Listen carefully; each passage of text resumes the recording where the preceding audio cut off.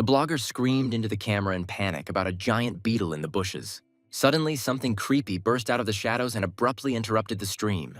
Students in the classroom lazily argued about the fake nature of the insectoid video. The guy in the hat dreamed of becoming a cool mutant with insect wings. Someone's hand suddenly snatched the phone right in the middle of a heated argument. Handsome Suchan appeared in front of his friends with the most imperturbable face.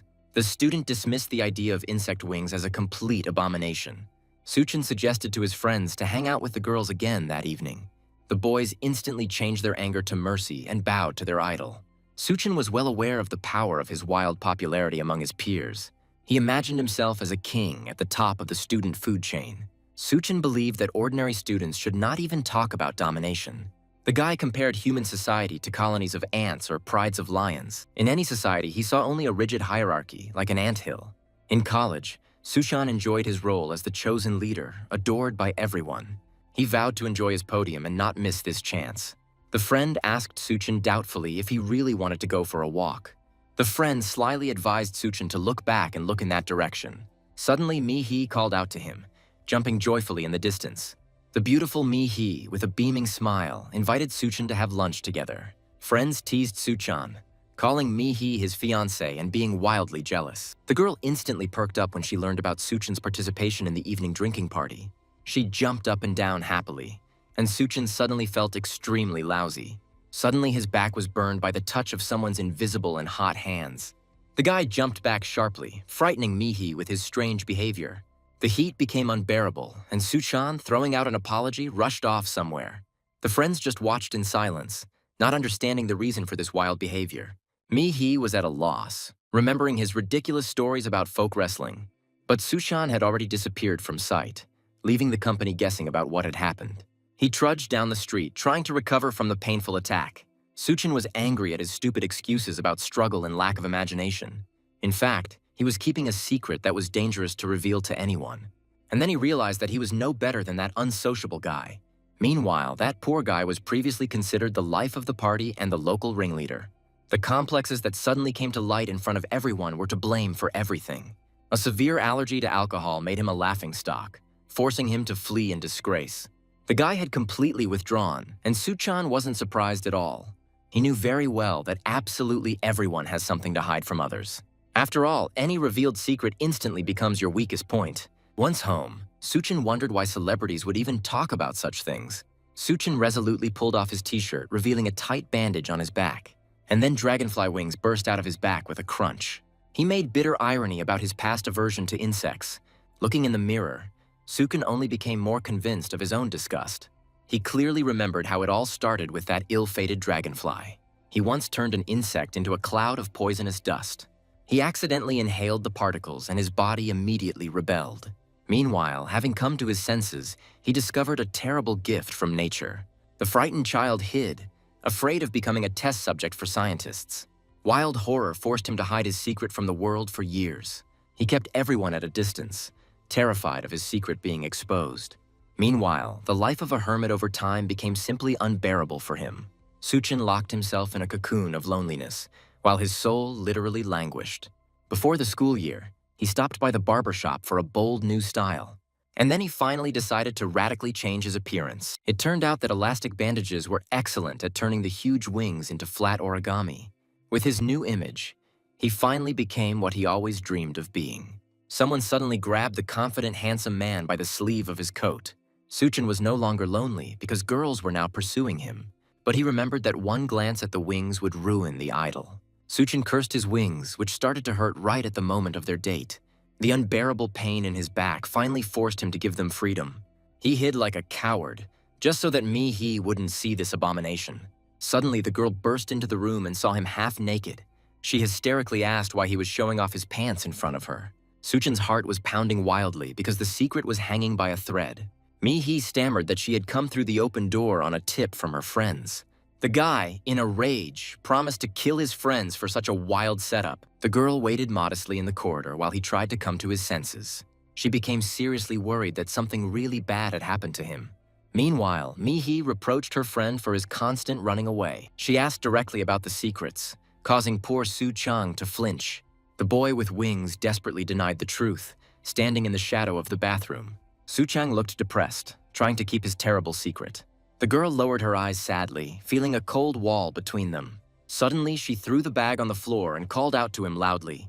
Mai-hee resolutely demanded that they leave this stuffy apartment immediately. Suchang froze in complete bewilderment from such a sharp onslaught. The friend sat down on the floor, promising not to move until she went to the cinema. And then she snapped that she could clearly see his impudent lie. Mi-hee saw through his lies and confronted him about his secrets. She felt unbearably hurt by his constant secrecy. A memory came to mind of how he had so abruptly saved her from a bully. The guy looked ridiculous then, trying to act like a hero in front of her. But in fact, his intervention pleased her, and now she sincerely wanted to get into his life. The girl hoped that he would allow her to share his heavy burden. In silence, he silently thanked Mi-hee for her warmth. Suddenly, the creaking of the door made her flinch and interrupted her thoughts. He suggested a movie, vowing never to reveal his secret. He sincerely hoped that this decision would turn out to be the right one. The pursuer stood frozen in the shadow of the gateway, not taking his eyes off them. The dangerous predator had already sensed easy prey and was ready.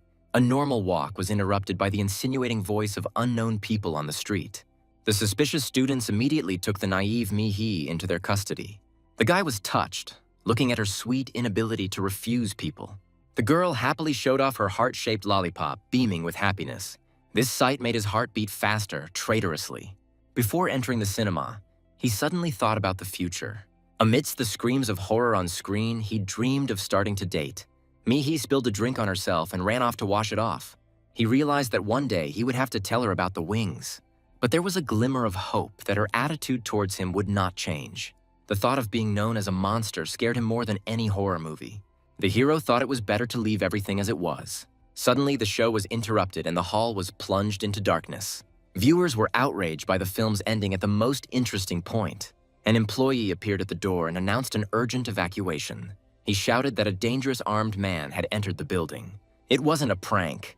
The employee's panic was transmitted to everyone. The employee ran away in horror, trying to get away from there as quickly as possible.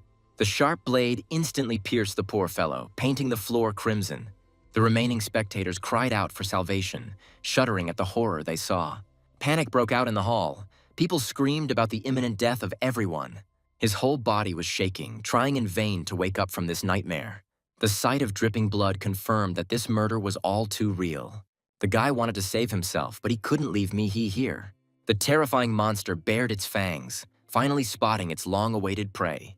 The winged creature swooped down, catching up with the stunned hero in the darkness. And then he realized that now the real fight for life would begin.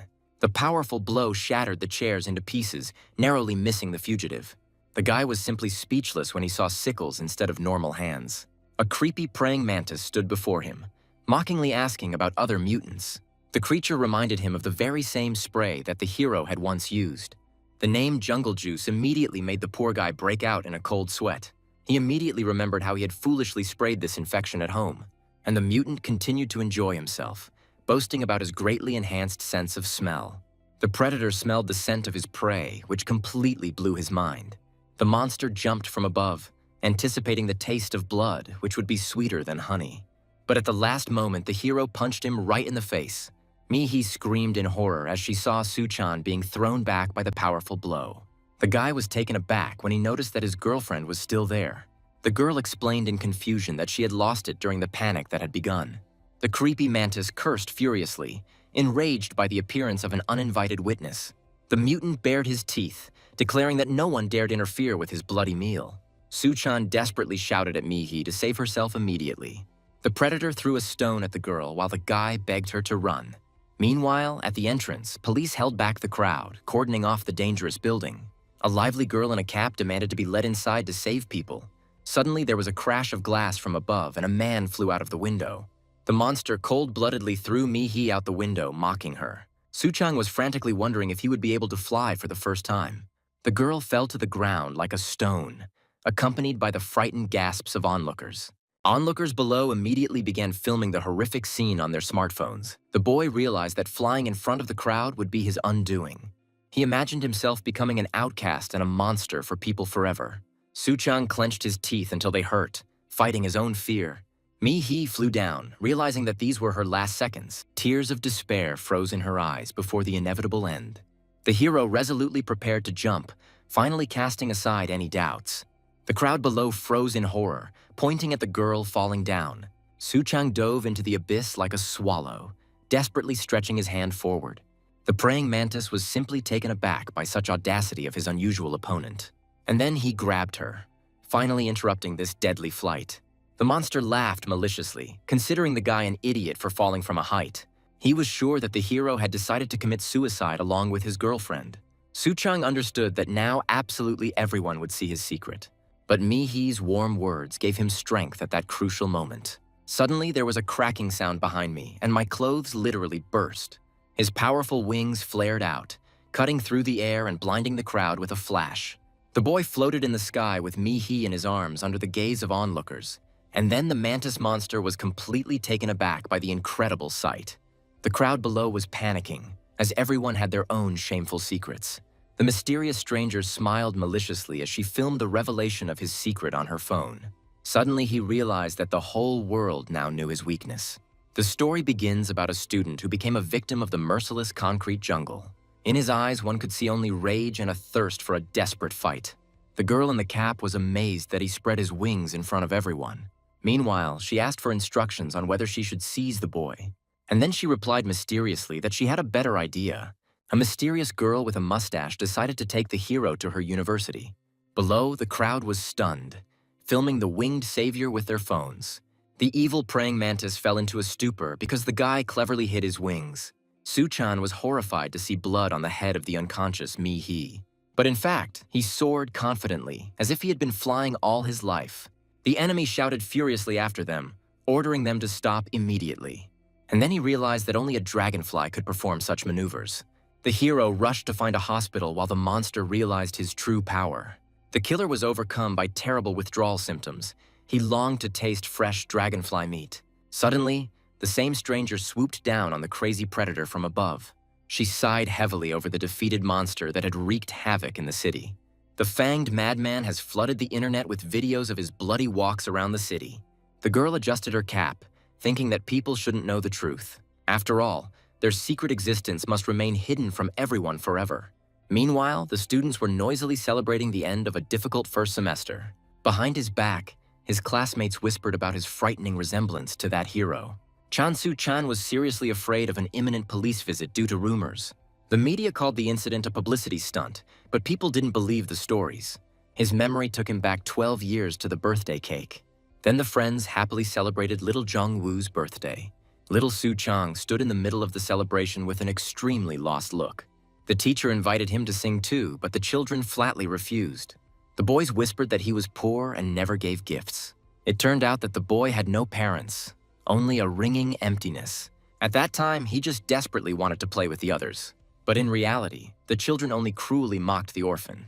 As an adult, Chan Su-chan dreamed of becoming ordinary, hiding his true nature. Suddenly, someone's hand roughly grabbed the guy right in the corridor. He jerked sharply, ordering the insolent ones to immediately remove their hands. Meanwhile, the student mockingly asked the guy about the wings on his back. A crowd of vultures immediately burned him, causing Su-chang to curse angrily. Meanwhile, his former friends stared at him as if he were a strange beast. Left alone, the guy dreamed of being arrested just to hide from sight. On the empty bus, he finally decided to check the latest news online. But in reality, he was desperately clinging only to the image of Mi-hee. The news of his friend's awakening made him smile sincerely for the first time in a month. The girl always promised to share with him any, even the heaviest burden. Su-chang doesn't need the world's recognition as long as she is on his side. Suddenly, Mi-hee screamed shrilly, ordering him not to come any closer. And then the guy froze, crushed by her wild fear of him. The nurses roughly pushed him out while his friend was hysterical on the bed. Su-chang refused to believe that their friendship had come to such a cruel end. He remembered that in the whole world she was the only one who accepted him. But in fact, in his memories, Mi-hee was always an angel.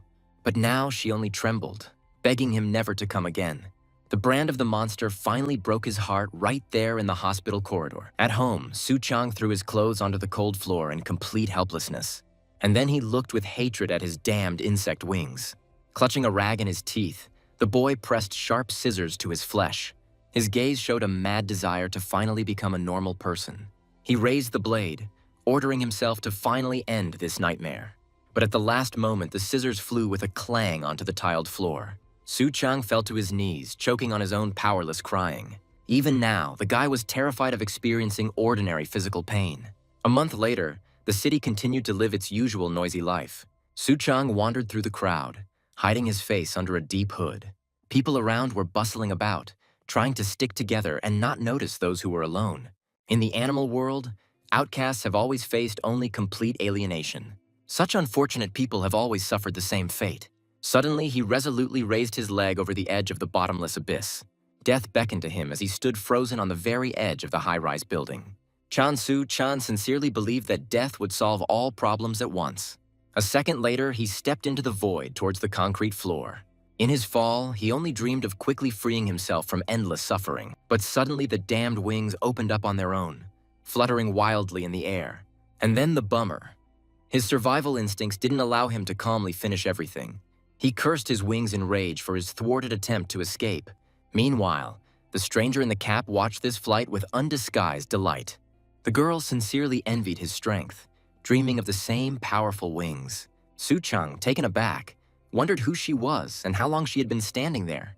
The stranger ironically praised him for his ridiculous suicide attempt with wings. Then suddenly she asked if he really hated himself that much. Meanwhile, the girl promised a way to become an ordinary person again. And then Su Chang was taken aback, not believing in the reality of such a miracle. The guy noticed her strange antennae and obediently followed her. He abruptly blocked her path, wanting to get all the answers immediately. Su Chang literally pinned her against the wall, demanding that she return to normal life. It turned out that the guy only needed to fulfill one important condition to be saved. First, he will have to undergo a serious interview with a mysterious university professor. Su Chan was stunned, not understanding the purpose of this test. The Nest University bus was already standing outside, waiting for its new passenger. Su Chang hesitated while the stranger sarcastically advised him to jump down again. Suddenly, her gaze turned icy, forcing the guy to finally listen. And then she firmly promised to put an end to his eternal loneliness forever. The guy hesitated painfully, trying to discern a grain of truth in this adventure. Finally, he stepped decisively inside, choosing this illusory chance. Meanwhile, the huge bus took off, quickly diving into the tunnel. Soon, the girl took out the fatal can of insect spray from her bag. Su Chang was stunned by the sight of the bottle that had turned his life into a nightmare. The interviewee explained that jungle juice insidiously mixes human and insect DNA. This spray used to be wildly popular because it killed any insect instantly. But the victim's DNA was incorporated into the body of the nearest person, creating a terrifying hybrid. Su Chang was horrified, wondering who had created such a monstrous remedy. The creators' names are hidden, and the distribution company went bankrupt long ago without a trace. The guy frantically searched the internet for clues, but found nothing. The girl explained that their organization had thoroughly cleaned up all traces of the incidents. Suddenly, the bus stopped and their companion announced the end of their long journey. Su Chang looked outside in confusion, not understanding where they were. It turned out that they were standing right in the middle of a dark and completely silent tunnel. His companion asked him mysteriously if he knew where tunnels were usually built. Suddenly, a light flashed ahead, cutting through the thick darkness of the old tunnel. The secret passage opened, because the insects didn't want to show themselves unnecessarily. The girl casually explained that they were used to living in complete isolation. Nest opened up before them, a vast hive city in the heart of the mountains.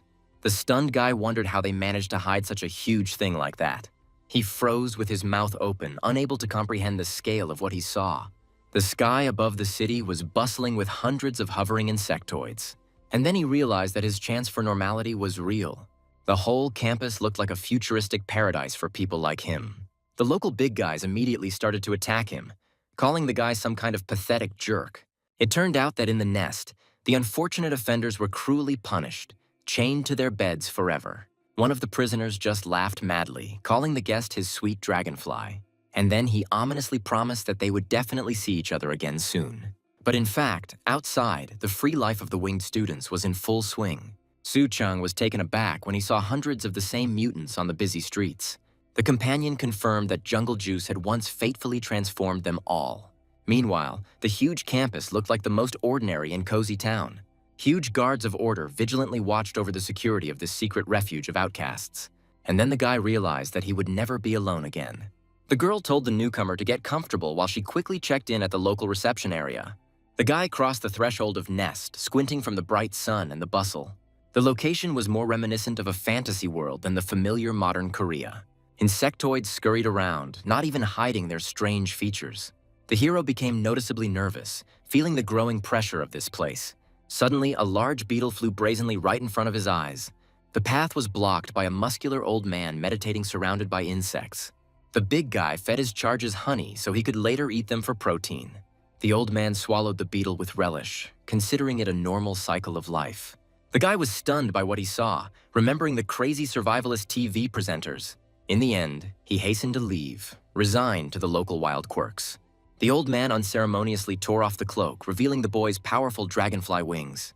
He immediately got the idea and began to interrogate him about his insectoid nature. The young man flew back in panic, not expecting such a daring attack. The bearded man admired the health of his wings, which were so conveniently hidden under his jacket. The grandfather sincerely couldn't understand why the hell the guy was hiding this gift. The hero only glared darkly, clearly harboring a grudge against the whole world. He coldly remarked that life without wings was much more pleasant. The muscular old man only chuckled as he left, calling him a stuffed blockhead. Meanwhile, the university's gigantic glass skyscraper emerged from behind the treetops. Professor Ma Do-hyun politely extended his hand, greeting the new guest. The professor thanked Hee-jin and admitted that he had heard about the hero. The guy looked anxiously at the man on whom his fate depended. In the office, the conversation turned to the cherished method of returning to human form. The scientist dropped the unnecessary words and immediately pressed the button on the remote control. Ma Do-hyun promised healing and launched a video recording on the monitor. Soo-chang was stunned to see footage of his own graduation ceremony. An old video captured the moment of a farewell speech to a crowd of invisible students. Soon, the best students were invited on stage for the mysterious Cinderella ritual. The strange name of the fairy tale ceremony caused genuine shock in the guy. The screen showed a creepy sight of a girl with the head of a fly drinking wine. The furry paw greedily sucked up every drop of the strange glowing liquid. The creature staggered, and the empty glass shattered into pieces with a clang. The stunned guy couldn't believe his eyes as he watched what he saw. The clawed limb trembled, quickly transforming into a normal human hand. Through the bright radiance appeared the image of a completely transformed young girl. The guy demanded an explanation, and the scientist called the formula an accidental discovery. He demonstrated Cinderella, a means of returning monsters to their human form. The hero froze, because he finally found a way to become normal again. The small bottle seemed to the guy to be the only salvation in this chaos. He desperately asked for a dose of medicine, but received only a curt refusal. The scientist explained that producing the elixir is a complex undertaking, and resources are running out. Unfortunately, it is not possible to save every mutant you meet in this world. Suddenly, the professor suggested that the boy gnaw on the granite of science for the sake of healing. It turns out that the scarce Cinderella is only taken by the cream of the crop of graduates. The hero quickly realized, if you want to become a man, march for the textbooks. The guy decided that he had to get into this university at any cost. His companion ironically reminded him that the choice was his, but there would be no freebies. He checked his stash and was glad. At least the training wouldn't eat up the budget. The guy dramatically adjusted his glasses and demanded to be immediately enrolled in the university. A couple of hours later, the futuristic walls of an academic building appeared before the hero. The insect students were noisily discussing the registration and Professor Ma's treacherous exams. Chang Soo-chang has officially become a freshman in the Department of Applied Entomology. The companion acted with lightning speed while the guy was panicking and choosing a direction. She handed him a brochure and told him to choose one of the special courses. Soo-chang was lost in thought, turning the pages in search of the right path. He remembered Professor Ma and considered him to be a quite decent person. The decision was made. The hero chose the course of the mysterious Ma Do-hyun. The scale of the campus was astonishing, leaving the boy wondering about the meaning of a personal visit. Usually everyone registered at the internet cafe, but here they brought everyone in person. Soo-chang jokingly suggested that the local internet was simply flying. Right before the hero's eyes, the scorpion girl brutally slammed the guy into the ground. Soo-chang froze in shock, clutching his booklet with a death grip.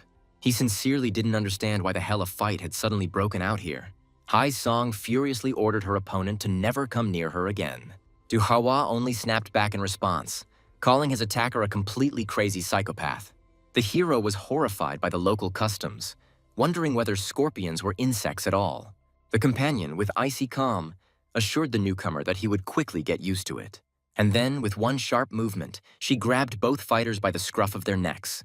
The poor guy cried out in horror, not understanding why this had happened to him. With one powerful swing, the girl sent both troublemakers flying. Soo-chang was taken aback when he noticed the girl had real, live antennae. The feisty girl landed on her butt with a thud after being thrown. The defeated Du Hua hissed that He-jin's appearance was a harbinger of trouble. The headman asked if the boys really had so much extra energy for fighting. It turned out that Park Hee-jin is the stern head of the practical entomology department. Soo-chang was completely stunned by the coolness of this long-haired and powerful person. The hero realized that his future classmates were all abnormal monsters. 10 minutes later, Soo-chang was already sitting in his office in front of his laptop. Having noticed sparks between the neighbors, the guy immediately said goodbye to normal life. Soo-chang focused on the screen to quickly complete the important registration. An unexpected and powerful guest burst into Professor Ma's office without knocking. Ma turned around, immediately guessing who exactly had decided to honor him with a visit. The muscular Chi-jun with a thick beard immediately asked about the new student. Chi-jun asked his colleague if he was disappointed with this skinny newcomer. The professor doubted whether Soo-chang could withstand the mad rush for places. A predatory grin, anticipating chaos and blood, spread across the gray-haired giant's face. The hero suddenly realized that he had little chance in this battle. The guy stared at the monitor in a cold sweat, waiting for the recording to start. Suddenly, the audience exploded. The crowd madly rushed to storm the servers. A dumbfounded Soo-chang jumped up, looking after his competitors who had flown away at supersonic speed. Soo-chang froze, suddenly realizing the terrifying truth about this place. Chi-jun confirmed that this is how they enroll in courses at the university. The giant added that only the best will survive in this wild race. The dumbfounded guy pressed himself against the window, watching the madness begin. Mutants of all stripes rushed toward the target, proving their superiority. The hero started to scream, not understanding the reason for such a rush. He was completely shocked by the brutal cruelty of his classmates he witnessed.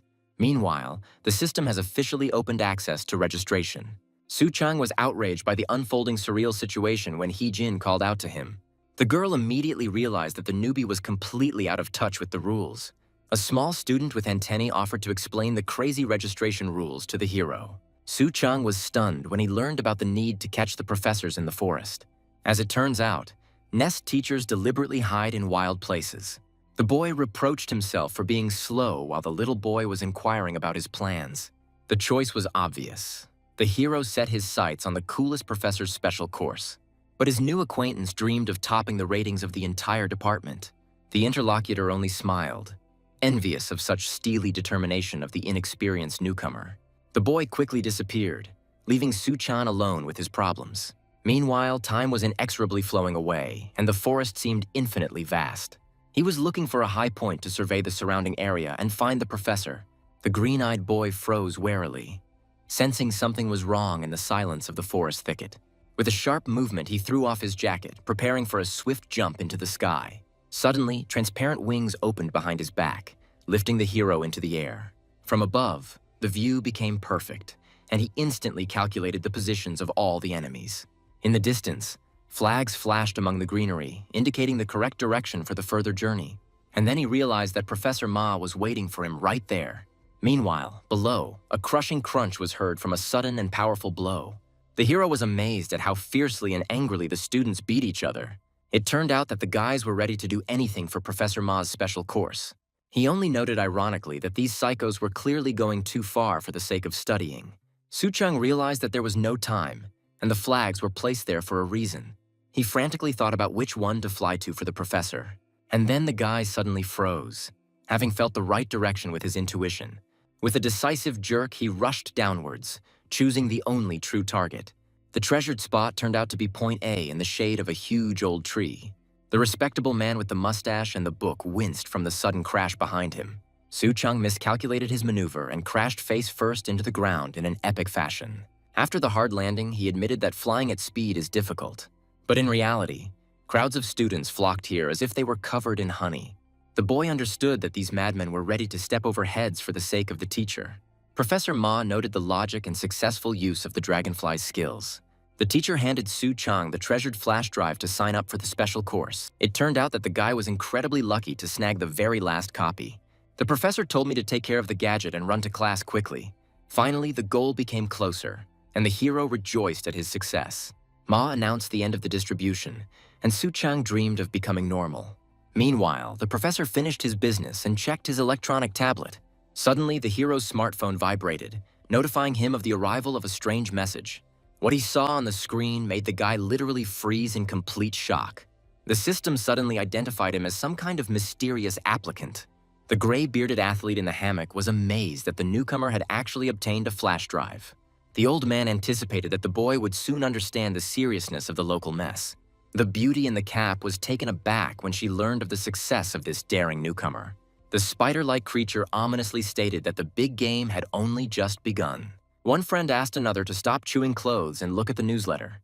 A sullen guy in a hoodie silently read the text of the new newsletter. Su-chang was stunned when he saw dozens of eerie red eyes on the trees. Suddenly, a deafening thud was heard, shaking the ground beneath the hero's feet. The stunned guy looked in horror at the source of this terrible noise. And then a powerful blow from the red-haired enemy fell upon him from above. A roar shook the forest as the enemy unleashed all his might on the boy. The longhorn beetle grinned furiously, ready to turn the hero into dust with one blow. Su-chang realized with horror that he had gotten himself into a deadly mess.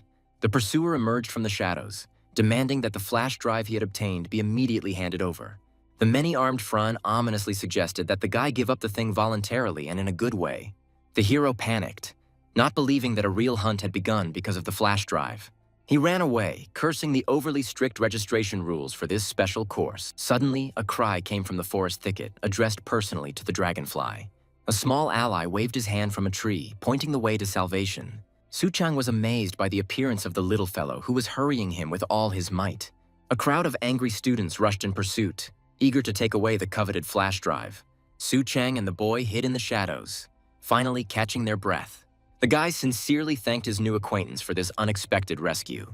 He only smiled modestly, skillfully playing the role of an innocent, good-natured man. Suddenly, the treacherous boy poked the hero in the forehead, committing a vile betrayal. The viscous bee venom instantly paralyzed all the guy's nerve endings. Su-chang realized in horror that his body had completely failed. The traitor deftly snatched the accumulator from the numb fingers of the defeated hero. The mutant bee sarcastically admitted that the paralysis would last for quite some time. The kid gleefully mocked Su-chang's naivety in believing in kindness. The kid sarcastically reminded that in this race, it's every man for himself. He explained to the trembling hero the cruel nature of this selection of the strongest. Finally, the traitor advised Su-chang not to make a mistake next year. The vile beetle flew away, and the guy was left alone with his shame. Suddenly, Su-chang realized that without a flash drive, he would not be the best. The thought of his impossible dream made his body shudder with rage. And then he rushed forward, ignoring paralysis for the sake of a normal life. Meanwhile, the boy was amazed by the frantic persistence of his victim. The bee only chuckled, warning that the poison would spread faster from the strain. But in fact, the hero was ready to do anything to catch the thief. Su-chang's eyes flashed green with fury, awakening the instincts of a true predator. Now he saw every movement of the fugitive in advance, anticipating his jerks. Dragonflies, it turns out, are nature's most efficient and deadly killers. The secret of their total success lay in the unique structure of their eyes. Thousands of facets provided a 360-degree view, capturing the slightest vibrations. Supervision allowed the dragonfly to instantly calculate the trajectory of its prey. At that moment, Su-chang saw the traitor as ordinary prey. The shocked boy realized that he could no longer escape the dragonfly's gaze. With a sharp blow, the guy knocked down the bee, returning the stolen flash drive to himself. He finally plugged the drive into the laptop, managing to complete the registration. The girl in the cap finished her business and wondered what to do next. The red-haired guy asked the headman whether this newcomer would be able to cope in the end. He understood that the flash drive would bring the full force of the academy down on the boy. The beauty only silently sympathized with the poor fellow, anticipating a bad ending for him. Meanwhile, Su-chang was determined to become the best in the class. A call to fight for the coveted flash drive to the end popped into my head. Suddenly, the drive slipped out of my hands and quickly flew into the abyss. The boy rushed down in panic, seeing his hope slipping away. He desperately reached out his hand, trying to intercept the gadget in a long jump. However, the cunning little fellow managed to grab the prey first, getting ahead of the hero. Suddenly, a black-haired girl deftly intercepted the flash drive falling into the abyss. She mockingly shouted that now this valuable prey belonged only to her. Su-chang furiously rushed in pursuit, not wanting to miss his last chance. Meanwhile, he noticed how the boy he had beaten with a stone was falling down. The guy became worried, because for some reason the treacherous traitor did not spread his wings at all. It turned out that after the recent skirmish, the bee thief had completely lost consciousness. The hero realized that without his help, this boy would inevitably fall to his death. But in reality, Su Cheng could not abandon even such an enemy. The boy was flying rapidly towards the ground, completely at the mercy of the insidious gravity. At the decisive moment, the hero rushed down and firmly grabbed the falling poor fellow. The guy firmly decided that he would not let his comrade die just like that. He shot up, painfully questioning his humanity. Meanwhile, another poor fellow hung helplessly on a branch in front of the raven. The flyer realized his unfortunate mistake, because the thief had completely disappeared from sight. Exhausted, he wondered whether it was worth flying for the flash drive. Suddenly, his wings failed him and the boy fell head over heels. The poison completely paralyzed the body, making it impossible to move even a finger. He thought with horror about death and the absurdity of such registration. Consciousness almost faded, but he forbade himself to close his eyes. And then an old man appeared in front of him, ordering the boy to get up immediately. The guy woke up and asked, confused, how long he had been unconscious. He suddenly recognized the big guy as the same strange guy from the forest. And the old man only grumbled that the boy had chosen an extremely unfortunate time. And then it dawned on the hero. He had shamefully slept through the entire important registration. The powerful old man finished me off with the news that there were no flash drives and it was time to go home. But the guy went berserk, shouting that the bees and the thief were pure fraud. The interlocutor only chuckled dismissively, not wanting to listen to the whining of yet another weakling. Meanwhile, the old man rudely called him a blockhead who did not deserve any praise. He asked sarcastically if this special guy was really waiting for a second chance. Finally, the giant ordered him to gnaw his way to the goal himself and disappeared. It turned out that everyone was being watched by hidden cameras for their own safety. Jungle juice turns people into dangerous weapons with claws and poison. The old man sarcastically asked if he had come here to pore over books. The professor told him to go to nest and live like a normal insectoid. And then he threw a piece of paper at the guy, ordering him to throw it away on the way. Finally, the giant ordered us to take care of the planet and not forget to sort our waste. Meanwhile, the guy was left alone on the trail, crushed by his complete failure. He stared hopelessly into space, wondering if this was really the end. So much effort was wasted. He never signed up. And it's all because of an attempt to save the bee instead of chasing that flash drive. The guy, in complete despair, wondered how this Earth could even support him. In a wild rage, he raised his hand, wanting to send everything to hell. But then the old man's strange request to sort his trash popped into my head. He grumbled that he had stooped to digging in the waste of his crazy grandfather. Suddenly, his gaze froze in wild, completely unreal amazement. At the very bottom of the bag, among the junk, the treasured red flash drive was shining brightly. The hero immediately remembered the professor's brazen lie about the lack of free storage devices. There were 5 minutes left until the end of registration, and time was running out. Meanwhile, a colleague approached Chi and teased him about his sudden changeability. The stranger noticed that recently the old man had an extremely low opinion of the little one. A colleague asked if something had happened that made the stern Chi change his mind. The professor maintained a mysterious silence, gazing at the sunset fading over the forest. He believed that any worthwhile task should be done exclusively by oneself. The old man decided to personally knock the stupidity out of the boy and take charge of his education. And the hero realized in a panic that the time for registration was almost up. The breakneck speed threatened to burn out the eyes and disrupt the landing, confusing the cards. But then he braked sharply, feeling something hard in the garbage bag. It was a jackpot. He ended up with a pair of excellent protective glasses in his hands. Now dust and headwind will no longer hinder his final dash. His gaze flashed predatorily from under the lenses. It was time to show off his class. With cool glasses, the hero finally decided to squeeze the maximum out of his wings. Meanwhile, a gang of insectoids lay in wait for easy prey right outside the campus. One of the ambushers shouted joyfully when he saw a lone flying target in the sky. The mutant with the creepy jaw was looking forward to the victim flying into his clutches. But the guy rushed past them at such a speed that the air rang. The stunned thugs only watched the bright glare rapidly disappear into the distance. They were outraged by the upstart's agility and decided to intercept him in the computer lab. The red-haired giant sullenly agreed that the girl had proposed a perfectly reasonable plan. Suddenly, a powerful gust of wind from the flyer literally scattered the entire gang. The antenna-horned guy fell shamefully into the mud, angrily shouting out impudent curses after him. The airflow from the flyer almost knocked the impudent hooligan off his feet. The blue-haired student pinned the insolent man to the ground, reminding him of the strict prohibition on fighting. Eyewitnesses wondered what it was about Su Chang that so captivated the principled Professor Chi. But in reality, the guy flew like a bullet through an open window on campus. Before him appeared an empty computer room where his fate was being decided. He deftly inserted the treasured red flash drive into the slot of the nearest laptop. The guy furiously pounded the keys, trying to beat the last seconds of the timer. And then he pressed the enter key with a decisive stroke of his finger. A notification popped up on the screen indicating that registration time had officially ended. The hero exhaled exhaustedly, glad that he had at least managed to sign up somewhere. The guy was encouraged, hoping to get to the top of the rankings after such a race. Suddenly his gaze froze as a strange notification popped up on the screen. Su Chang looked at the monitor with confusion, noticing something strange in the system. Just as he finished registering, a siren suddenly started blaring throughout the campus. It looks like the holiday has been canceled as Nest University has gone into alert mode. Suddenly, the guards roughly grabbed the guy by the arms, depriving him of his will. They declared the passage closed, ignoring his timid excuses. The attendants demanded a student ID, which the poor fellow simply did not have. But suddenly, someone's hand extended the coveted plastic card to the guards. That same thief returned the guy's new document with a smile. Meanwhile, the heroes discovered that they had ended up on the same course. The girl noted the difficulty of the program, doubting the strength of her companion. But the guy just straightened his collar, firmly promising not to give up. And then he caught her gaze, full of hidden curiosity. The brunette only chuckled ironically, acknowledging the extreme stubbornness of her new acquaintance. Finally, they reached the right auditorium, behind the door of which there was noise. As soon as they entered, a real commotion immediately arose in the room. Classmates instantly recognized the hero as the very star from the news. The poor guy was horrified to realize that his exploits had been seen by the entire internet. Suddenly, someone's heavy fist fell on the table with a bang, interrupting the hubbub.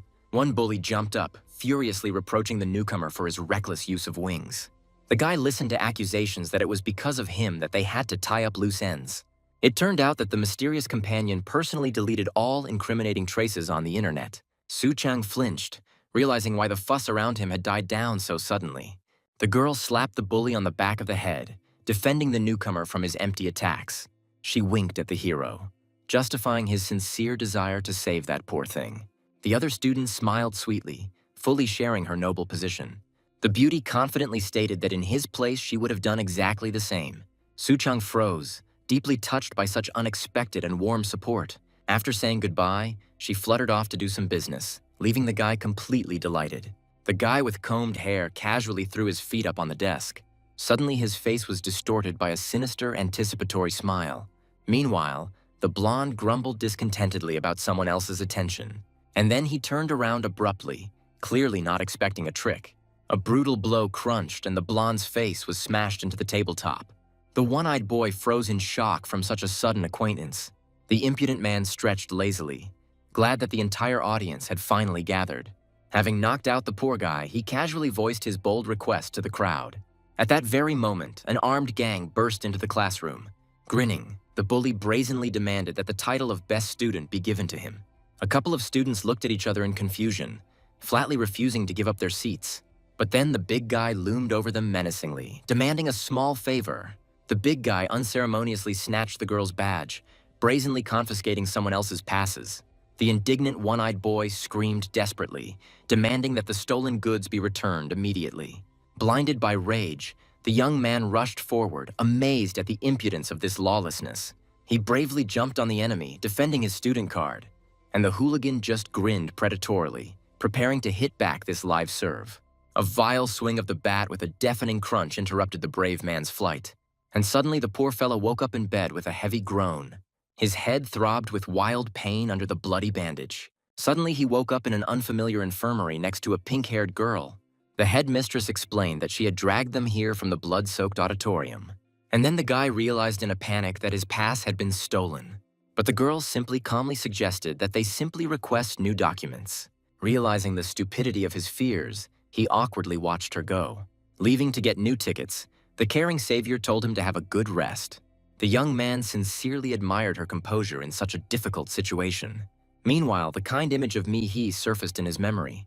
Suddenly, a beaten blonde man on the next bed spoke up. The bandaged neighbor sullenly demanded to know about all the madness that had happened. The guy was in complete shock when he realized that the big guy had cleaned out the entire auditorium. But then he mentioned the headman's promise to quickly get new tickets. The beaten blonde only grinned angrily, calling the naive young man a complete idiot. He reasonably explained that it is advantageous for the enemy to eliminate only strong competitors. Suddenly it dawned on the guy, the documents couldn't be restored in 24 hours. Seized with panic, he realized with chilling horror the plan of the departed girl. Meanwhile, the headman was already cold-bloodedly assessing the leader's vile tactics. With a firm step, she confidently stepped onto the night shore of the lake. The girl single-handedly went against a whole gang of armed thugs. Grinning cheekily, she realized that she would have to take the passes back by force. The big guy grinned and mocked her naivety, waving a stack of stolen passes. As it turned out, he didn't care about the tickets. It was a clever trap. The hooligans needed to lure the best student into an ambush at any cost. But the girl suddenly responded with a powerful blow, throwing the impudent insectoid away. The enraged henchman immediately swung the bat at her, cursing. However, the elder gracefully soared into the air, completely shocking the clumsy bandits. The leader didn't even have time to squeak as he received a series of stinging blows. And then the enraged big guy swung his arm, threatening to throw all the passes into the lake. In a panic, the girl desperately rushed forward, trying to intercept the flying documents. The bully only laughed maliciously because the headman fell for the dirty trick. The enemy turned into a giant water bug and brutally threw the girl away. A powerful splash swallowed the elder in a dark, cold abyss. She emerged, gasping for air, covered in disgusting, sticky mucus. And from above, a mutated monster was already rapidly diving down on her. The bastard gleefully admitted that he had long dreamed of quietly eliminating his competitor. But in the eyes of the drowning girl, there burned an uncontrollable rage. Suddenly, an invisible grip mercilessly squeezed her throat. Looming over his victim, the maniac anticipated the perfect, stealthy murder. Meanwhile, the beaten sixes on the shore bloodthirstily thirsted for her torment. Having appreciated the idea, the sadist decided to cruelly play with the prey before death. Suddenly, a blinding flash of a powerful blow shook the night shore. The dumbfounded bandit screamed in panic, completely unable to understand what was happening. At that moment, the rescued headman burst to the surface with a loud gasp. Spitting, she furiously reproached the mutant for his complete lack of human morality. And then a winged youth fell from the sky, harshly crushing the bastard. The sixes' mouths dropped open in shock at the sight of their sudden savior. It turned out that it was that same one-eyed guy who had dived headlong into the lake. However, the tenacious leader only grinned insolently, mocking the weakness of the blow. Flashing a creepy look, the flyer gloomily promised to quickly correct this oversight, but the cunning monster immediately dealt him a brutal uppercut to the jaw. And then the guy activated his faceted vision, easily reading the enemy's movements. The mutant turned out to be too slow, and the flyer playfully dodged the blow. Suddenly, the frightened headman screamed desperately, begging them to retreat immediately. But the monster only grinned predatorily, anticipating his bloody massacre. A lightning-fast blow from a clawed paw treacherously caught the self-confident hero from behind. The powerful impact sent the poor fellow tumbling head over heels straight into the dark water. The girl angrily scolded her savior for his stupid show-offs in a mortal battle. It turns out that this giant bug is practically invincible in its native water element. Having realized this, the guy decided to use cunning to lure the monster onto dry shore, and the creature mockingly waved the passes, harshly stopping any attempts to escape. The big guy brandished the stolen passes, brazenly chasing away the cowardly weaklings. The winged guy was outraged by the impudence of the crowd, driving them into the water. The shocked headman coldly ordered the savior to leave immediately. She explained that the bandits were only hunting for the best student. The girl stubbornly decided to sort out the mess she had made herself. But the pilot flatly refused to run away, reminding them of their acquaintance. The young man smiled warmly, remembering the promise to rid him of loneliness. The headwoman froze, amazed by such sincere and courageous devotion. Standing next to her, the guy confidently declared that he wouldn't leave her either.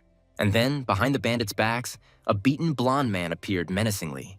The winged youth suddenly came back to life and with a powerful blow sent the six and the bat away. And then he slammed his sneaker right into the dumbfounded thug's face. The enraged mutant grasshopper harshly demanded the immediate return of his stolen student ID. The leader was amazed at the boy's vitality, but planned to finish him off after the elder. The enraged water monster's eye blazed ominously with a wild thirst for blood. The The big guy tried to catch the flyer, but he slipped past with lightning speed. The mutant furiously swung his scythe mandibles, wanting to cut the insolent fellow into pieces. However, the young man only grinned cheekily, playfully dodging the deadly attack. He began to run madly around the stupid brute, mockingly calling for him to catch up. The bug was furious. In open spaces, this jumper was elusive. The big guy was amazed at how this winged kid managed to dodge so easily. The guy with dragonfly wings dashed away at lightning speed just above the water. But the enemy did not fall for the trick and furiously went on the attack. He combined his speed with his strength, slamming the flyer down with a crushing force. And then the green-eyed man became furious, spitting at the enormous size of his opponent. In response, the big guy received such a powerful blow that he coughed up blood. The big guy fell into the water with a scream which softened the damage he had received. Wiping away the bloody mess, he irritably suggested that everyone cool down a bit. Looking at the glowing girl in the distance, the thug wanted to peacefully settle matters. Meanwhile, the beaten guys on the shore were discussing eliminating their competitors for Cinderella's sake. The pink-haired stranger confidently began to voice her plan of action, and then the green-haired guy sneakily grabbed her from behind. But the girl suddenly slammed her elbow right into the impudent man's face. The red-haired brute declared with glee that she had nowhere else to run. Suddenly, a flyer fell from the sky like a hawk onto the big guy. The brute was taken aback, realizing that the path to the saving water was cut off. The winged one boldly soared upward, dragging the enemy into his territory. And then he slammed the big guy's head into the ground with all his might. The defeated enemy screamed shrilly, spitting blood from his broken mouth. The winner took the other players' badges, advising them to change their approach to Cinderella. The winged guy was breathing heavily, doubting that he would return to his previous appearance. And then he soared into the night sky, leaving the girl behind. The pink-haired girl remained in the water, happy to have her student cards back. Meanwhile, the introductory lesson at the academy had already come to an end. The robbed girls were very surprised to suddenly find their passes in the locker room. Heijin blamed herself terribly, begging her friends to keep everything a secret. The guy scratched the back of his head comically, resigned to the fact that he was left without a drop of glory. But the flyer finally moved into a spacious room at the local dorm. As he unpacked boxes of stylish merch, he looked forward to the exciting student life. Suddenly, someone's impudent hand fell heavily on the newcomer's shoulder. The blonde neighbor enthusiastically pounced on the guy, praising his fight on the lake. The flyer mentally howled, realizing that he would have to drink with this clingy creature. Suddenly, the lock clicked, and the chatty neighbor joyfully announced the arrival of guests. Some familiar girls appeared on the threshold with drinks, sincerely admiring the size of the dorm. The pink-haired girl apologized sheepishly, admitting that they had been betrayed by the talkativeness of their new entomologist neighbor. Leaning towards the stunned guy, the beauty sweetly invited him to join the party. Whether it's because of the strange translation or because of my long sobriety, and then, for the first time, he calmly spread his wings, enjoying the noisy company of his classmates. Sipping the drink from the glass, the flyer caught himself thinking that he was having fun. Meanwhile, in the dark forests near the university, an ominous atmosphere was gathering. The unknown woman mocked the beaten brute, whose task was merely to distract. An ant girl sat on a tree, reminding the loser of the cruel law of hunting. In a panic, the thug begged for mercy, promising to bring the mysterious Cinderella. But the cruel huntress coldly said that she didn't need the girl. And then she quickly swooped down from the branch onto the frightened guy. Having finished off the big guy in cold blood, the killer contemptuously ridiculed his pathetic weakness. Wiping away the fresh blood, she grinned and praised the victim for his service to his master. Meanwhile, the guards at the detention center confirmed the successful capture of the desired target. The next day, the entomology classroom was filled with the usual student noise. The winged newcomer swallowed nervously, dreading the first battle pair. The new friend poked him with her finger encouragingly, seeing the newcomer's strong excitement. The pink-haired girl reassured him, saying that on the first day there would only be an easy test. The girl smiled sweetly, promising her help, which relaxed the guy a little. Suddenly, a stern teacher entered the classroom, barking about a strict lice test. He started up a scary chainsaw, warning that the test would affect the final grade. A gray-haired, chainsaw-wielding giant ominously advised them to keep their ears open to survive. The flyer swallowed nervously, not believing his ears. Soon, the entire group found themselves in the vast, open-nest training ground. The guy looked around in horror, frantically trying to comprehend the nightmare that was unfolding. A crowd of students screamed and rushed away from an enraged teacher waving a roaring chainsaw. The boys ran in terror from the crazy old man with a roaring chainsaw. The blonde man, running, stunned the flyer by telling him that this maniac was their professor. A friend reminded me that the combat course teaches how to use insect abilities. And then the guy shuddered as he remembered the creepy praying mantis from the movie theater. It turned out that the professor was taking revenge for his brazen skipping of yesterday's introductory lecture.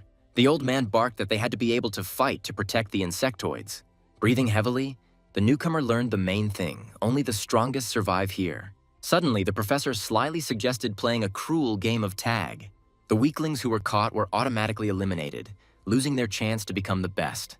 And then the old man with a chainsaw bloodthirstily rushed to chop down the students. Barely dodging the roaring saw, the boy cursed the old man's madness. He bitterly remembered how pathetically he had run away from the creepy praying mantis. Meanwhile, the grandfather attacked the other students with incredible speed. The blonde froze in panic, seeing the deadly blade in front of his face. But the winged one swooped down like lightning, snatching his comrade from under the saw. The stern professor chuckled in surprise, noticing the strange changes in the guy. It turned out that the flyer had activated his facet vision, accurately calculating the chainsaw's trajectory. The old man ironically noted how skillfully the newcomer used the hated wings. Now in battle, he moved exactly like a real dragonfly. And then the hero painfully remembered the offensive stigma of the monster. Suddenly, the creepy old man grabbed the gaping flyer, ominously announcing his capture. But the cunning girl deftly knocked her friend down, dodging the blow. Having pinned the boy to the ground, the savior sternly ordered him to finally pull himself together. Then the roaring blade rushed towards the blonde, but he managed to dodge. Jumping back a little further, the impudent fellow boldly asked if the old teacher was out of breath. In response, the enraged old man raised a thick cloud of earth with a powerful blow. Waving the saw in the dust, he angrily ordered the puppy to watch his tongue. But in reality, the cunning one simply created an excellent smokescreen. The trio ran away as fast as they could, quietly arguing as they ran. Meanwhile, the killer ant confidently walked over the bodies in the underground detention center. The prisoner came to, tightly bound in heavy chains. The brunette looked up in confusion when he heard the sudden sympathetic voice. An ant-woman stood behind the bars, mock-lamenting the cruelty of the jailers. She noted with a sigh that the student ID card wouldn't open the camera, but the cunning huntress immediately calmed the prisoner by taking out the necessary card. It turned out that the trusting shorty happily brought her the pass he had stolen from the professor. The villainess hugged the guy affectionately, generously praising her little assistant. Suddenly, the stupefied student tried to comprehend what was happening with horror. Because of the fresh bite on his neck, he didn't recognize the stranger at all. But the cunning ant just waved her hand, calmly opening the heavy door of the isolation cell. The electronic lock beeped ominously, letting the guests into the dark corridor. The door creaked, and a creepy guy with blades appeared on the threshold. The madman grinned, declaring that the smell was simply driving him crazy. The purple mask hugged the guy, calling the monster a real predator. She unceremoniously pushed the poor fellow forward, presenting him like a bloody gift. The creature hung over him as the boy begged for mercy in horror. A nasty crunching sound was heard in the darkness, and the girl only watched silently. She grinned contentedly, unable to tear her eyes away from the horrific sight. Meanwhile, the crows soared into the sky above the city, sensing fresh blood. But in reality, the guy was simply exhausted from running for so long. He cursed this stupid test in rage, barely catching his breath. Meanwhile, a huge man with a chainsaw was dragging another victim into the thicket. Professor Chi was clearly not joking when he failed one student after another. The guy realized in a rage that this teacher was a real crazy psycho. His companion only sadly advised him to hold out for at least another hour. He sincerely did not understand why the professor needed such a wild teaching method. Suddenly, the red-haired guy told everyone to shut up because the enemy was close. Meanwhile, the girls in the forest fell to the ground with a crash. Hyun-ah cried out in pain. It seemed like she had seriously sprained her ankle. But the pursuer had no intention of stopping, continuing his terrifying hunt. The companion screamed in horror that her friend had a seriously sprained leg. The professor coldly stated that this was reality, either run or die. The giant swung his roaring chainsaw, ordering the students to prepare for certain death. Suddenly, the guy rushed to intercept, blocking the mad teacher's blow with his own body. The professor froze in amazement, not understanding what the upstart was doing. The hero growled in rage that this was clearly too much. The girl behind the bushes was scared, because today was only their first day of classes. The torturer chuckled, reminding them that in a real fight they would have already died. He acknowledged the boy's courage because he did not fail the test straight away. Okay, you win, but there's still an hour left until the end of this bloody couple. The bearded man issued an ultimatum, one blow, and the friends would be left alone. Otherwise, the guys in the bushes would have faced shameful expulsion from the university. The guy started sweating from this statement, barely containing his wild jitters. The teacher harshly reprimanded the newcomer, ordering him to think only about his own strength. He absolutely had to tame his new abilities as soon as possible. Meanwhile, some guy was greedily sniffing out the trail of the treasured prey. His companion urged him on, because their boss couldn't stand any delays. The monster began to salivate, smelling a painfully familiar and delicious scent nearby. And then the psycho realized that his target, nicknamed Dragonfly, was close. But the sentence was already hanging over the guy himself.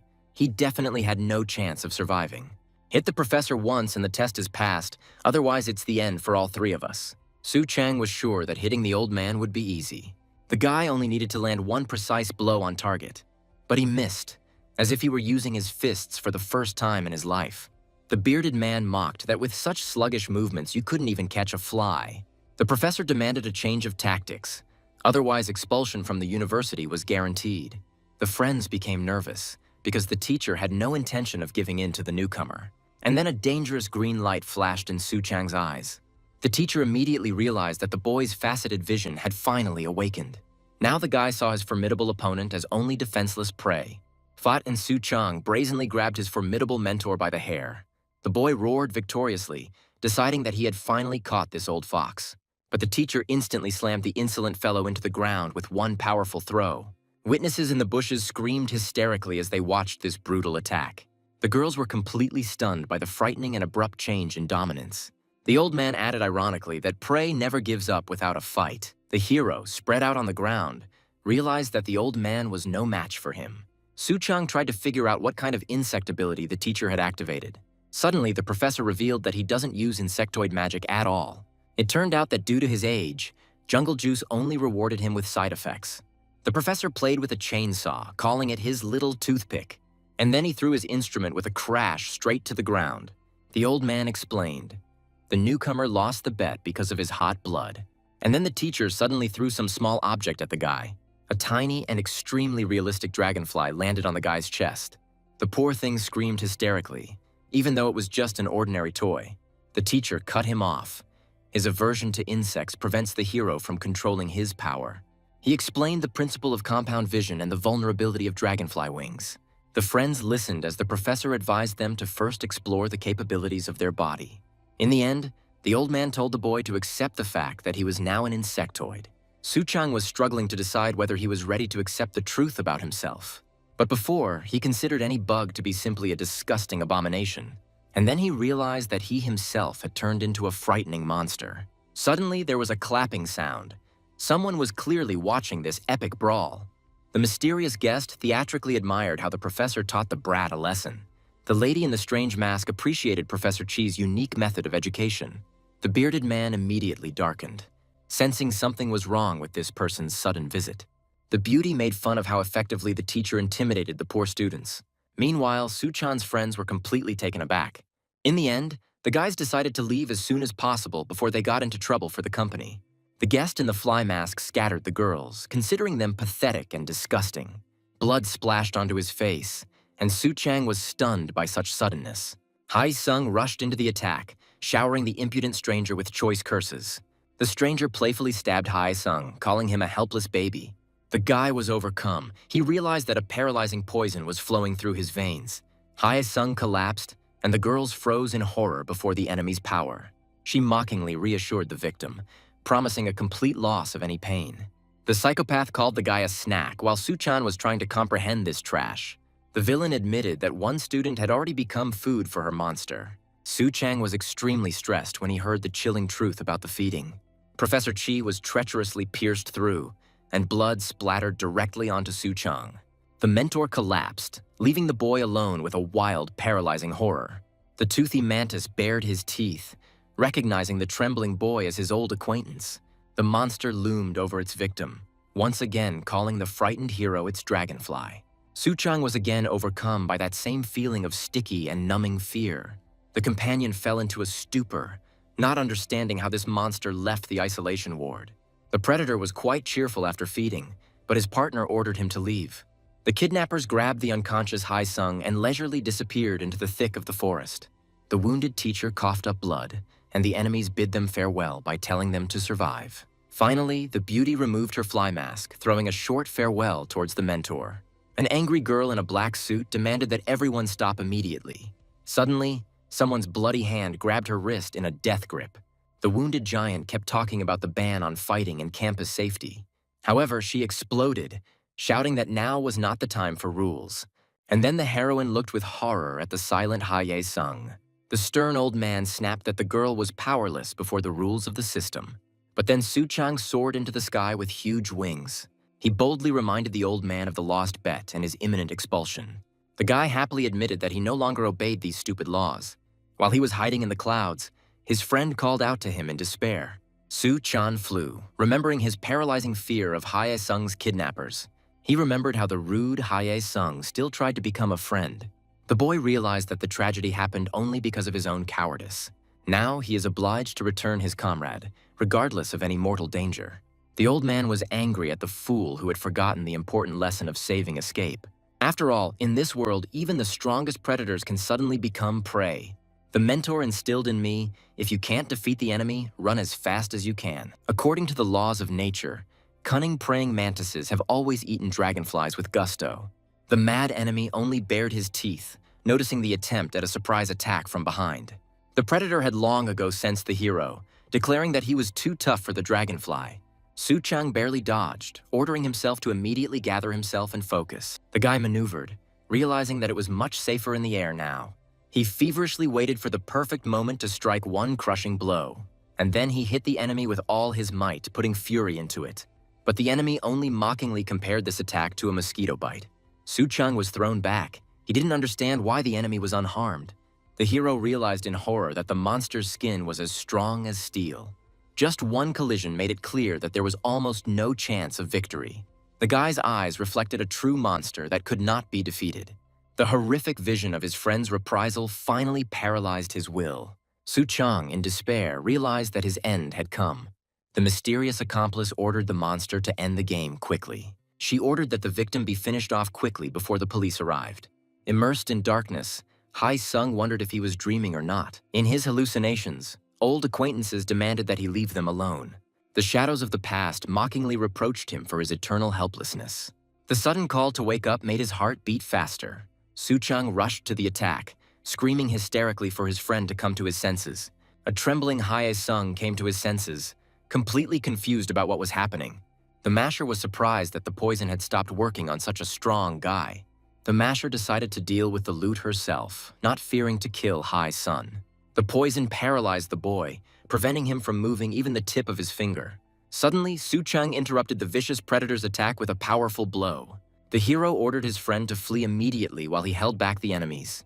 And then Hae-sung stared in amazement at this strange translator. He remembered how the boy always rushed headlong to save others. The enemies were curious how he managed to do it all the time.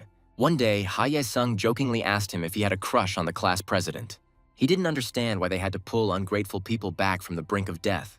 Soo-chang only drank silently, partly agreeing with his comrade's bitter words. Soo-chang remembered that he saved people without even receiving gratitude. Pinned to the ground by the monster, he still didn't regret anything. Hae-sung realized that saving his friend was his best decision. Suddenly, the redhead grabbed his comrade tightly, preparing for a mad dash. With wild speed, Hae-sung literally soared upward, saving both of them. The stunned villains couldn't understand where the guy got such agility from. With each new jump, the fugitives found themselves further and further from their pursuers. Forget the tales of lazy grasshoppers. Life is much cooler. Nature has endowed these predators with long and incredibly powerful hind legs. Thanks to them, grasshoppers hunt and move instantly over huge distances. The grasshopper's jump was tens of times longer than its own body. Soo-chang admitted defeat, recalling how he had been humiliatingly beaten. Hae-sung sarcastically called his friend a weakling. The partner tried to persuade the predator to give up the chase and take revenge later. But the mad mantis flatly refused to let go of its prey. The enemy sensed the fugitives nearby and was eager to continue the banquet. Soo-chang suddenly realized that they hadn't gone very far. Hae-sung asked in shock if his friend had hurt his head. He reminded his beaten comrade that when you feel weak, you need to run. The hero understood that any hesitation in the battle would be his last. Hya-sung firmly stated that they had to pin down the monster themselves. After all, if you let the predator escape, other random people will die. Soo-chang confirmed that the villain could not be allowed to roam free. The friends agreed to detain the enemy until the university specialists arrived. And then Soo-chang grinned slyly, suggesting that they act according to his plan. Meanwhile, the girl in the forest tried to save the beaten professor. She was torn with anxiety for the boys, not daring to abandon the wounded man.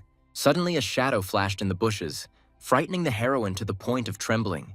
The beauty strained her ears, trying to understand who was hiding in the dense foliage, and the crippled mentor clung to consciousness with his last strength. The villains were kicking themselves because the trail of their prey suddenly ended. Suddenly, the mantis froze, smelling the subtle scent of the target in the air. Suddenly, Soo-chang appeared from behind, entangling the mask maker with vines.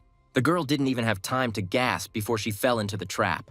The predator was taken aback by such a daring and lightning-fast attack. Soo-chang, wearing cool glasses, pinned the enemy securely to a tree. The green-haired psycho was seething, not understanding the reason for such agility. And then the hero dealt the monster a juicy and powerful blow. But he only grinned nastily, brazenly ignoring the damage. The guy grimaced. Hitting a steel exoskeleton was a hopeless task.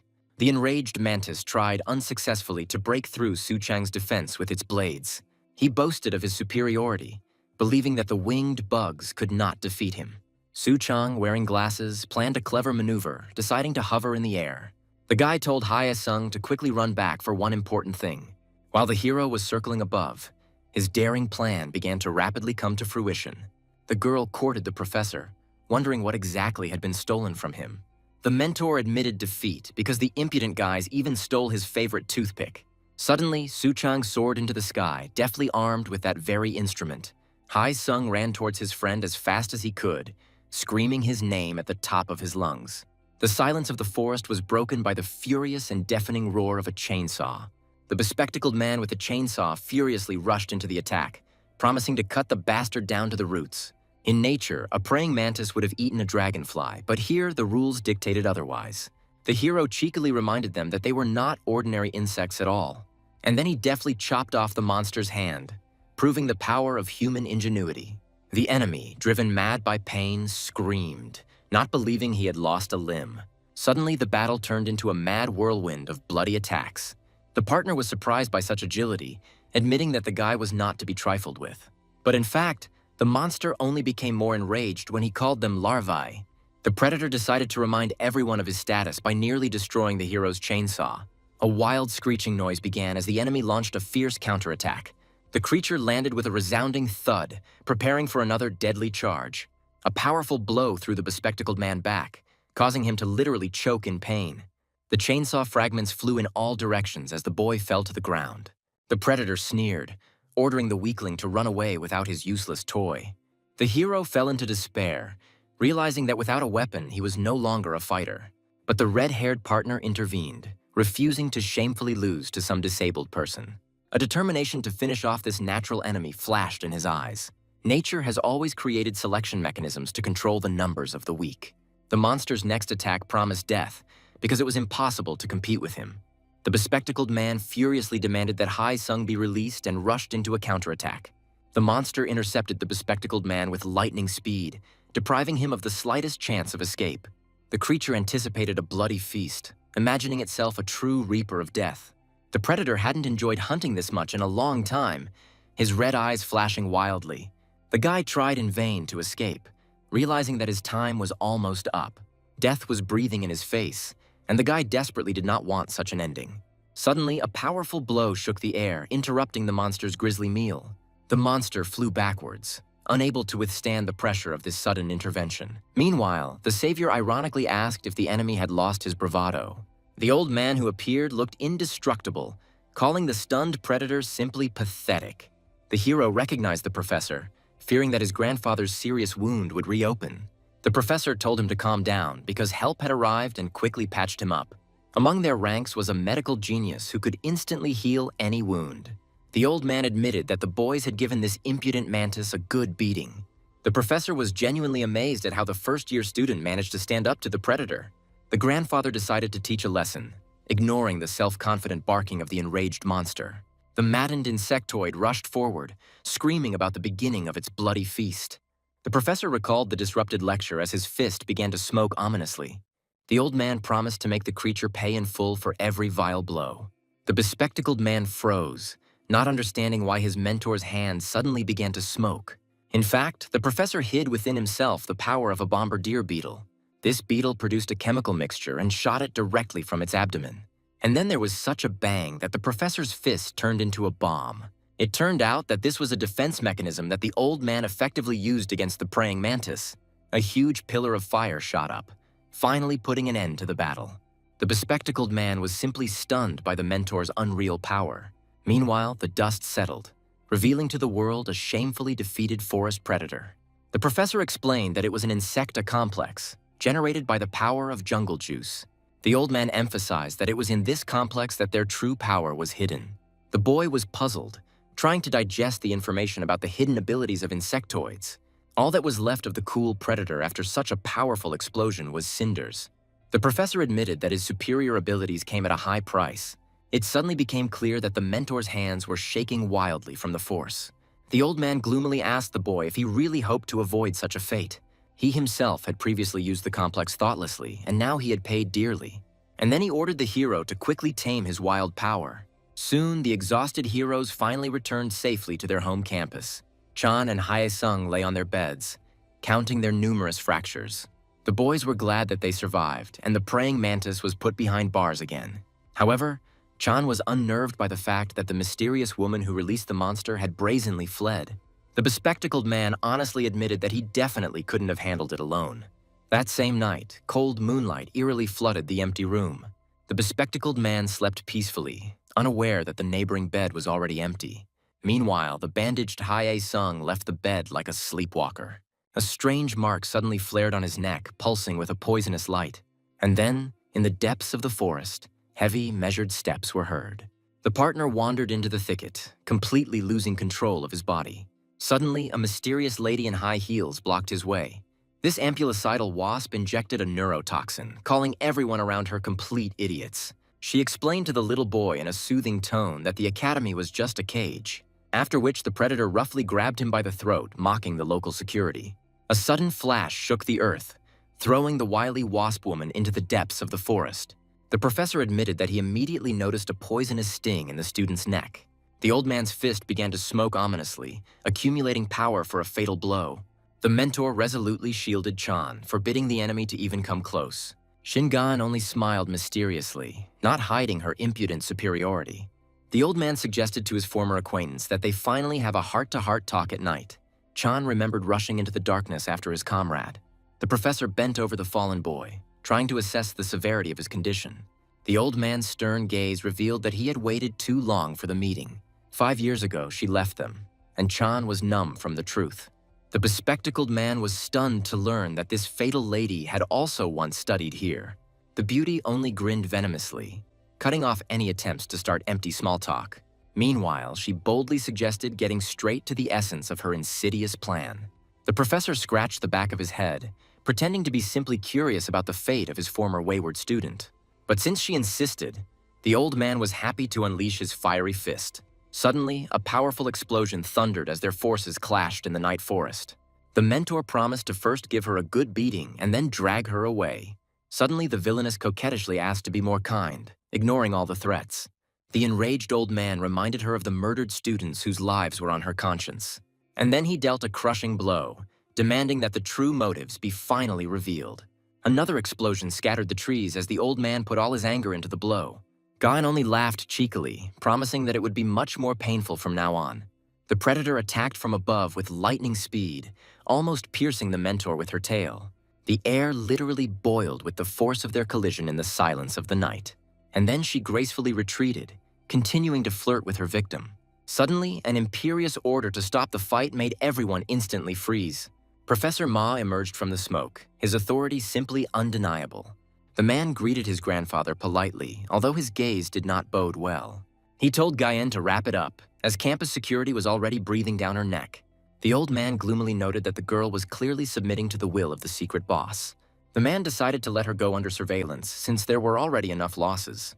Hell was blazing all around, and the lady ordered everyone to retreat immediately. Suddenly, she turned around, ominously promising to show no mercy in the future. Having cast a glance at the nest, the fighters began to hastily leave the burning forest. While requesting reinforcements, the mercenaries monitored the fire spreading to the northwest. The professor reproached the wounded bearded man for taking a risk for the sake of his former student. Meanwhile, the agents kept an eye on the target, planning to return to campus as quickly as possible. And then the leader realized that he needed to deal with someone else first. He insisted that the two finally have a heart-to-heart talk. The battered Su Chang silently dragged his wounded comrade through the night thickets. The comrades trudged through the darkness, discussing their wounded friend's chances of a speedy recovery. An awkward silence hung between them, broken only by the measured crunch of branches. The professor insistently asked the young man not to tell anyone about the incident that night. And then he confessed that that dangerous woman was his student. It seems she is seriously determined to destroy the nest and all its inhabitants. The old man was afraid that the students would panic, but Su Chang suddenly asked for payment. The guy promised to keep the secret, taking a decisive step towards his destiny. He demanded to be taught the very same techniques that had crushed the terrible mantis.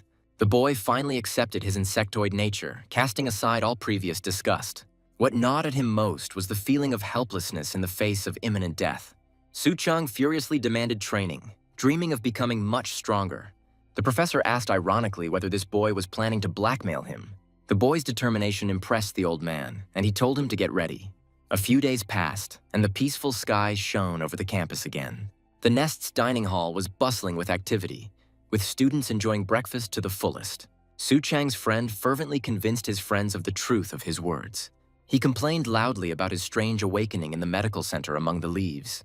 Meanwhile, Du Hua listened attentively to her friend's nonsense, suspecting something. And then someone in the crowd inquired about the identity of the newly arrived student. The daring Scorpio with a real sting was considered a special case at the academy. The students discussed the theory of transformation and the complex genetic tests of the nest scientists. It suddenly turned out that Scorpio was being let out of class for laboratory research. Su Chang admitted that without the antennae, he would never have recognized the insectoid. Du Hua only narrowed her eyes mysteriously, preparing to reveal her main secret, and then she declared that her DNA was related to that very praying mantis. The guy immediately understood the secret of her truly frightening physical strength. Suddenly, Scorpio burst into the dining room, announcing her noisy return. She sat down leisurely on the table, announcing the start of new group projects. Meanwhile, the friends began to discuss the tasks, hoping that they would be easy. In reality, students were often bombarded with problematic mutant insectoids. Su Chang gloomily calculated that they could not avoid harsh clashes now. It was not for nothing that he trained his wings at night, dreaming of showing results.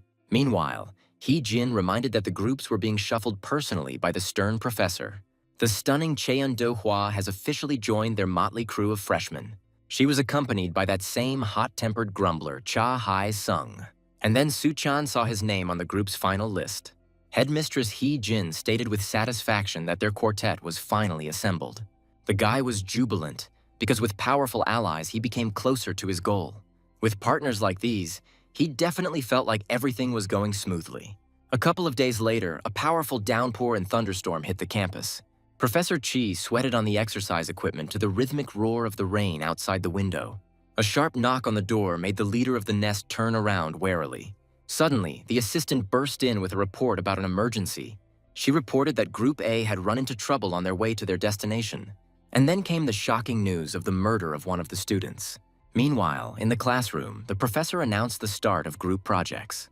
He ordered the students to search off campus for canisters of jungle juice. Su Chang froze when he heard the name of the poison that caused their mutations. The professor confirmed that it was this dichlorvos that turned them into insectoids. An old advertisement on the screen promised insects a quick death from one spray. The distributor was based in Gangwon-do, so local residents suffered the most. Su Chang was amazed by the secrecy of the anomaly, considering it a nationwide problem. The nest was in dire need of jungle juice for the secret production of a special Cinderella. The professor promised top marks for any poison spray found. The students started whining because they would have to hunt hard for the scarce goods. The guy estimated the difficulty of the task, anticipating a truly tough and dangerous week. Finally, the old man ordered everyone to disperse into groups and get to work. In reality, the team split up, hoping for the effectiveness of paired searches. Su Chang hid his wings under his jacket, uncharacteristically, wondering where they should go. He soon realized the futility of the undertaking. since everything valuable had been collected long ago. Suchang was jubilant, anticipating an easy top 5 and getting closer to his cherished goal. And then he grabbed Dohua, confidently promising to find the treasured cylinder. The boy admitted that he had hidden the same poison at home since school. A happy Suchang burst into the apartment, anticipating a quick victory in the project. Suddenly he froze, seeing complete destruction and chaos in the rooms. The shocked young man realized that someone had brazenly entered his home. He rummaged through all the drawers in a panic, desperately searching for the treasured aerosol. And then came the terrible realization. The valuable trophy had disappeared without a trace. Suchang burst into tears of grief, lamenting his assessment and the missed opportunity. Meanwhile, he hopefully suggested checking his partner's apartment.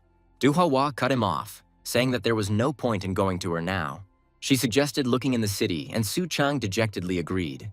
The guy became nervous, wondering if he had said something unnecessary to his partner. Meanwhile, the guys unsuccessfully scoured the internet in search of the coveted information.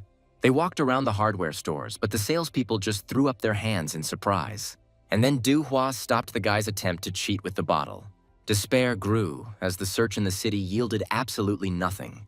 The exhausted friends sat down, deciding to continue the dangerous mission tomorrow. Suchang cursed the thief who had stolen his only chance of salvation. Suddenly, the girl asked why he was so eager to get rid of his wings. Suchang was drinking coffee when he suddenly blushed deeply from the question.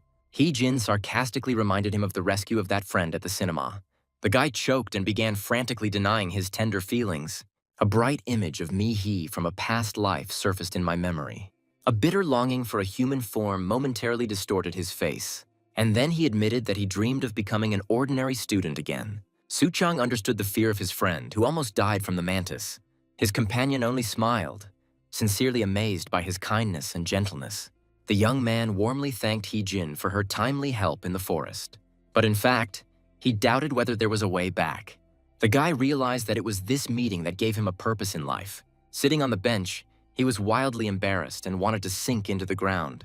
The girl just chuckled, remembering how long it took to persuade him. Hee-jin playfully asked if he was happy with his choice of path. The hero sincerely confirmed that he never regretted his decision. And then he remembered that she used to be a cool class leader. He decided that Hee-jin was dreaming of returning to the old days as soon as possible. But she suddenly snapped that she didn't need her past life at all. The deep conversation was interrupted by a ringing bell, causing the guy to be instantly distracted. The line was happily shouting about a discovered warehouse filled with valuable loot. The guy was overjoyed at the news about a pile of serum and a top score. He hastened to share his joy with Hee-jin, but she clearly tensed up. The girl suspected something was wrong while the hero continued to enthusiastically chatter about the find. Suddenly, the guy said that the point had already been reset and they were expected, but the attempt to get through failed. The subscriber was unavailable. The anxiety only grew. Hee-jin remembered that even Nest hadn't found these secret reserves. And then it dawned on the guy that such sudden luck was suspicious. The huge warehouse turned out to be the perfect place for a death trap at night. Hee-jin felt in her bones that going inside was a lousy idea. Despite the bad feeling, the heroes moved straight into the beast's mouth. The friends entered the dark warehouse, still expecting a trick.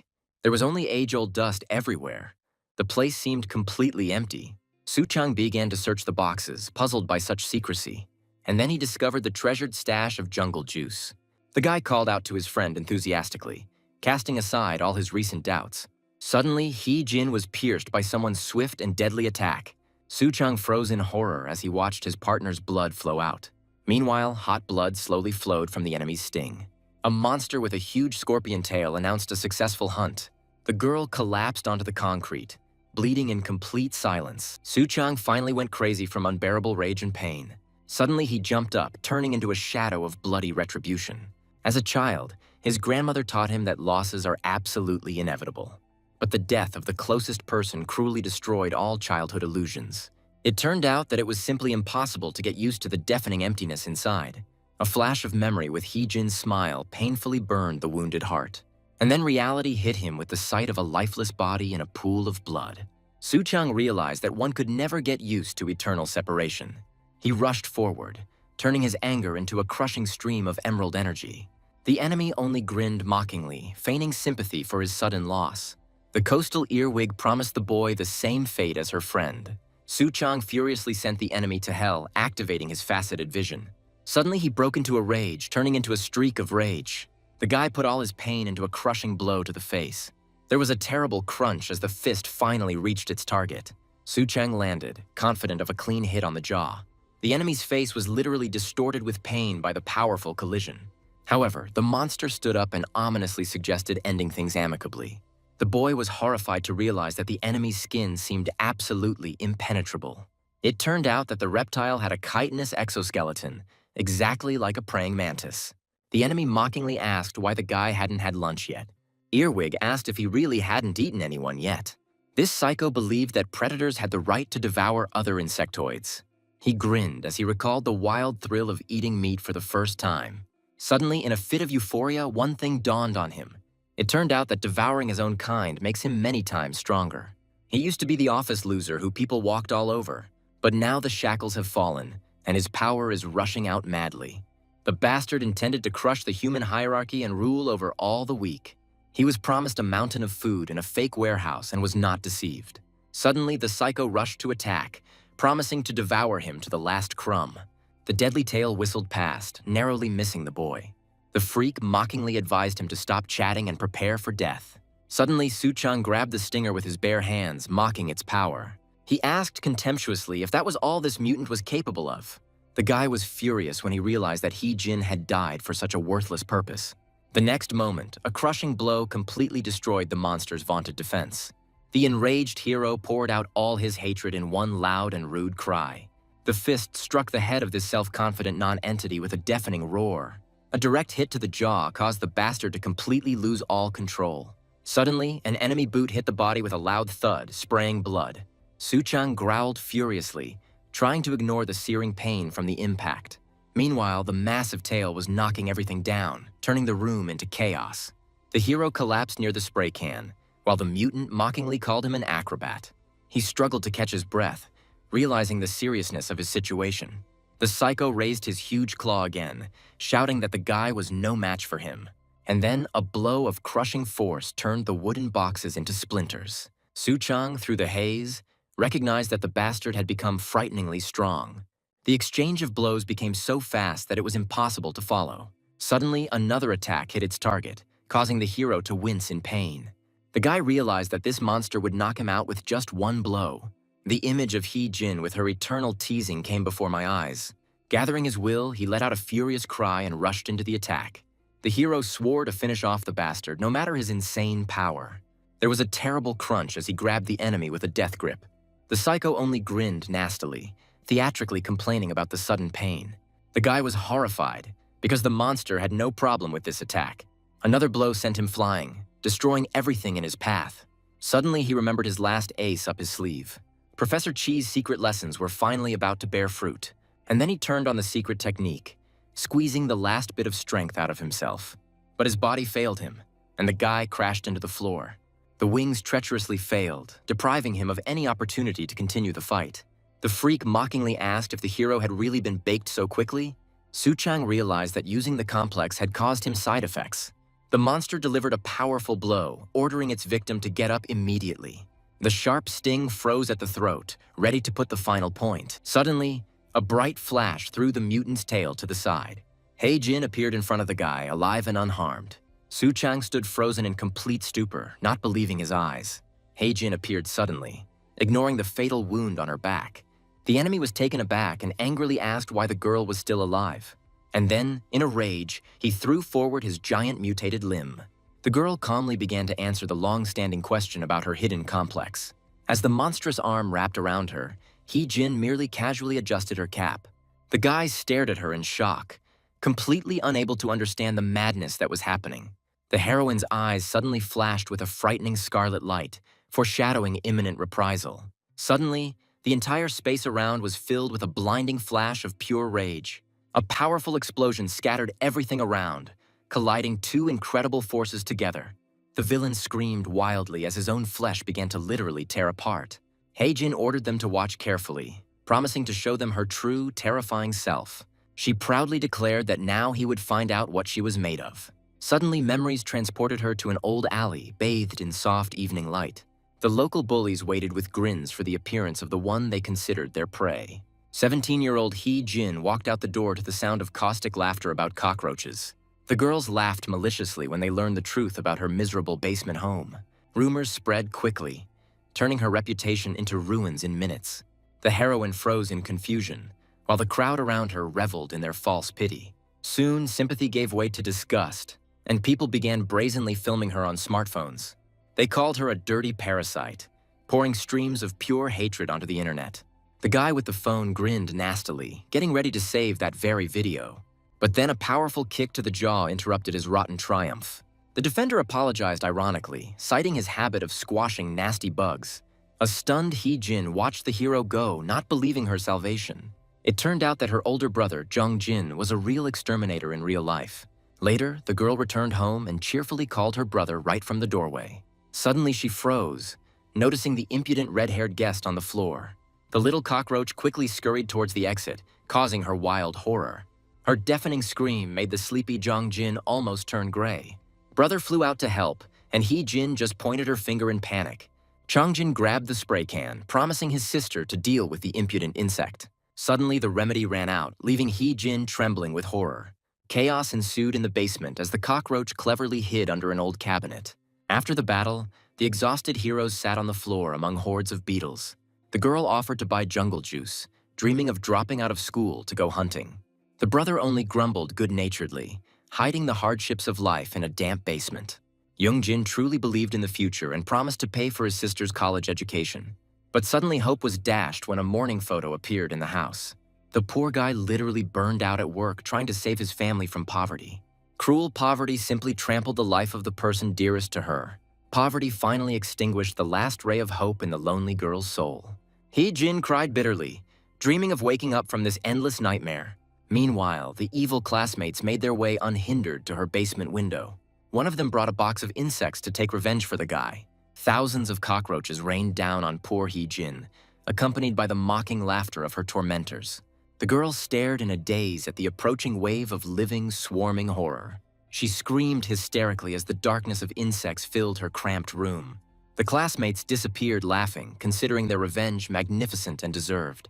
The nightmarish horde surrounded her, depriving her of any hope of escaping the trap. Poverty finally crept into Hee-jin's life and completely consumed her. Hee-jin was drowning in pitch darkness, shuddering from her own piercing scream. But suddenly she noticed that same can of jungle juice on the floor. The girl instantly grabbed it, clinging to the metal as if it were her last hope. Through her tears, she gripped her weapon resolutely, preparing for a suicidal counterattack. Meanwhile, Hee-jin unleashed a blinding stream of scarlet energy on the enemy. An explosion thundered when the heroine rammed the mutated freak at high speed. The enemy's huge limb began to fall apart under the force. And then the villain cursed in shock, amazed by the incredible vitality of his victim. She harshly demanded that her friends be handed over while the enemy was drowning in his anger. A deafening bang brought the battle to an end before the dumbfounded boy's eyes. The guy was struck dumb by the girl's incredible power, afraid to even move nearby. Meanwhile, he remembered how much Hee-jin had been hurt recently. He was sure of her death, looking at her bloody fingers. Hee-jin stepped out of the shadows, dryly saying that she was going to live. And then her mutilated arm began to heal right before our eyes. The girl confirmed the presence of a special ability, flashing a heavy look in her scarlet eyes. Suddenly, an enemy swooped down from above like a hawk, shouting insults about a cockroach. The villain acknowledged their vitality, preparing a new crushing blow to the target. He mockingly asked if she had mutated in the gutter. The enemy venomously reminded me of the stinking basement, attacking with redoubled fury. Hee-jin delivered a crushing blow, leaving the boy watching her in fascination. The guy suddenly realized why she had hidden her true nature so carefully. He collapsed helplessly to the ground, angry at his completely disobedient body. The villain laughed wildly, mockingly shouting words about her slum origins. The mutant cursed in rage, not having time to touch the incredibly nimble opponent. He promised to finish off the girl, reminding her that even cockroaches don't live forever. Suddenly, a new, truly vile and insidious plan matured in the madman's head. The freak suddenly changed his target, bringing down a powerful blow on Hee-jin's wounded ally. The girl rushed to help, desperately trying to prevent the inevitable bloody tragedy. Hee-jin screamed in horror, realizing that she was too late to save her friend. The boy, terrified, mentally begged Hee-jin not to come closer anymore. Suddenly, a crushing blow pierced the heroine, literally knocking the life out of her. She collapsed, and thick scarlet blood instantly flooded the cold floor. The villain only grinned nastily, reveling in his triumph over the weak girl. The mutant croaked that this time nothing would save her. Meanwhile, the ending seemed obvious. After something like this, they definitely won't resurrect. The friend froze in complete stupor, unable to look away. The enemy venomously reminded her that only her insectoid nature prolonged her agony. The killer coldly concluded that there was no place for the poor in this cruel world. And then he turned around abruptly, feeling a strange fluctuation of energy behind him. Suddenly, the boy's eye flashed with a poisonous light, heralding the awakening of a hidden power. Huge, blindingly bright wings burst out of his back with a roar. And then the enemy became numb, unable to comprehend the power of this demon. It turned out that the hero held on to his most powerful trump card until the very end. Meanwhile, the villain decided that Jin's death had finally brought him together. Suddenly, the mutant realized that he could devour others for the sake of power. He licked his lips in anticipation, eager to quickly taste the nutritious and rare sacrifice. The freak suddenly attacked with his paw, hoping to quickly feast on the new prey. But the guy dodged the blow at incredible speed by flapping his wings. The enemy only gasped in shock, feeling his advantage instantly evaporate. Suddenly, an incredibly powerful and bright burst of energy exploded in the air. A thunderous explosion shook everything around, leaving only chaos in its wake. The hero exhaled heavily, his body enveloped in a strange greenish light. Meanwhile, a powerful blow turned the enemy's defense into a bloody mess. And then he realized that he had finally put this bastard on his shoulder blades. But in fact, a monstrous rage suddenly awakened in the defeated enemy. The hero growled angrily that the enemy must be just making fun of him. Moreover, the power of jungle juice did not take away the mind of its owner. But only now something has irreversibly changed in him. There was only one cruel thought pulsating in my head: kill or be killed. There was only one thought in my head: to devour the enemy or be devoured. There was nothing human left in his eyes, only a primal thirst for blood. The enemy trembled with horror, feeling the threat emanating from the guy with his skin. The speed was off the charts, turning everything around into blurred stripes of light. The monster's huge tail came crashing down from above, trying to crush the hero on the spot. But the guy managed to intercept the blow, tightly clinging to the monster's limb. A blinding flash marked the clash of two incredible and destructive forces. He knocked down the enemy, who, in impotent rage, only spewed out curses. A new attack struck from above, forcing the hero to look both ways. A furious cry tore from his chest as he literally tore into his attacker.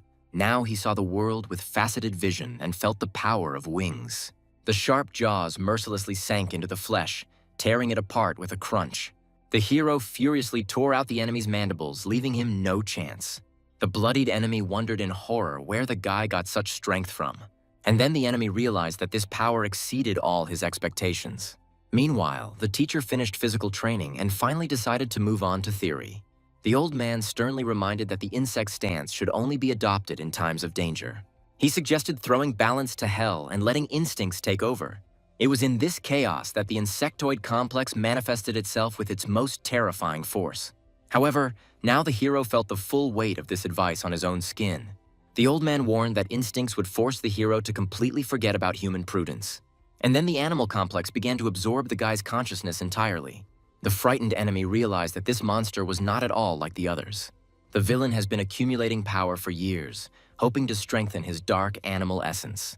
Suddenly, the hunter himself turned into a pitiful and helpless prey. Meanwhile, their combat capabilities turned out to be simply beyond human comprehension.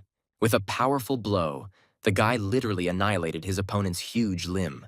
The enemy tearfully begged for mercy, promising to end this nightmare immediately. But in response, there was only a furious roar filled with poisonous green energy. The final blow fell upon the enemy, completely grinding him into dust. The enraged guy literally tore his opponent into bloody pieces of meat. Suddenly, the silence of the warehouse was broken only by the sound of blood dripping from the beams. Meanwhile, the defeated enemy begged in agony for mercy and forgiveness. But merciless rage forced the hero to deal another crushing blow. And then he triumphantly raised the lifeless body like a hunting trophy. The brutal massacre ended, leaving behind only the mutilated remains of the villain. In fact, a stranger in a helmet was secretly observing the massacre. The mysterious guest decided to stop the madness by using his strange watery power. He noted ironically that prey was not supposed to devour the hunter's minions. After surveying the bloody chaos, the stranger decided to take the useless mutant for disposal. The mysterious guest looked with interest at the special boy lying unconscious. He roughly grabbed Nest's charge by the hair, checking his condition. With a crazy grin, the stranger whispered that he wanted the guy madly. Meanwhile, Nest's bloodhounds had already tracked the signal into the rainforest. The hero, half conscious, did not understand why the kidnapper was saying goodbye so suddenly. The kidnapper wished the boy one day to reveal his inner beast to the world. The cleanup team reached the site, discovering a suspicious natural life warehouse. The operatives were puzzled as to where this lair had come from and what was inside. Suddenly, from the darkness of the warehouse, someone's heavy and ominous steps were heard. The stern insectoid girl braced herself for the worst, peering into the frightening, impenetrable darkness. The boy desperately called for help, because Hee-jin was no longer breathing. Suddenly, the dark silhouette of Nest's main entrance appeared before them. Meanwhile, the old man anxiously awaited the return of his charges. The hero entered the base, carefully carrying his girlfriend's bloody body in his arms. And then there was a commotion in the hall. Someone was furiously demanding doctors. The shocked teacher demanded an immediate explanation of what exactly had happened in the warehouse. The guy admitted in a trembling voice that instead of juice, they found an insectoid. Medics bustled around him as he continued to stand motionless in the rain. The old man abruptly cut off his excuses, roughly grabbing the guy by the clothes. The teacher angrily reminded them that their task was only to find the aerosol. The teacher angrily reminded them that there was no mention of death in the assignment. Suddenly, a red-haired woman appeared and told the grumpy old man to calm down quickly. Her icy gaze did not bode well for anyone around her. Professor Yu scolded her colleagues with displeasure for the broken and completely useless gurney. Meanwhile, she ordered the onlookers to be dispersed, deciding to immediately attend to the dying woman. The woman then commanded the boy to lay his wounded companion down on the ground. She prepared her tools, concentrating her energy to perform the most complex manipulation. And then the professor's palm flashed a bright green light over Hee-jin's body. The shocked guy screamed, not understanding what exactly this strange lady was doing. In reality, Professor Yu was simply demonstrating her damn powerful strength. A colleague described Professor Yu's frightening manipulations as nothing more than a unique treatment method. Her complex combined a firefly and a parasitic fungus called cordyceps. Meanwhile, Chinese cordyceps has long been famous for its incredible healing properties. Therefore, her abilities were considered one of the most mysterious in all of Nest. Suddenly, a bright glow began to rapidly heal the fatal wounds on the body. And then the guy saw with amazement how the terrible wound literally disappeared. The boy exclaimed with hope, believing that now Hee-jin would definitely live. However, Professor Yu's stern response instantly destroyed all his timid hopes. She admitted that the girl's heart had stopped long ago, and magic only healed the flesh. The professor dryly apologized, adding that, unfortunately, she was not able to resurrect the dead. The lost boy stood in the rain, realizing the full scale of the horror. The old man turned away silently, not wanting to see the collapse of his students' hopes. Professor Yu took out a cigarette, habitually ignoring someone else's unbearable pain. Suddenly, she ordered the orderlies to carry the lifeless body inside. The guy fell to his knees, continuing to hug his dead girlfriend until the very end. The assistant touched his shoulder, trying to apologize and take Hee-jin away. He clung to her with a death grip, silently saying goodbye in the darkness. Meanwhile, in the memories, they were sitting together after a long chase.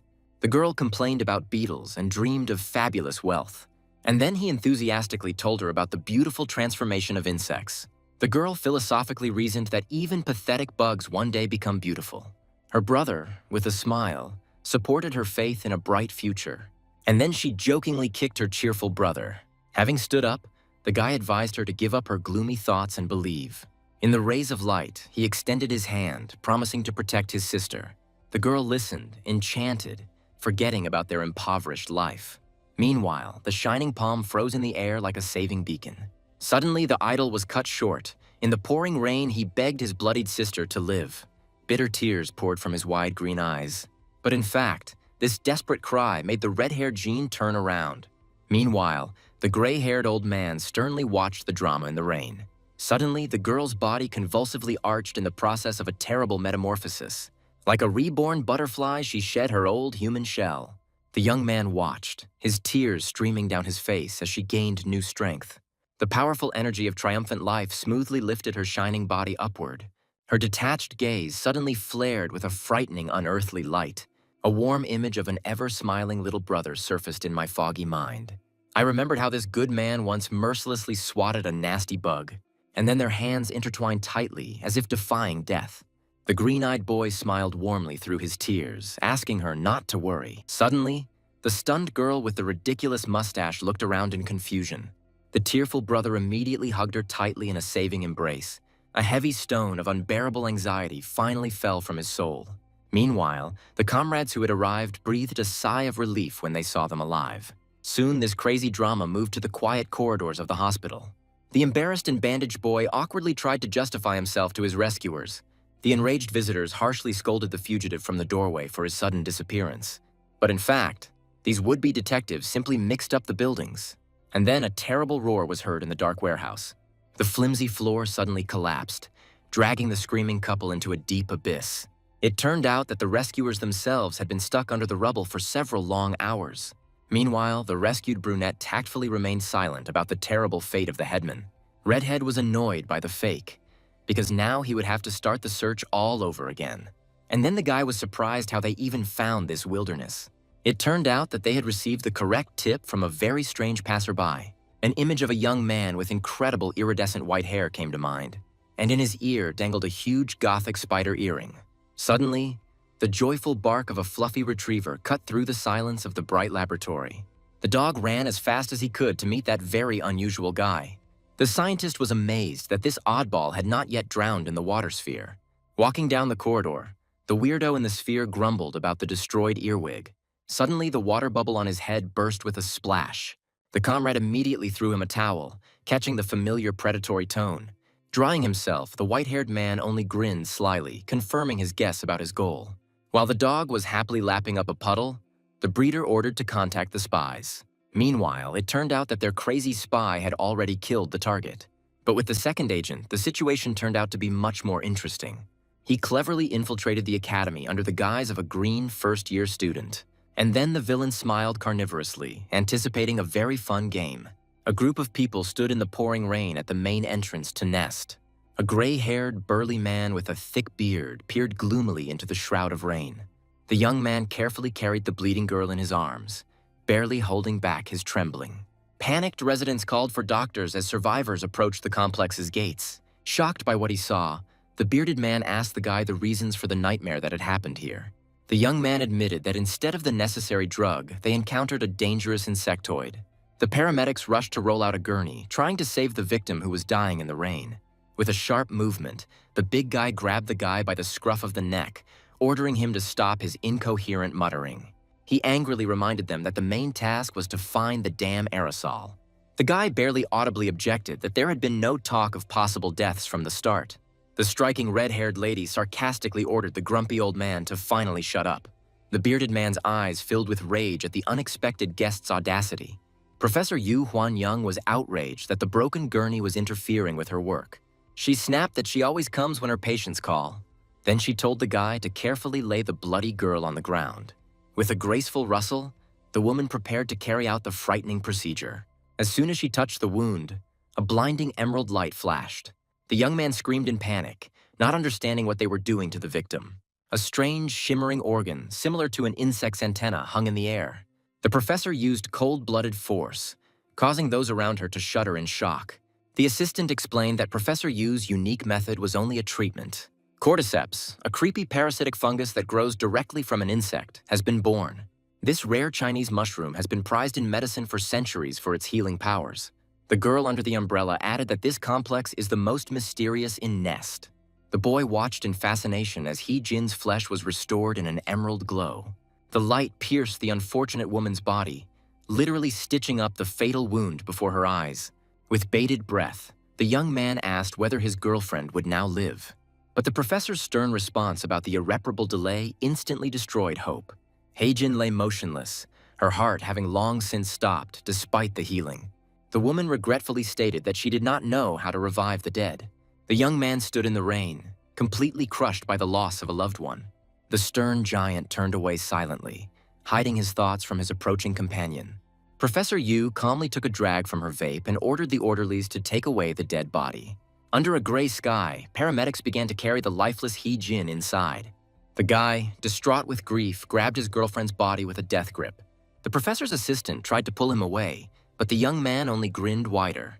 He pressed her to himself, choking on his own helplessness and pain. But before, they were simply resting exhausted after hunting cockroaches. Back then, Hee-jin only dreamed of wealth, hating life in the slums. The young man, with a smile, told stories about the miraculous metamorphosis of insects. The young man philosophized that even nasty insects become cute after metamorphosis. He encouraged people to find beauty, no matter how difficult their current life may seem. The sister just cheerfully kicked back, demanding that these old, bearded tales stop. The guy asked me not to get worked up and to hold on tighter to the grains of happiness. In a blinding radiance, he promised to catch all the bugs for the sake of her peace. The girl skeptically reminded her brother that they were as poor as church mice, and then a ghostly image of an outstretched hand from the past lit up his mind. Now he frantically squeezed her cold palm, begging his sister to just live. Tears of unbearable, heart-rending despair gushed from his burning green eyes. Professor Yu suddenly froze, noticing something frightening in the grief-stricken young man's behavior. The bearded man watched gloomily as reality around him began to rapidly change. The skin on Hee-jin's neck split, heralding a terrifying metamorphosis into an imago. Nature demanded that the old exoskeleton be shed to open the way for true rebirth.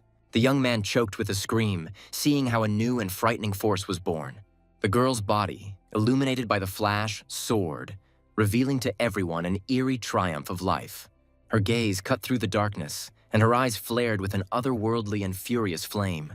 A pure light tore through the heavens, promising deliverance from this lingering nightmare. In a vision from the past, her brother smiled tenderly, calling her sister again. She remembered the old kitchen and her childhood question about the killed beetle. The young man then squeezed her hand tightly, confirming that he had squashed the bug forever. The young man, through happy tears, asked his sister not to worry about anything anymore. Hee-jin finally came to her senses and asked, puzzled, what was happening. At that very second, Soo-chang tightly hugged the revived girl. He cried with relief, feeling like a huge burden had been lifted from his soul. Everyone around watched, spellbound, as the friends reunited in the rain. Meanwhile, the action moved to the quiet and bright corridors of Nest Hospital. Later, a bandaged Soo-chang was already sitting in the ward and trying to explain. Suddenly, friends appeared on the threshold, running around looking for them. Duhua awkwardly explained that they had combed the neighboring building by mistake. But at that moment, the guys really did stumble upon something frightening. Suddenly, the floor shook and heavy shelves collapsed right on top of the boys. They sat under the rubble for a couple of hours, miraculously escaping with only bruises. Soo-chang decided not to tell his friends the truth about the horror the headman had experienced. The search will have to start from scratch, because they were sold a useless fake. Du-hwa was surprised that they had even stumbled upon that distant warehouse. Soo-chang admitted that they were tipped off by an extremely suspicious stranger. That guy stood out with his shock of snow-white hair with unusual purple highlights. He also had a huge and creepy spider earring in his ear. A joyful dog greeted the company with a loud bark right at the threshold of the department. The employee in the robe casually asked if they had really returned so quickly. The merry fellow with a water sphere on his head ironically boasted about his strange helmet. The partners were outraged that the enemies had meanly taken all the tasty morsels for themselves. The boy burst the bubble with a loud pop, shaking the drops from his hair.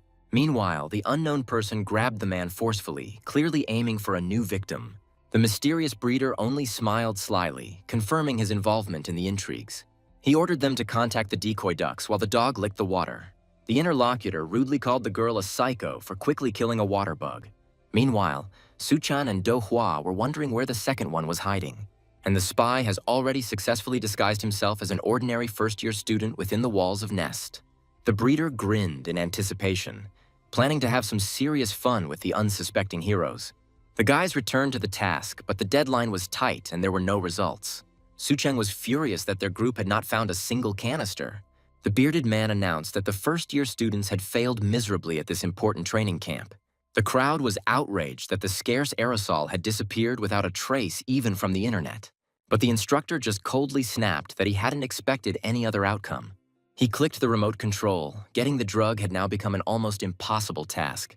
The graph on the screen clearly showed the critical resource shortage for the year.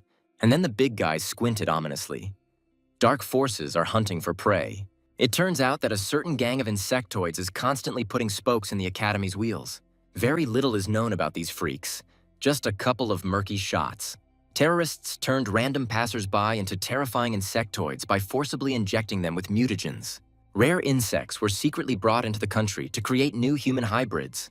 It turned out that some of the victims of those crazy experiments were sitting right here. Fate dealt these guys a cruel blow, forcing them to end up in an unnecessary place. The teacher clenched his fist angrily, remembering the gang that had been hiding in the deep shadows for so long. However, the enemy suddenly became insolent and lured the squad into a deadly night trap. The gray-haired giant sternly warned the students that this semester would be a living hell. During practical assignments, newcomers had to face the real threat of wild insectoids. He suggested that anyone who wanted to transfer should do so immediately before it was too late. The old man reminded us of the law of nature, where only the strongest fighter survives. The mentor recalled the tragedy of Group A, where the soldiers received terrible wounds. He mentioned those who died during the escape of the mantis, whose portraits are now framed. The green-eyed boy listened gloomily, remembering how he himself had recently almost died.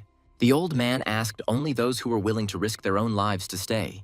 A heavy silence fell over the auditorium as the students became immersed in their own difficult thoughts. The bespectacled man became nervous, and the girl with the mustache clenched her palms in fear. The red-haired student turned pale with horror, feeling her insides clench. Suddenly, one of the students jumped up straight from his seat. The mentor raised his eyebrows in surprise when he heard someone ask such an impudent question. The guy was interested in whether such a mortal risk would affect the final grade. The whole class froze in anticipation of the teacher's reaction to the impudent question. The old man confirmed that he had received big points for working in deadly conditions. The neighbor in the cap was amazed that the guy valued grades more than life.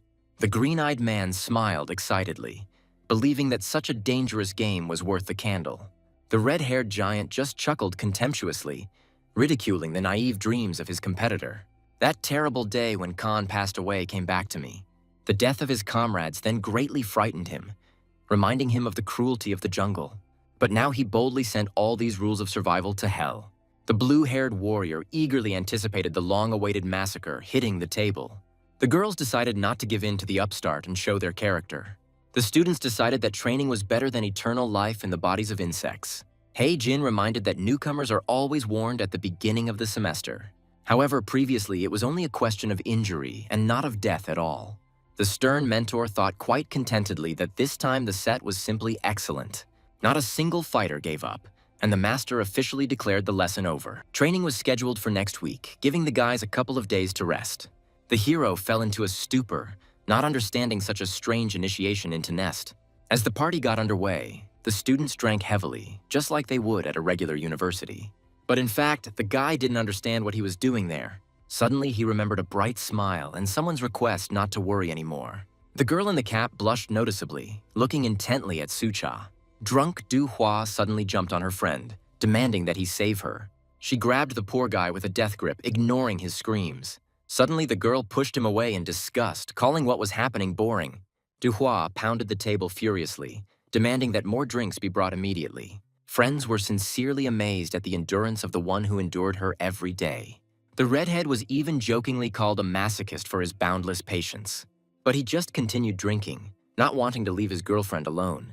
It turned out that Do Hua was simply showing genuine affection in her own way. And then the green-eyed guy finally realized the true nature of the situation. Someone decided to give Do Hua a chance and called out to her decisively. The tin lid opened the way to the drink with a loud click. Student Lee Jun-yoon invited her to go out and have a drink together. Those around wondered who this stranger was and whether he was from the laboratory. Du Hua was in complete shock at such sudden impudence. The girl instantly thawed and dragged the guy to teach him how to drink properly. She wagged her scorpion tail contentedly, leading her new acquaintance after her. Friends teased the guy because she had previously had a hard time making friends. The friend laughed sincerely, noticing that something could develop between them. But Lee Jun-hyun's gaze suddenly became frighteningly heavy and gloomy. Someone decided to give Do Hua a chance and called out to her decisively.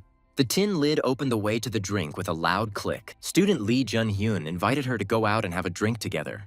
Those around wondered who this stranger was and whether he was from the laboratory. Du Hua was in complete shock at such sudden impudence. The girl instantly thawed and dragged the guy to teach him how to drink properly. She wagged her scorpion tail contentedly, leading her new acquaintance after her. Friends teased the guy because she had previously had a hard time making friends. The friend laughed sincerely, noticing that something could develop between them. But Lee Jun-hyun's gaze suddenly became frighteningly heavy and gloomy. The hero angrily grabbed the freak by the chest, demanding that he immediately answer the questions. The mysterious guy asked the breeder on the go about the purpose of the capture at Nest. He chuckled, admitting that winged fighters were always too much of a hassle. The breeder decided to leave the dragonfly for later, waiting until he grew up enough. However, the main goal of this sortie was the return of one very important object. In fact, he came for Dongua as his true creation. Meanwhile, below, the noisy celebration of mutants, unaware of the trouble, continued. The enraged guy on the hill demanded to know why the hell he tied up the girl. Suddenly, a cold sweat broke out in his head from a sudden suspicion that arose in his head. The kidnapper only grinned maliciously in response, advising him not to talk nonsense. He threatened his enemy with criminal prosecution and desperately called for his sleeping girlfriend. But he only grabbed him roughly, calling him a little bug. Then he powerfully threw the guy away, ordering him to stay out of the way. The hero was taken aback when strange black feathers suddenly began to swirl around him. Suddenly, a sharp feather pierced painfully right into my wrist. Blood spurted and the boy stared at his wound in shock. A voice from the darkness told them to be on guard as feathers whistled around them. The kidnapper explained that these hairs were poisonous, like those of the bird eater. He said that he was taking the girl because she was not like that. The villain told her to say goodbye because she would not return to the academy. The guy realized that this was no ordinary academy student in front of him. Lee Junhyun only glared at him with a cold and deadly gaze. Suddenly, the enemy rushed forward, turning into a swift black shadow. A huge clawed paw almost touched the face of the hero, who was frozen with horror. He remembered how his past overconfidence had almost cost him his life. But now he wasn't going to make the same stupid mistake. The guy soared into the sky, promising to give his all in this battle.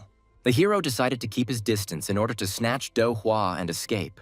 The kidnapper watched silently as his target rose up. He ominously whispered that the daredevil should not have taken advantage of the chance to escape. The enemy below launched a powerful volley of dark energy into the sky. The enemy immediately assumed a crushing and terrifying tarantula stance. The guy froze in horror, not taking his eyes off the creature. A poisonous barrage began from above, literally piercing all living things around. He blocked the blows, wondering what this spider attack could do. The hero realized that it was simply impossible to dodge such a barrage. A powerful blow threw him back, tearing a hoarse groan from his chest. And then he decided it was time to go get help. Suddenly, someone intercepted him, not allowing him to disappear into the darkness.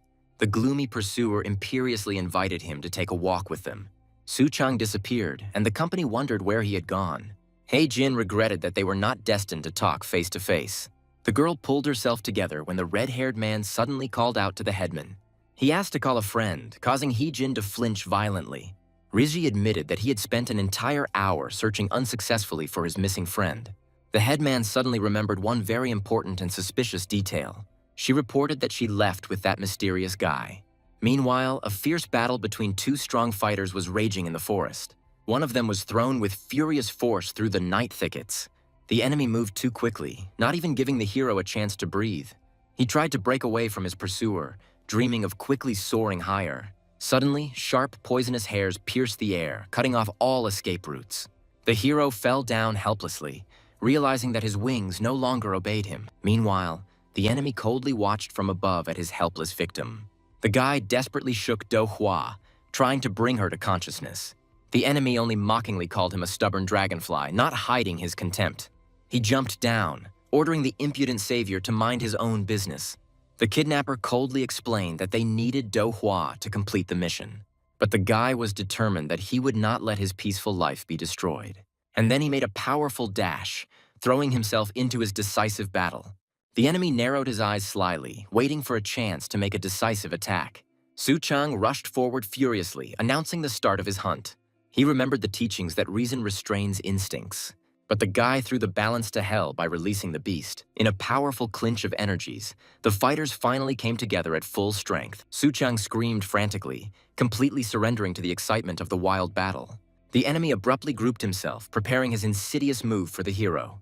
Everything swam before his eyes, and the boy realized in horror that he had failed. With a heavy thud, he fell into the mud at the enemy's feet. The enemy calmly said that there was no need to kill him now.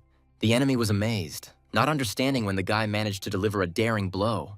He looked at the scratch ironically, calling his opponent the bearer of a dangerous complex. The strongest enemy coldly cut him off, saying that the wounded youth was no match for him. Consciousness finally left the hero, plunging him into impenetrable, viscous darkness. The guy came to in bed, wondering where he was. There was pitch darkness all around, frightening the hero with its absolute emptiness. A suspicious rustling sound made him flinch and peer into the thick shadow. It turned out that his charming companion was sleeping next to him, gently clinging to his shoulder. Suchang was literally speechless with shock, drenched in cold sweat. Duhua looked at him languidly, making a quiet, questioning sound. The heroes froze in shock from the sudden closeness and the awkwardness that arose. The poor guy received a resounding slap in the face, although he swore that he had done nothing. It turned out that they were locked. The door wouldn't open, and the windows were boarded up tight. The feeling of hopelessness grew as he touched the rough boards of the window. While the guy was breaking windows, his companion was lamenting her poor academic performance due to skipping school. He turned around sharply and fervently assured that he had not intended anything of the sort. The girl crossed her arms angrily, doubting that Lee Jun-hyun would stoop so low. Suddenly the lock clicked, causing both partisans to jump in fright. In defense, they asked in chorus what the devil had brought the uninvited guest. A little girl at the door politely invited them to finally come and eat. The heroes stood frozen in complete shock in front of the crowd of children having lunch. The kids were actively banging their spoons, not noticing the presence of the uninvited guests. The guy frantically tried to figure out what strange place they had been dragged to, and then he realized they had arrived at the Holy Angel Shelter. Duhua watched thoughtfully as the children enjoyed their lunch. The girl recalled her own childhood, spent within these very walls. Sadness and longing for the past were reflected in her cold gaze. The old rural shelter looked peaceful, hiding its secrets from the world. The little girl froze in horror when she saw the scorpion's terrible sting in front of her. The young man panicked, because his partner's protruding tail could instantly burn them. Duhua lied to the kids about cosplay, and they readily believed her. The little ones were squeezing the living tail with all their might, amazed by its funny softness. Sensing something was wrong, the heroine quickly disappeared, avoiding the curious children. Suchan finally came to his senses and immediately fell under the care of the children. The kind director of the shelter asked the guest to make himself at home. In the fresh air, the boy found his uniform already washed and clean. The woman confirmed that it was their silent acquaintance who brought them both yesterday. Suchang realized that his strange ally was also a product of this place. It turned out that Jun-hyun had left them under supervision and immediately left. The boy wondered what kind of game their savior was playing when he suddenly disappeared into the night. The director asked about Do Hua, considering her to be very fragile.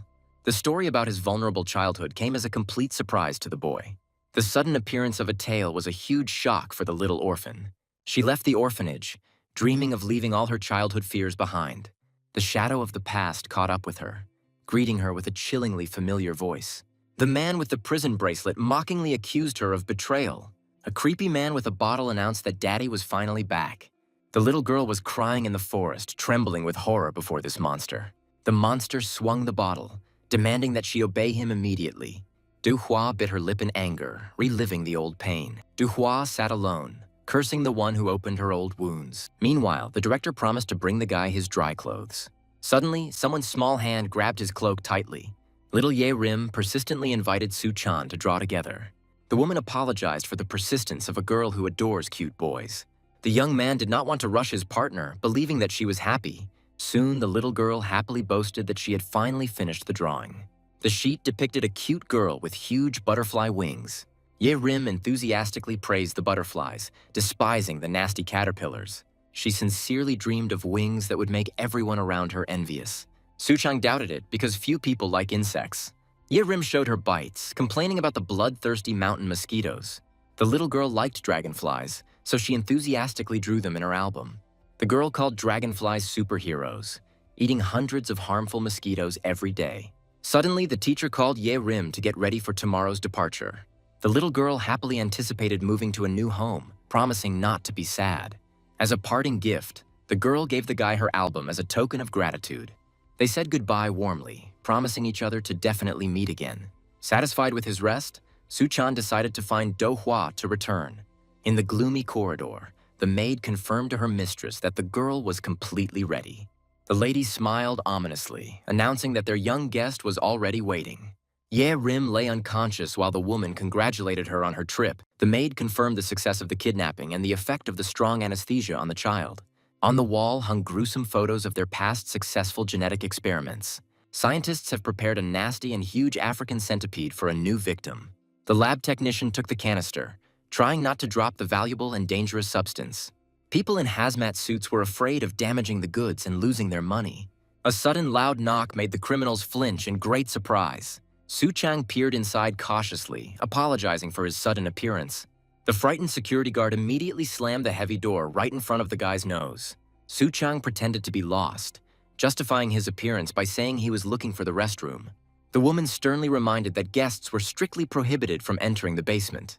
The guy continued to smile politely, closely watching his interlocutor's reaction. He calmly confirmed that he was well aware of the established procedures here. The next second, he kicked down the heavy door with a powerful kick. The shocked lady froze when the uninvited guest brazenly burst into the laboratory. It turns out that in the album, Su Chan saw a revealing drawing of little Ye Rim. By demonstrating the girl's artistic talent, he confidently declared the truthfulness of children's eyes. The woman remembered her old horror at Do Hua's growing tail. Su Chang snapped that this lying person was not at all like children. He towered over the fallen old woman, smearing blood across her face. The guy angrily admitted that he didn't consider this hag a person. 10 minutes earlier, Su Chang had been studying a strange child's drawing in shock. He realized that the suspicious woman and the girl had disappeared behind the door. Someone's childish voice suddenly forbade the guy to enter the danger zone. The boy warned about the basement, finally intriguing Su Chan with this secret. The hero stepped decisively into the darkness, wondering about the secret basements of the shelter.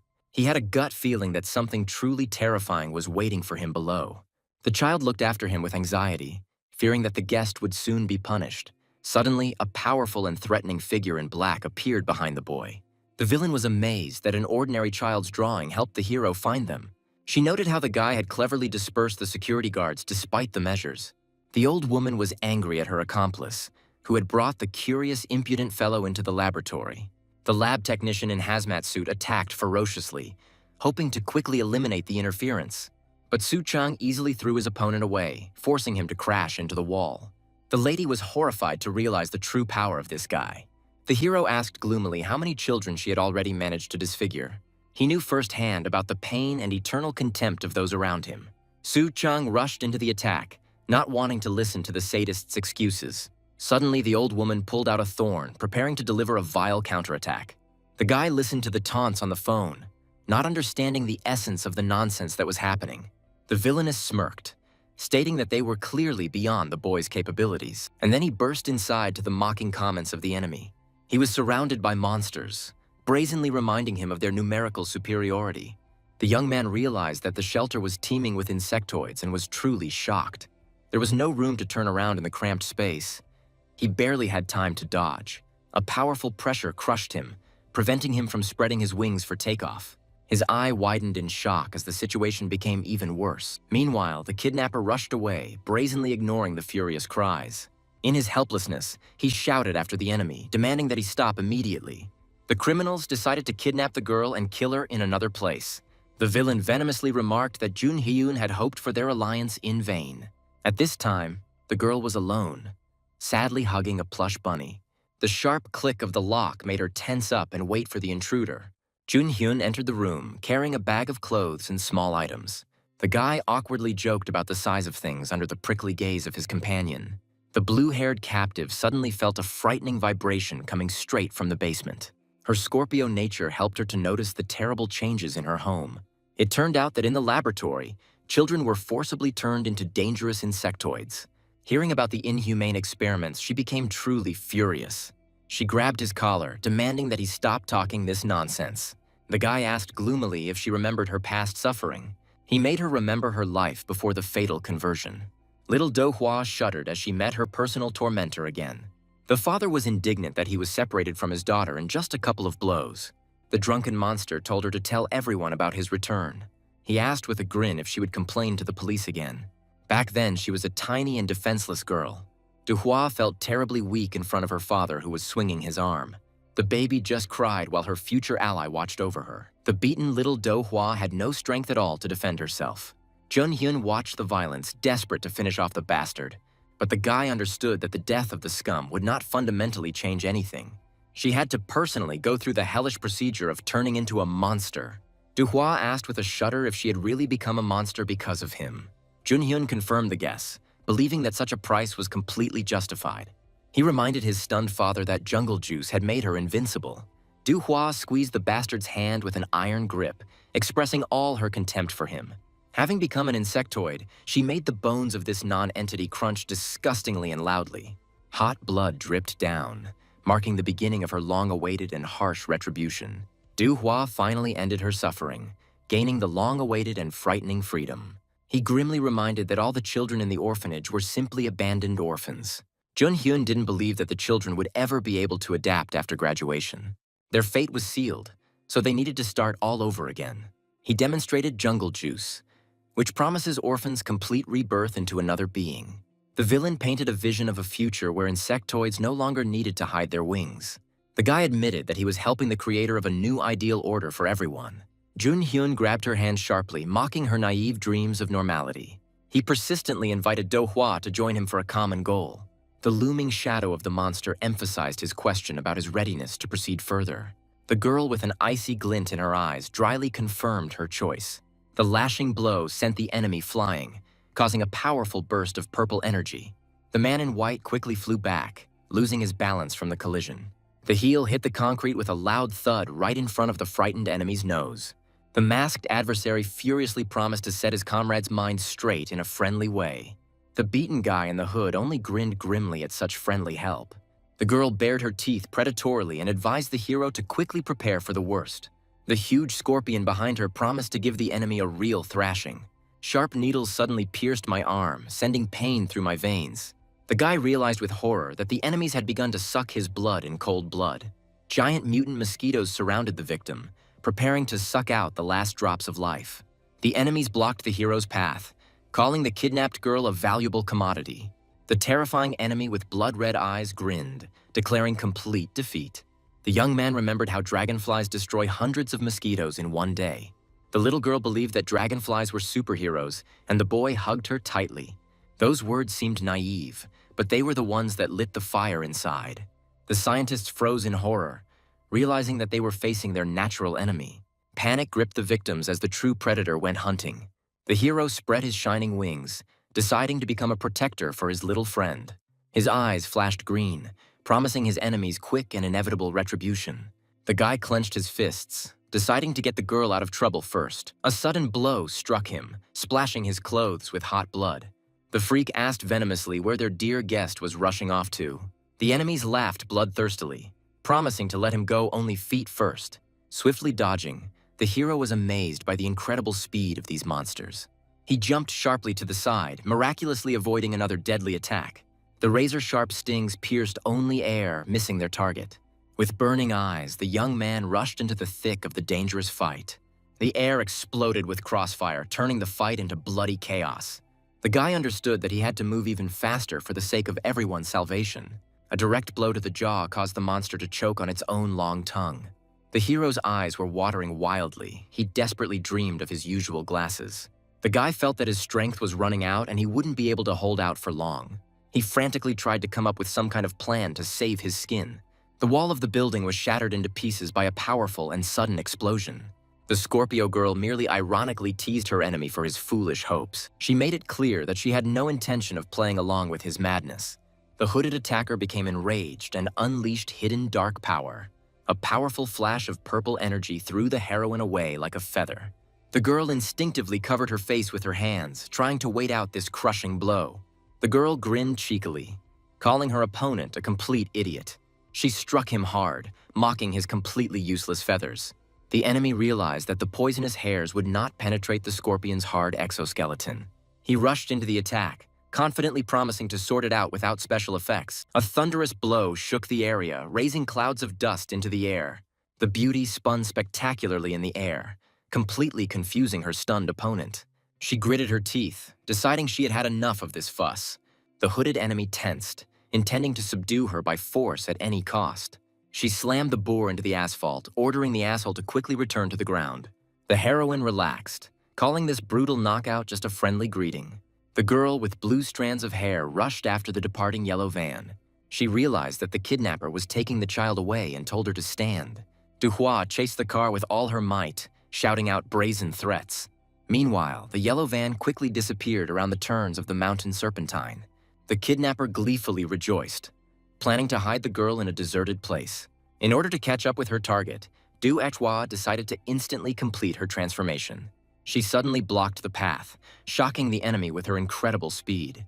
The next second, there was a deafening roar from a powerful collision. The girl used her bare hands to make the van rear up, stopping it. A tired Du Hua ironically noted that this chase had left her quite exhausted. The yellow van crashed through the barrier with a loud noise, almost flying off the road. Du Hua muttered that the kidnapper survived only thanks to the presence of the child. Suddenly, Jun Hyun swooped down from above, not at all surprised by the girl's power. An irritated Do Hua blocked the attack, admitting how much he was annoying her. A furious brawl broke out between them right in the middle of a deserted highway. The girl delivered a sharp kick, demanding that her pursuer finally back off. She attacked with her tail, sarcastically mocking her opponent's shoddy fighting complex. Du Hua deftly dodged the attacks, claiming that it was impossible to catch her. Jun Hyun agreed that his special hairs were useless against her defense. Suddenly, he treacherously threatened to poison the defenseless and weak orphans. Jun Hyun tore off the bandages, teaching her that life is much better for the strong. He told her to watch closely, suddenly revealing his terrifying sharp fangs. The boy grinned madly, believing that only such power would protect the orphans. Poor Do Hua was simply speechless with shock as she watched this madness. A threat hung in the air, awakening the power of the giant tarantula's stance. Suddenly, he pounced on her like a poisonous black mamba. The tormentor sank his fangs into her neck, whispering that now she could not escape. After that vile bite, the outcome of their battle was instantly decided. The shocked Do Hua tried with all her might to comprehend this nightmare. Jun Hyun added mockingly that he had only injected a little poison to cause paralysis. Jun Hyun mockingly wished the paralyzed Du Hua sweet dreams. The girl was left lying on the road next to a wrecked yellow van. The kidnapped girl began to gradually come to after being heavily anesthetized. The villain reached out to the child, promising that soon everything would finally end. The little girl gasped in fear, realizing the mortal threat looming over her. Suddenly, a powerful emerald whirlwind fell from the sky onto the highway. A deafening blow shook the earth, interrupting the treacherous plans of the insidious Jun Hyun. The boy hissed angrily, clearly displeased with the reappearance of his old enemy. The unwavering figure of that very new transfer student appeared before him. Jun Hyun recalled the mountain of corpses, acknowledging the enemy's superiority over ordinary victims. Jung Hyun sarcastically remarked that life had never taught his opponent caution. The newcomer calmly replied that the enemy's previous advantage was a thing of the distant past. The girl stared wide-eyed at the light emanating from her sudden savior. The guy delivered a crushing kick, sending Jun Hyun flying backwards. The shocked villain gritted his teeth, not expecting such a sharp rebuff from his victim. Suddenly, the guy saw something on the ground that made him freeze in shock. He found his old glasses, and the reality around him began to change rapidly. With a blazing gaze, he asked if it was really his brother standing before him. Jun Hyun growled that he had made a mistake by not finishing him off when he was a child. The hero rushed forward, vowing to immediately correct this unfortunate omission of the enemy. The hero deftly dodged the poisonous barrage flying straight at him. He made a mad leap as the car behind him was shattered into pieces. The guy felt an unbearable burning sensation even from the lightest touch of the projectile. The enemy arrogantly declared that his poison would be fatal to the enemy. The villain promised to get the fugitive with at least one sharp needle. The hero snapped back furiously, not wanting to acknowledge the superiority of this monster. A sudden blow to the chest almost crushed the young fighter's ribs. The guy flew head over heels across the asphalt from the enemy's crushing attack. Spitting blood, he did not believe what was happening until the very end. The hunter planned to endure the shelling in order to wait for his opponent to make a fatal mistake. He decided not to miss the chance and promised to kick the enemy's ass. The enemy only spat in disgust, preparing for a new attack. The protective glasses became a lifesaver, allowing me to see through the thick dust. The guy quickly rushed into the attack, eager to take immediate revenge. His powerful kick hit its target, shattering the monster's defense. The moment of collision was reflected in the lenses, recording the hero's precise hit. The hunter grinned furiously, ignoring the warm blood running down his face. The menacing black mamba loomed like a shadow over the boy falling into the abyss. Another heavy blow from the boot landed right on the enemy's body. This crushing attack sent the enemy flying backwards, head over heels.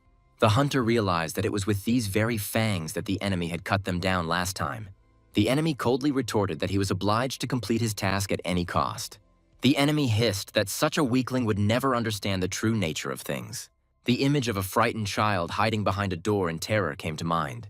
The little hero saw his trembling mother surrounded by a crowd of thugs. The sick woman desperately begged her creditors to give her one last chance. The bandit brutally abused her, demanding that she pay for her debts with her body. The baby clung to the offender's leg, trying to protect the person dearest to him. The bully easily threw the puppy aside, ordering him not to interfere with the adult's affairs. The hero watched helplessly as his mother was taken away to work off her endless debts. The boy desperately dreamed that one day he would be able to protect his mother. If he had possessed this power earlier, everything could have turned out differently. He imagined the happy life that he had been deprived of forever. But in this cruel world, only the strongest survived. Remembering the children from the orphanage, the hero finally cast aside all doubts. The hunter furiously promised to save everyone and finally give them happiness. Meanwhile, the enemy adopted a creepy and deadly tarantula stance. Suddenly, a multi-headed ghostly hydra burst out of the enemy's shadow. The hunter shuddered, amazed by the suddenly increased number of dangerous reptiles. Trying to dodge the squall, he frantically searched for any shelter. The look through the lenses became extremely cold and focused.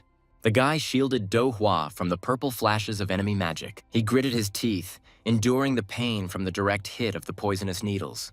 The villain announced Duhua's immunity, laughing at the hero's plans. A menacing hydra loomed over the boy, heralding his imminent and inevitable death. The hunter only growled angrily in response to the monster's arrogant speech. With a sharp jerk, he rushed forward, breaking the distance with the dangerous enemy. The enemy advised the hero to get rid of illusions and rose-colored glasses. The monster stated that it was the boy's actions that put innocent people at risk. The hunter froze in horror, struck by the realization of his own fatal mistake. The girl looked out from her hiding place in fear, watching the brutal battle. The overturned car trapped the little girl, cutting off all escape routes. She clung to life with all her might in an iron trap. The friends hugged, realizing that the little captive had incredible willpower. The hero rushed into the attack, recognizing that the girl was cool in her own right. He growled that true strength did not require any magical complexes. The black mamba suddenly swooped down from above, aiming for a fatal bite. The hunter was faster than the snakeheads, throwing aside the empty chatter. The bloodied boy declared that the monster would never break his will. The green glow in the eyes foreshadowed a quick and painful reprisal for the enemy. The boy became an emerald lightning bolt, tearing through the air with his mad dash. The enemy howled in rage as the target miraculously escaped the trap. He realized that it was absolutely impossible to predict such a daring maneuver. The villain watched in horror as the young hunter's true super speed was revealed. The hero remembered the incredible speed of dragonflies, which can accelerate instantly. These virtuoso predators never left any escape routes for their prey. The young man assumed his legendary dragonfly stance, concentrating his energy for the final attack. A furious hunt began, turning the battlefield into a chaos of green flashes. The hunter suddenly appeared right behind the enemy, who was speechless with fear. A crushing blow to the jaw made the freak pay for every insult. The enemy collapsed onto the asphalt, finally defeated by the hunter's crushing attack. The boy's heavy boot landed, marking the end of this frantic race. The young man breathed heavily, slowly realizing the silence that had fallen after the battle. The bloodied monster froze motionless, registering the young fighter's complete victory. The hunter hurried to the frightened girl, sympathetically inquiring about her condition. The little girl flinched when the boy asked worriedly if she was hurt. The girl pointed at his back in horror, noticing something frightening. Then he came to his senses, realizing that he had forgotten to hide his huge wings. The child saw a monster in the savior, trembling with a primal and intense fear. Having apologized for the fright, the young man hurried away to contact the university. A small hand suddenly grabbed the hero's transparent wing. She asked him to wait, not wanting to let her savior go so easily. The girl asked in horror if he had gotten hurt because of her. The guy cheerfully assured me that the doctor from the university would heal everything in no time. A sincere and warm smile flashed across the little girl's face through her tears. She thanked him tenderly, calling him her brave dragonfly brother. The hero was surprised, because in their harsh times, gratitude was a great rarity. The hunter smiled warmly in response, feeling an unusual lightness in his soul. He lied that he didn't feel any pain at all, hiding the intense burning sensation. The young man stroked her head affectionately, promising to return soon with help. The hunter planned to first bring his partner Do Hua to consciousness. But when he turned around, he found only an empty road and debris. The guy froze in shock when he realized that the girl had disappeared without a trace. It was as if she had dissolved into thin air right in the middle of this endless highway. Suddenly, a stranger appeared behind him, brazenly holding the kidnapped girl. The hero's blood ran cold, assuming that he had encountered yet another dangerous accomplice of the enemy. He made a lightning-fast dash, trying to grasp the speed of this new enemy.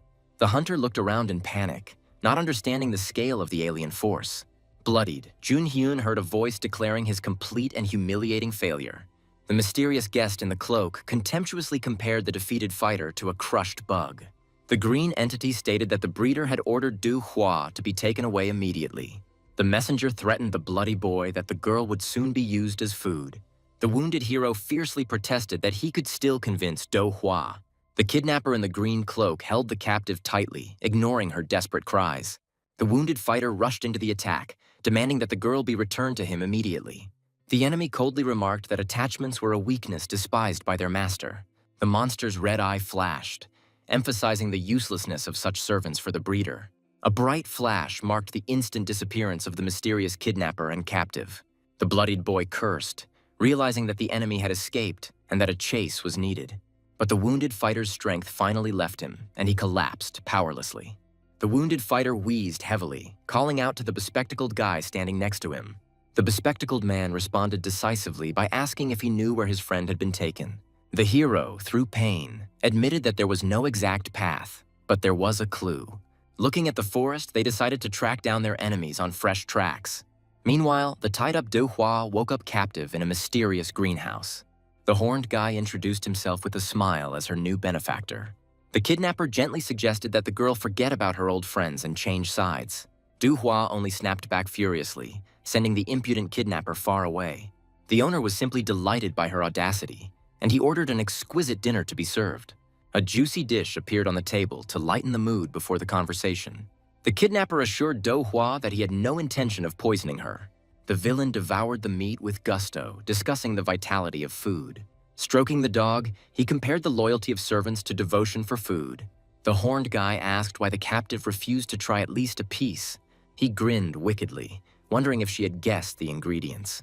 The remains were ground up in a meat grinder and became part of a gruesome dinner for her. Du Hua realized with horror that she was facing a complete psychopath.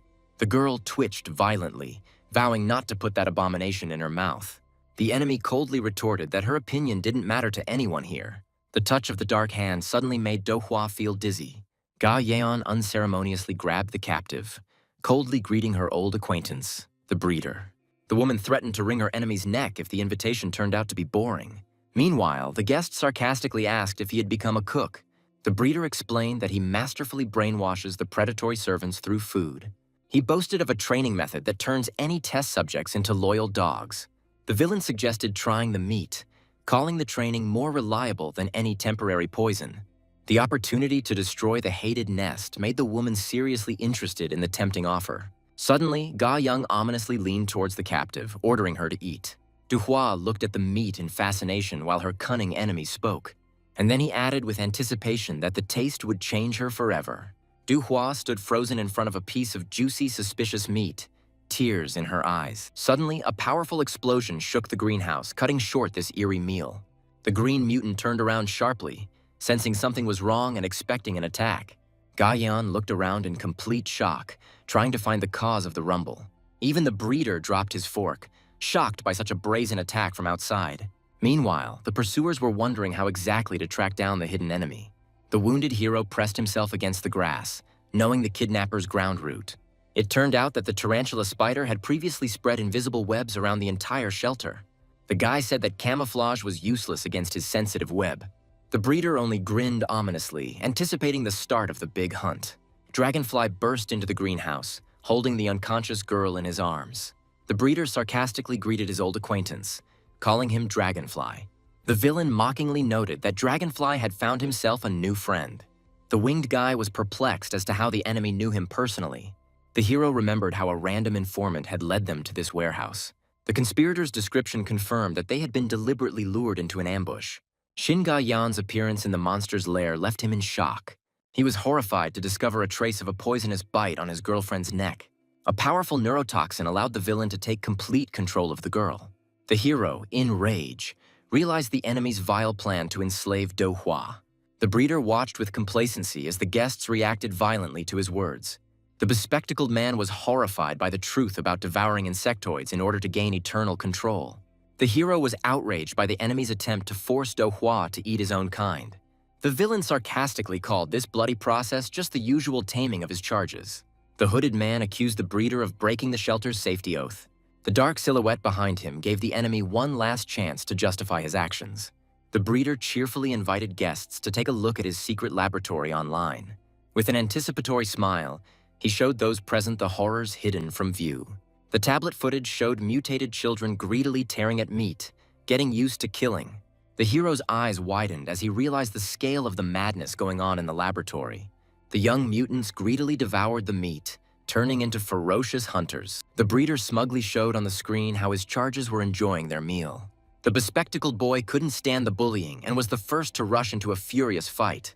The shadow of a giant snake loomed over the kidnapper, promising swift retribution. The spider screamed in rage, accusing his enemies of vile and disgusting deception. Gayan only mockingly noted the excessive irascibility of the young fighters. A powerful burst of energy threw the guy back, stopping his desperate attack. Suddenly, Dongua hit Spider with her tail, literally knocking the wind out of him. Tarantula's fang cracked as the enemy puppet dealt a crushing blow.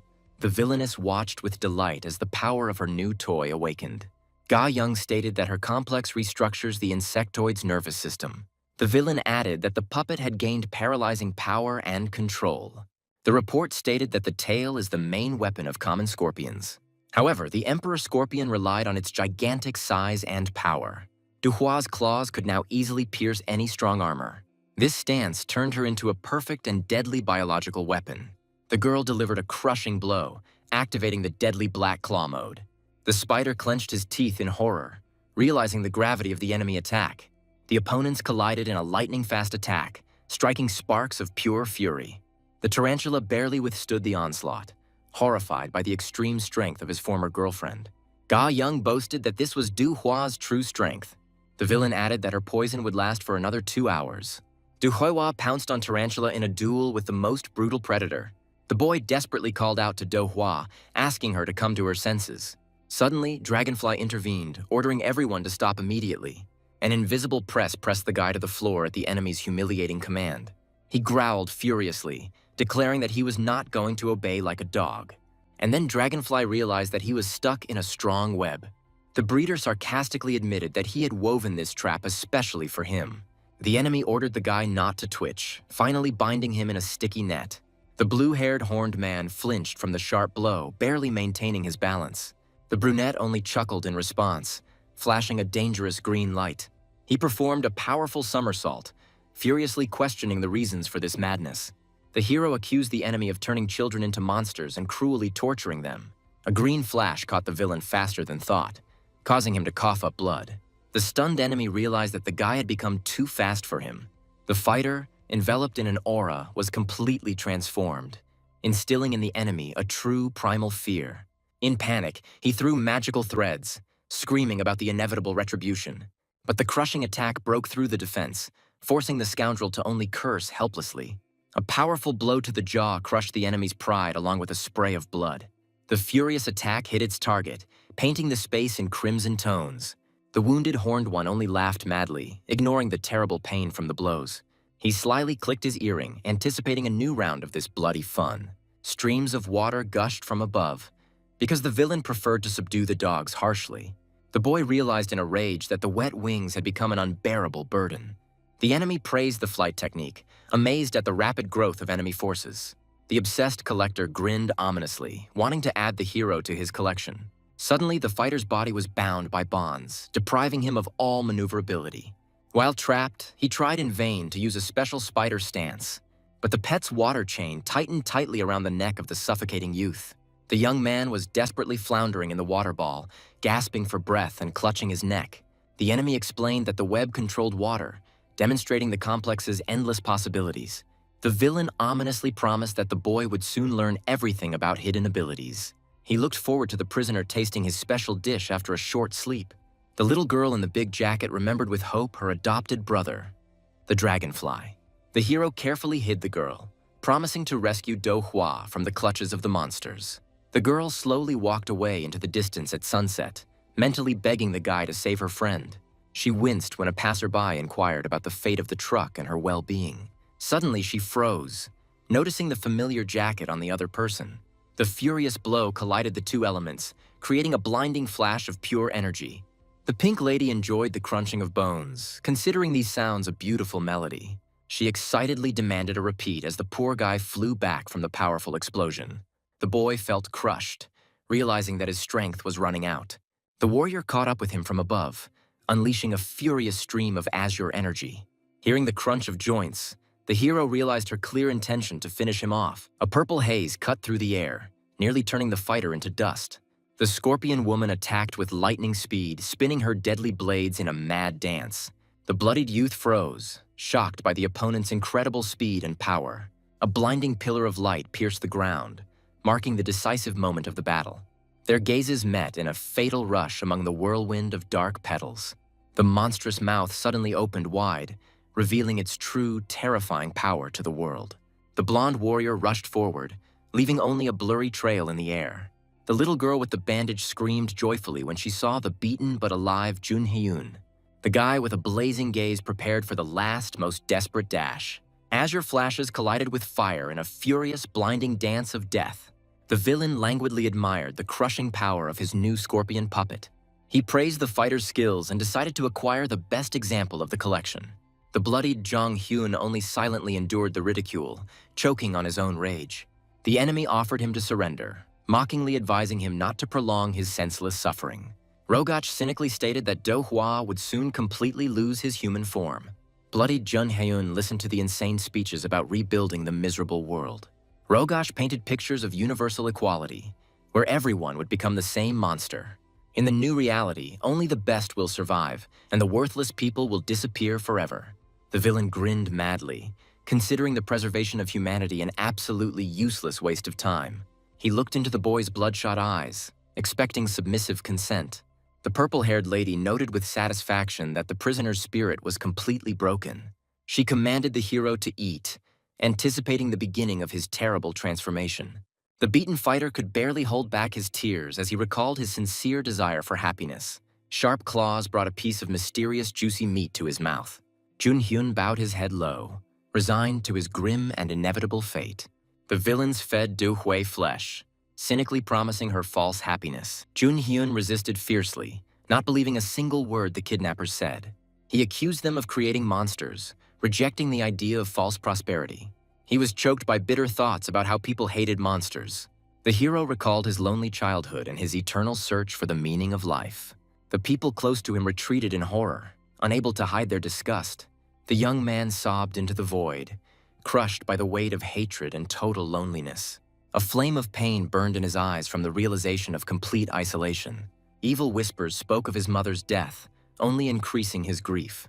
His peers branded him contagious, urging others to stay away from him. A friend invited little Jun Hyun to go to the orphanage with her. The boy asked her to leave, afraid of accidentally hurting her with his strength. The girl showed her scratches, offering to become best wounded friends. Looking back, Jun Hyun realized that that meeting changed everything. Thanks to her kindness, he finally stopped feeling lonely. The bloody fist clenched its fist fiercely, preparing for the final attack. The pink lady sarcastically stated that his friend no longer needed him. The fighter couldn't get up, but decided to make one last accurate throw. This was the last chance to save her friend from turning into a monster. Jun Hyun fired a poisonous volley, trying to stop this feeding frenzy. The purple projectile whistled past, narrowly missing the open mouth. The pink lady just laughed at how pathetically he missed. A sharp blow fell upon the captive, causing him to writhe in a watery bubble. However, the fighter's eyes lit up with the green light of a new, dangerous idea. The enemy realized with horror that the true target of the attack was not meat at all. A blinding flash of energy pierced the hall, dividing the battlefield in half. Jong Hyun intercepted the artifact in a lightning-fast leap, breaking the enemy's tactics. Completely exhausted, he mentally passed the baton of salvation to his faithful ally. The huge claw swung forward to strike, capable of finally freeing the exhausted Do-hwa. And then Paravidenka took off, making her most important flight. The hero soared into the air, a reminder of his inaccessibility to the enemy's water traps. The villain only grinned, promising reprisals, despite the young man's temporary safety. The guy retorted boldly, urging his opponent to think again. He sarcastically remarked that the Horned One was completely unable to control the complex. The exhausted fighter could barely stand, listening to ridicule about his blatant weakness. The green-eyed boy warned of imminent death at the hands of the powerful breeder. Hiding under the hood, the hero acknowledged the need for an alliance to save his friend. As he soared higher, he decided to give his enemy some very valuable advice. Horned Man watched in bewilderment as the boy grabbed the roof with a death grip. He only mysteriously confirmed that the secret of strength had long been known.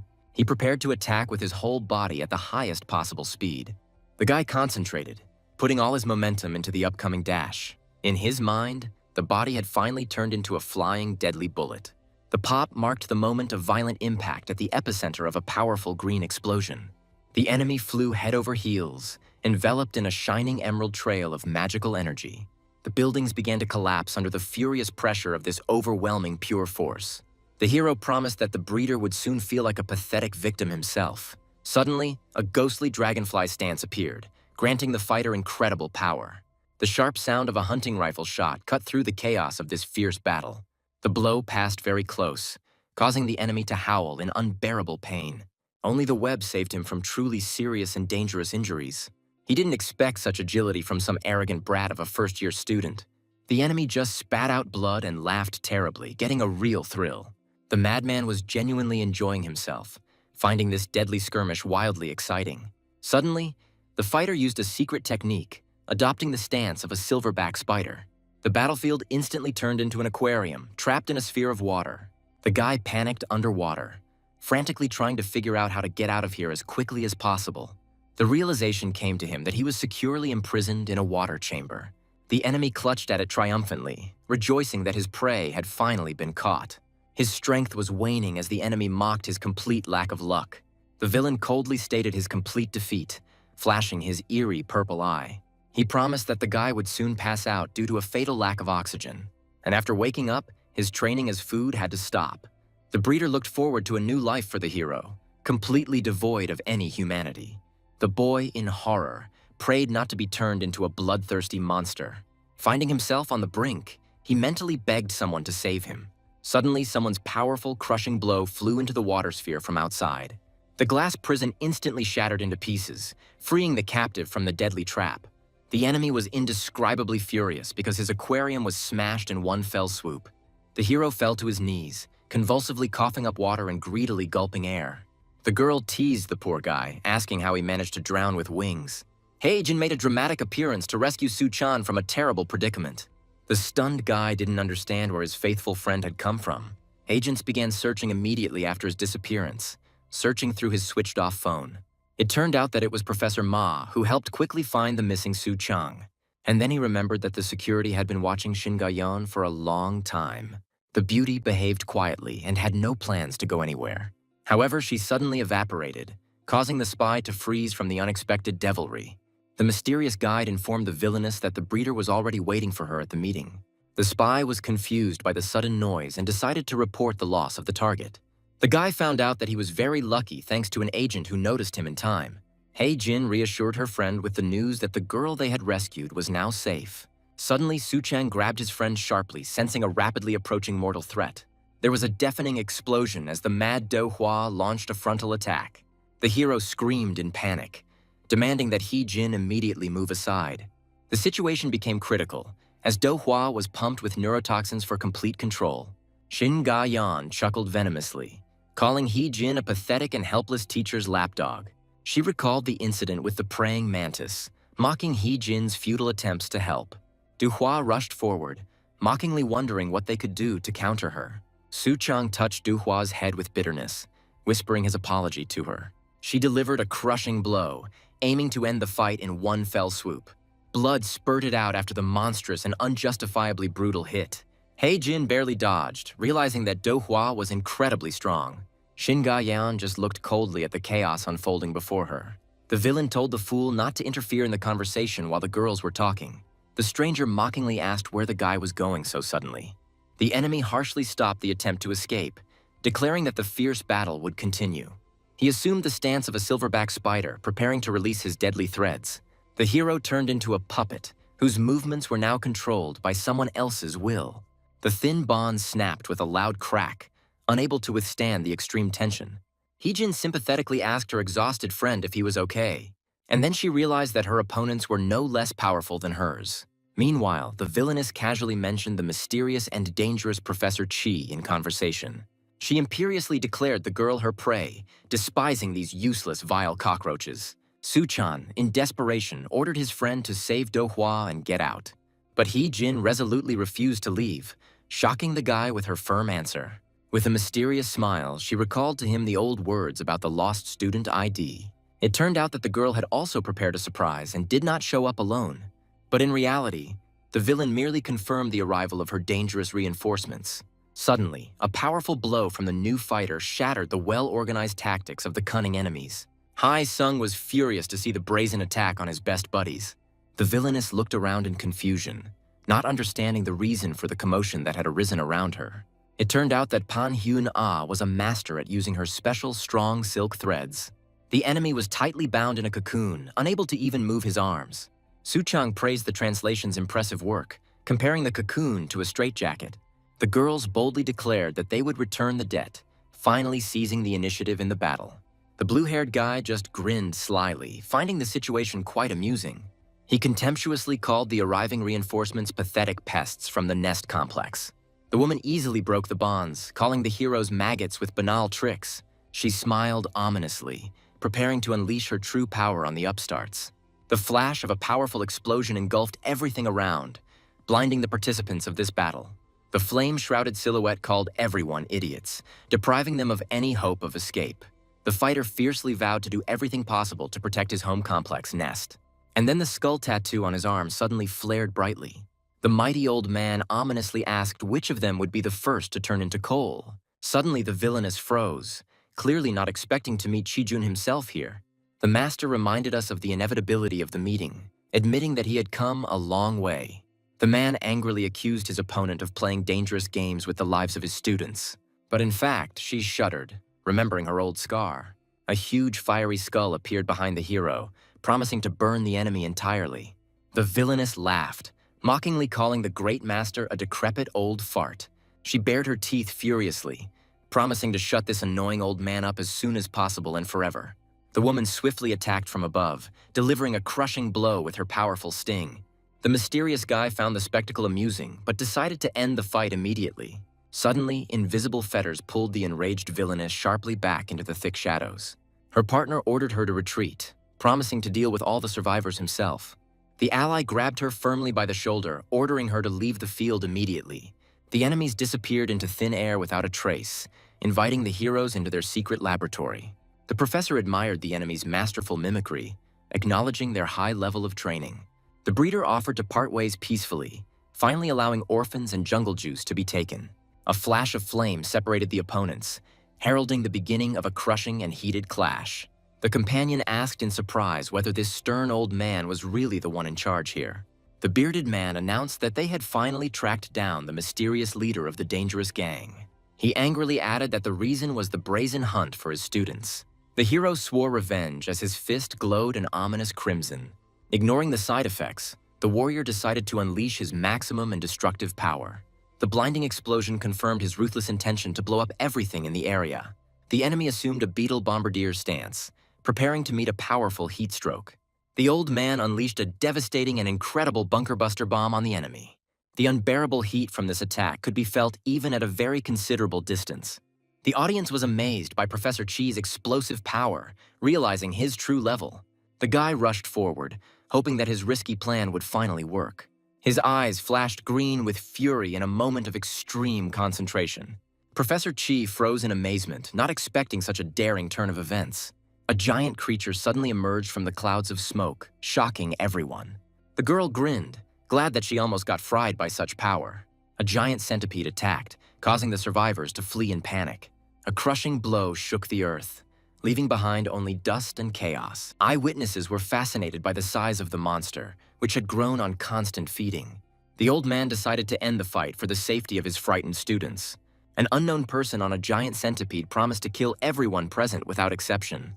The boys were horrified, wondering if this terrifying giant was another insectoid. Even the most experienced fighters were mortally afraid to approach such a monster. The blue-haired enemy decided to postpone the kidnapping, finding other important things to do. The centipede dove into the ground, and the villain said one last brazen goodbye to Nest.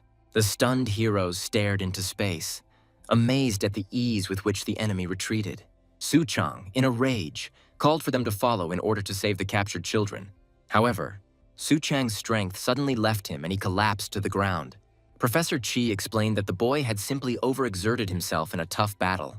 The old man was impressed by the endurance of the student who applied the complex. Professor Chi thoughtfully noted that the boy had enormous potential. Meanwhile, the night battle ended and everyone returned safely to headquarters.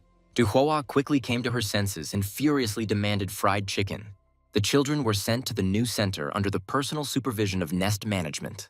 But the mysterious disappearance of the breeder and his accomplice was the most unnerving thing. The hero remembered his secret mission to protect the shelter inside Nest. The wounded friends found themselves in the same ward, recovering from the action. The bedmate was surprised to see me, since there were no free rooms left in the hospital. Suddenly they entered the room, ironically praising the hero for his nerves of steel. An angry Hai-sung almost attacked him with more threats. Hai-sung was furious because Su-chan was masterfully ignoring his angry cries. Hai-sung clung to the boy, declaring that the weak would never be happy. Su-chang suddenly realized what exactly made this madman hate everyone around him. The enemy glared at him, repeating his harsh truth about the weak. Su-chang acknowledged the cruelty of this world, but maintained his personal opinion. He thought calmly about happiness, believing that completely different things were most important. The hero's gaze darkened as he involuntarily plunged into difficult childhood memories. In the past, a little boy desperately defended his mother from arrogant debt collectors. The angry thug swung the furniture at him, pouring out all his hatred for the children. The child courageously accepted blows and harsh insults, protecting what was most precious to him. The woman hugged her son tightly as blood and debris flew around her. The boy noticed the blood on his mother's face in horror, realizing her vulnerability. Despite the wound, his mother smiled tenderly and asked him not to worry. She promised her son a happy future and confessed her endless love to him. The grown-up hero gloomily reflected on the bitter price of that long-standing promise. Guards entered the room, and the guy realized it was time for interrogation. The guards led Su-chang away as he cast a farewell glance at his friends. Finally, he apologized to Hai-sung and sincerely wished him luck. Duhua just turned angrily to the wall, quietly calling the man who was leaving an idiot. Life in the dorm continued, because all the friends were finally safe. Su-chang brushed his teeth, still worried about the children in the lab. He decided to study, but suddenly noticed a stranger in the room. Seeing Hee-jin, the guy asked in confusion what she was doing there. The guest explained that she had to climb through the window for an important conversation. Then she suddenly asked if he really slept with Do-hwa. Su-chang instantly blushed and fell into a stupor at this question. The guy was in complete shock, not believing his own ears at what he heard. And half an hour ago, Hee-jin was horrified by the news about insectoid children. The girl considered the very thought of turning children into monsters a nightmare. She dried her hair and was angry at the madmen who were committing these abominations. Hee-jin started telling a funny story about how she once overindulged. She laughed as she recalled waking up in the same bed with Su-chan. The hairdryer fell to the floor with a crash, interrupting this unexpectedly intimate story. Hee-jin froze in an awkward position, accidentally dropping the device from her hands. Then she suddenly rushed to the window, citing a very urgent matter. Her friend called out to her, asking her to convey some important message to Su-chang. Du-hwa plopped down on the pillow, deep in thought about what had happened. She vividly imagined how the guy selflessly carried her on his back. As a result, the girl decided to personally thank the savior at their next meeting. Hee-jin took one last look and finally disappeared into the night window. Hee-jin asked again if he really slept with Du-hwa. Su-chang trembled, realizing that he feared this girl more than any enemy. She cracked her fingers ominously, telling him to think carefully about his answer. The guy desperately justified himself on his knees, trying to save his life from anger. Hee-jin blushed deeply, realizing the absurdity of her furious and groundless claims. Su-chang swore that he had never even held a girl's hand before. But the guest immediately accused him of lying, recalling one personal moment. The memory reminded her of the crying boy tightly squeezing her little hand. In addition, it turned out that they also hugged each other tightly that day. Hee-jin was completely at a loss as she remembered those tender hugs from her past. Su-chang made a ridiculous excuse, claiming that he had lost his memory due to terrible excitement. He suddenly thanked Hee-jin, which left the girl completely stunned. The guy reminded her how she heroically covered him with her body in that warehouse. And he honestly admitted that without her intervention, he definitely would not have survived. Soo-chang seriously thought about how best to thank his fighting friend. Suddenly, Hee-jin moved closer, causing the hero to shrug his shoulders in embarrassment. She whispered confidently into his face that he would definitely find a way. The next day, the sun shone brightly on the headquarters, heralding great changes. The administration gathered to discuss the dean's harsh verdict after that horrific massacre. As a result, Nest officially announced the start of a total hunt for the Breeder Gang. A serious man in a suit officially announced preparations for war. The bearded man learned that a young man had leaked valuable information to them. Lee Jun-hyun, with a broken arm, waited dejectedly for the interrogation to end. The team studied the video footage of the guy whom the breeder turned away from. On the screen, the young man remained silent, not wanting to reveal the name of his organization. The goal of the mad insectoids was the complete collapse of the old social order. The sinister Holy Angel Asylum served as a factory for creating monsters. The red-haired woman knew about a secret laboratory hidden from everyone. Whole hordes of creatures trained to kill languished in bloody dungeons. The men decided to use the lead to cover the enemy's main base, the enemy's laboratories hidden on the boring black island among the rare tourists. The bearded man prepared to check the island by sending his best graduates there. They decided to send the winners of the upcoming freshman tournament on a dangerous mission. The bearded man was furious and didn't understand why they were sending the newcomers to be eaten by the bugs. The dean decided to give the newcomers a chance to be tempered in a real, tough fight. The red-haired beauty stated that there was no need to keep students in hothouse conditions any longer. The old man reminded the council in an icy tone about Shinga Yeon's tragic passing. The board decided that student safety was not a priority and it was time to grow up. The girl in red screamed at how spicy the dish was. The guy wondered if spicy food was a good idea for a thank you.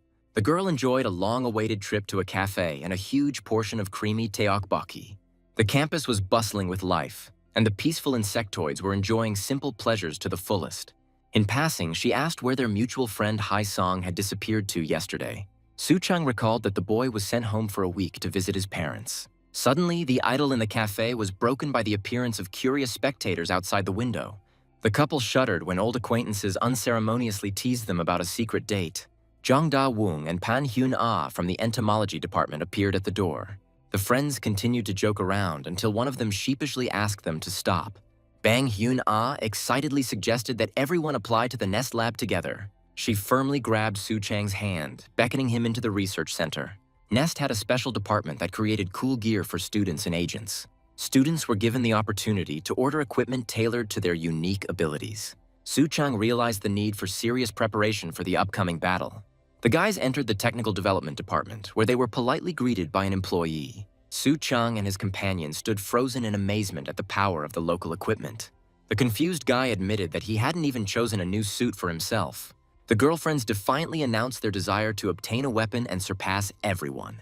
They remembered their weakness in the forest and did not want to fall behind any longer. Pan Hyun-ah is determined to become stronger in order to survive in the academy. Professor Chi warned that without strength, they would not survive to graduation. Soo-chang swallowed nervously, feeling as if his secret thoughts were literally being read. He was determined to become stronger so that he could have at least one chance. Approaching the reception desk, the guy announced that he had finally made up his mind. His companion was amazed at his sudden confidence after a recent heavy defeat. Thoughts of losing to the breeder and the dead children still tormented him. The girl remembered her attempts to cheer up her friend and realized that she had worried for nothing. She smiled tenderly, making sure that the guy was indeed okay. Someone skeptically spun the device, calling the upcoming tournament complete nonsense. The academy wondered why the dean had made such a fuss out of ordinary courses. The bearded old man coldly retorted that the talent of the newcomers was irrelevant. The old man philosophized that survival is not determined solely by ability. Soo-chang brazenly demanded that the technicians make him cool, protective glasses. The heroes descended into the creepy basement of the nursery with strange green terrariums. A random witness with a tablet decided it was best not to get involved. The blue-haired man deftly wrapped the wild girl in a cocoon of sticky web.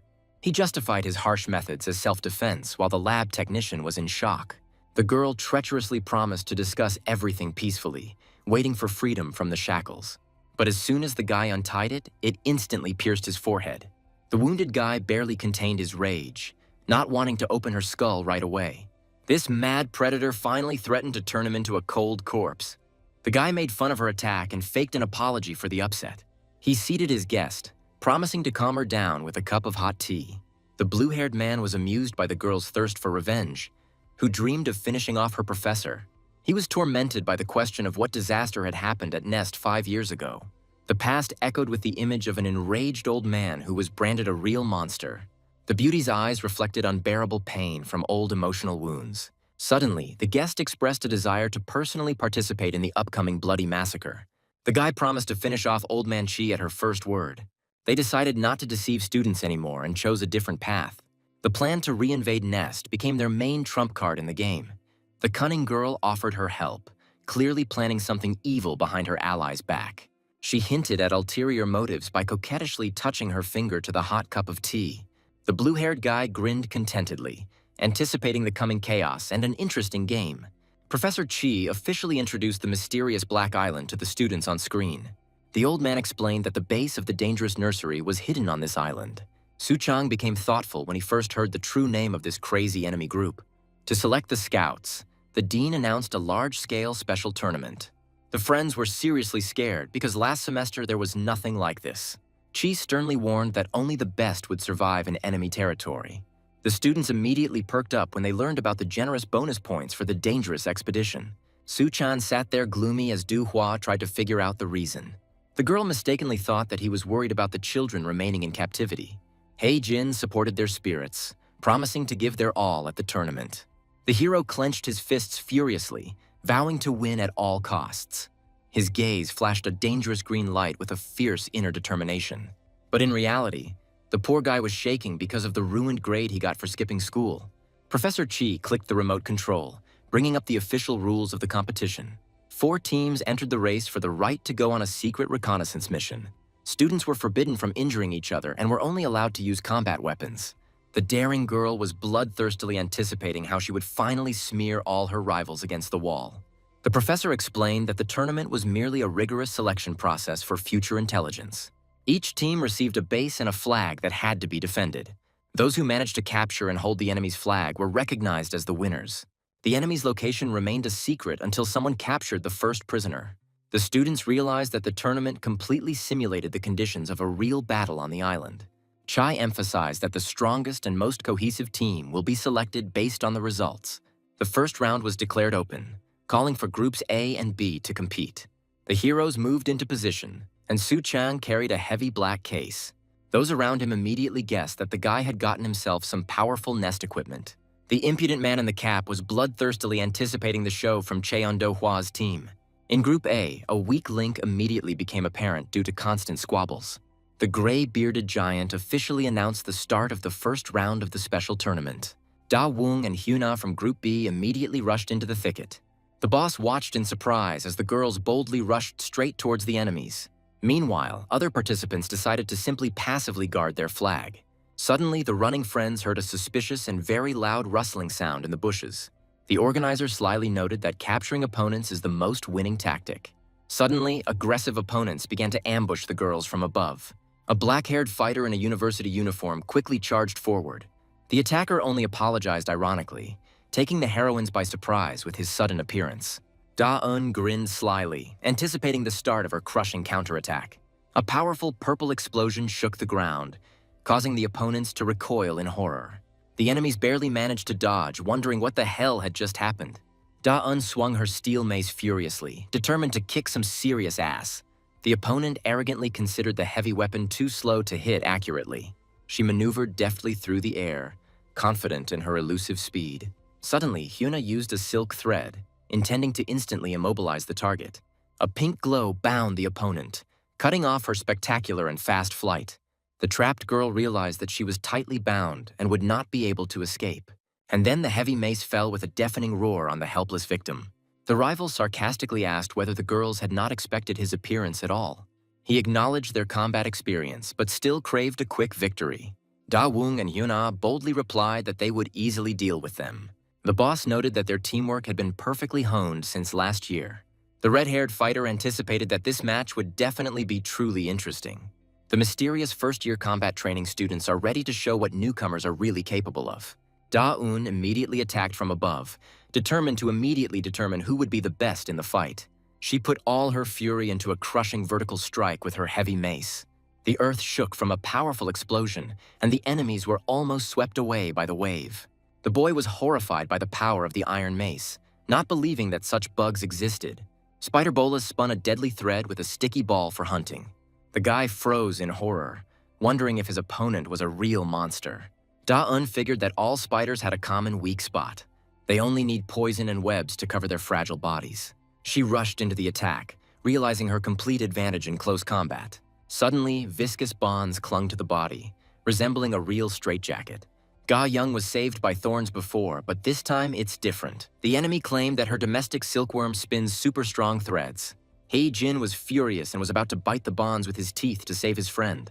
A flash of rage and a new powerful blow shook the thicket in the midst of the battle. Hei Jin was amazed at how flawless their teamwork was. The opponents planned to immobilize the girls in order to quietly capture the flag. Hyun-ah sincerely admired her opponent's strength as she hung tied up. A sudden, sharp sound made the red-haired heroine scream in horror. The captive flared up with rage and decided not to restrain her power any longer. Her gaze expressed utter shock from the realization of the madness that was happening. Da-un was stunned, unable to believe her own eyes. And then the guy realized how seriously they were in trouble. The captive quickly freed herself, causing her opponents to scream in genuine fear. She mentioned the laboratory ominously, her aura dark and frightening. She acquired a formidable weapon based on the spikes of ordinary cockroach legs. Just one furious blow with a crunching sound smashed the enemy equipment into pieces. The heavy mace shattered into pieces after an incredibly powerful collision. The black-studded brass knuckles became her new deadly tool. Da-un was dumbfounded, not understanding how her weapon was destroyed so easily. She demanded thread, but Hyuna couldn't weave that quickly. Suchang moved closer after hearing the order to act immediately. Once in the air, he suddenly remembered that he didn't have the necessary glasses. Then suddenly he realized exactly what maneuver would bring them success. The guy rushed forward at top speed, following a new daring plan. Da-un rushed into the attack, afraid of injuring her opponent but wanting to win. The observer was seriously afraid that the guy might accidentally kill his opponent. A powerful blank shot rang out, imitating the devastating attack of a hunting rifle. A correctly applied complex instantly knocked the green-haired warrior off her feet. Suchang loomed over his victim, wanting to effectively intimidate the remaining enemies. Da-un was officially eliminated from the game, finding herself in steel handcuffs. The hall watched the capture in amazement, discussing the presence of special equipment in the headman's possession. The boss appreciated the dragonfly's maneuver, noting, however, the uncertain control of its crazy speed. The guy was worried that he had gone too far while the captive trembled with horror. The red-haired partner fell into despair, left alone against the dangerous duo. Hyuna ran away in panic, dreaming only of escaping as quickly as possible. Ga Young screamed loudly, trying to warn the fugitive about the deadly precipice. But she had already flown to the very edge, not having time to brake in time. At the critical moment, she stumbled, completely losing her footing. The girl fell into the abyss with a scream, unable to cling to anything. The boss watched the incident tensely, waiting for the inevitable outcome of this fight. Suddenly, someone's hand grabbed her wrist at the edge with an iron grip. Ga Young saved her, ironically asking if her victim was now safe. Hyuna thanked Hei Jin while in a state of complete and deep shock. Suddenly, I realized that I had fallen for the enemy's pre-prepared bait. The boy and girl froze, watching the powerful explosion at the very edge of the cliff. It turns out that Hei Jin secretly returned all of the team's lost passes. Suddenly, the caring headman was handcuffed as it was a clever trap. The friends apologized, admitting that they too desperately needed Cinderella. Park Hei Jin has been officially eliminated, and Group A's base has been completely declassified. The heroines fell into a stupor, finding themselves walled up in a soft cocoon. The fighter breathed a sigh of relief when he saw that his opponents were doing well. The boss confirmed the score was tied and prepared for the start of a new stage. Meanwhile, Group B's defenders had vanished, leaving their flag vulnerable. Suchang checked his smartphone and rushed to capture the enemy flag. Suchan flinched when he heard Hae-sung's worried voice in his earpiece. The partner was breathing heavily and reported that they had made a disgraceful mess. Enemy thugs were already in full swing at Group A's captured base. The guy realized that Hei Jin had dropped out just a couple of minutes ago. It became clear that the enemy had abandoned their flag for a swift assault. The red-haired fighter tried with all his might to stop them, but lost.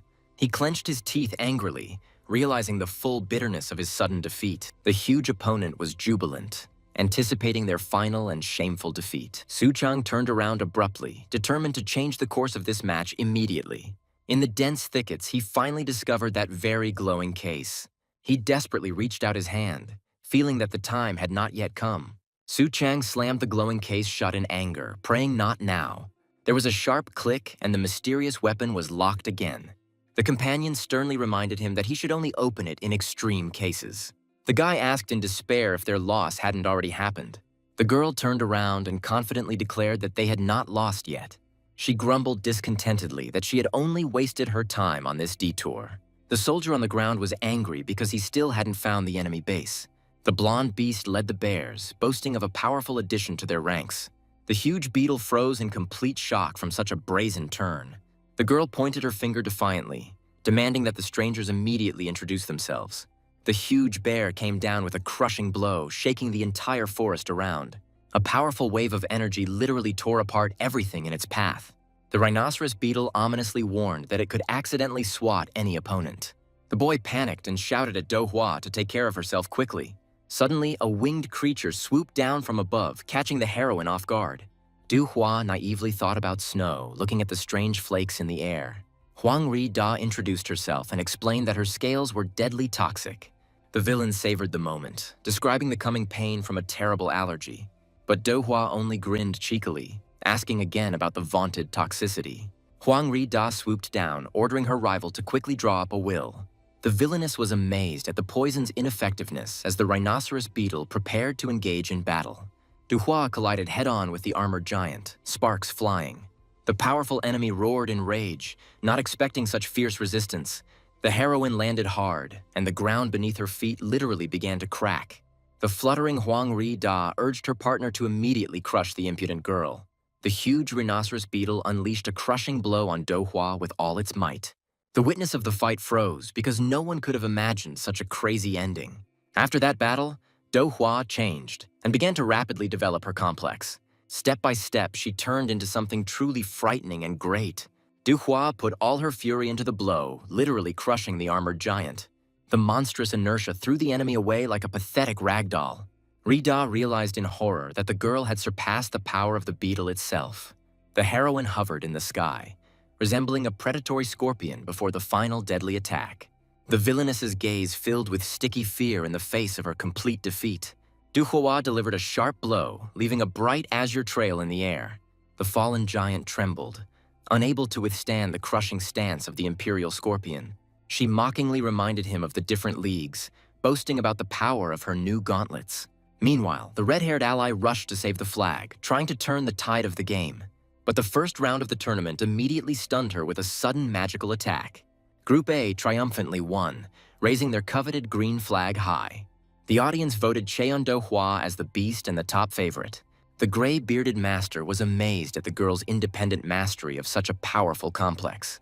Combat experience in the kennel helped this couple surprise everyone present. The brunette in the cap noted that their victory literally hung by a thread. The girls from Group D doubted their chances against tough competitors. The confident fighter only chuckled cheekily, urging them not to even doubt them. Soo-chang was tensely searching for a way out while his partners continued to argue. The boy clutched the ball in anger, remembering the old accusations of a shameful loss. He was tormented by the realization that he had once personally ruined his chance to win the championship. Bitter memories of being kicked off the football team surfaced. The insults about the useless cretin still echoed in my heart with pain. Suddenly, someone's hand unceremoniously landed on the shoulder of the guy lost in thought. A friend reminded Hai-sung that it would soon be their turn to go out. It turned out that Group D had already finished the fight and was celebrating its victory. The rivals finished off each other so quickly that no one noticed their complexes. The losing girl was carried away on a gurney, proving the frightening power of the favorites. The boys were horrified to wonder what cruelty the victors had shown to cause such injuries. The creepy Yu Chang-hong walked up to them with a swagger and greeted the team. The opponent mockingly suggested that Group A should go easier on them. Yu Chang-hong seriously reminded them of the brutal massacre of the former fighters. He brazenly touched Cheon-do-hwa, urging his opponents to play softly.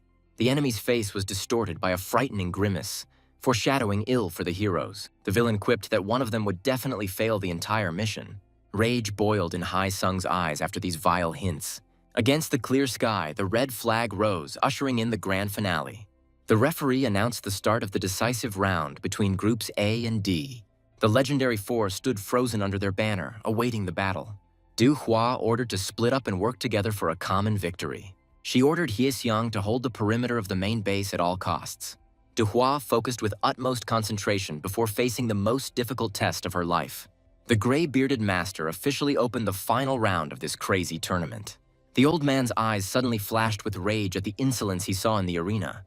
Cheon Do-hwa suddenly grabbed the guy by the chest, completely stunning him. She provocatively demanded a kiss, causing Su-chan to fall into a stupor. Chang Hong smugly boasted to his partner about his cunning and secretive technique.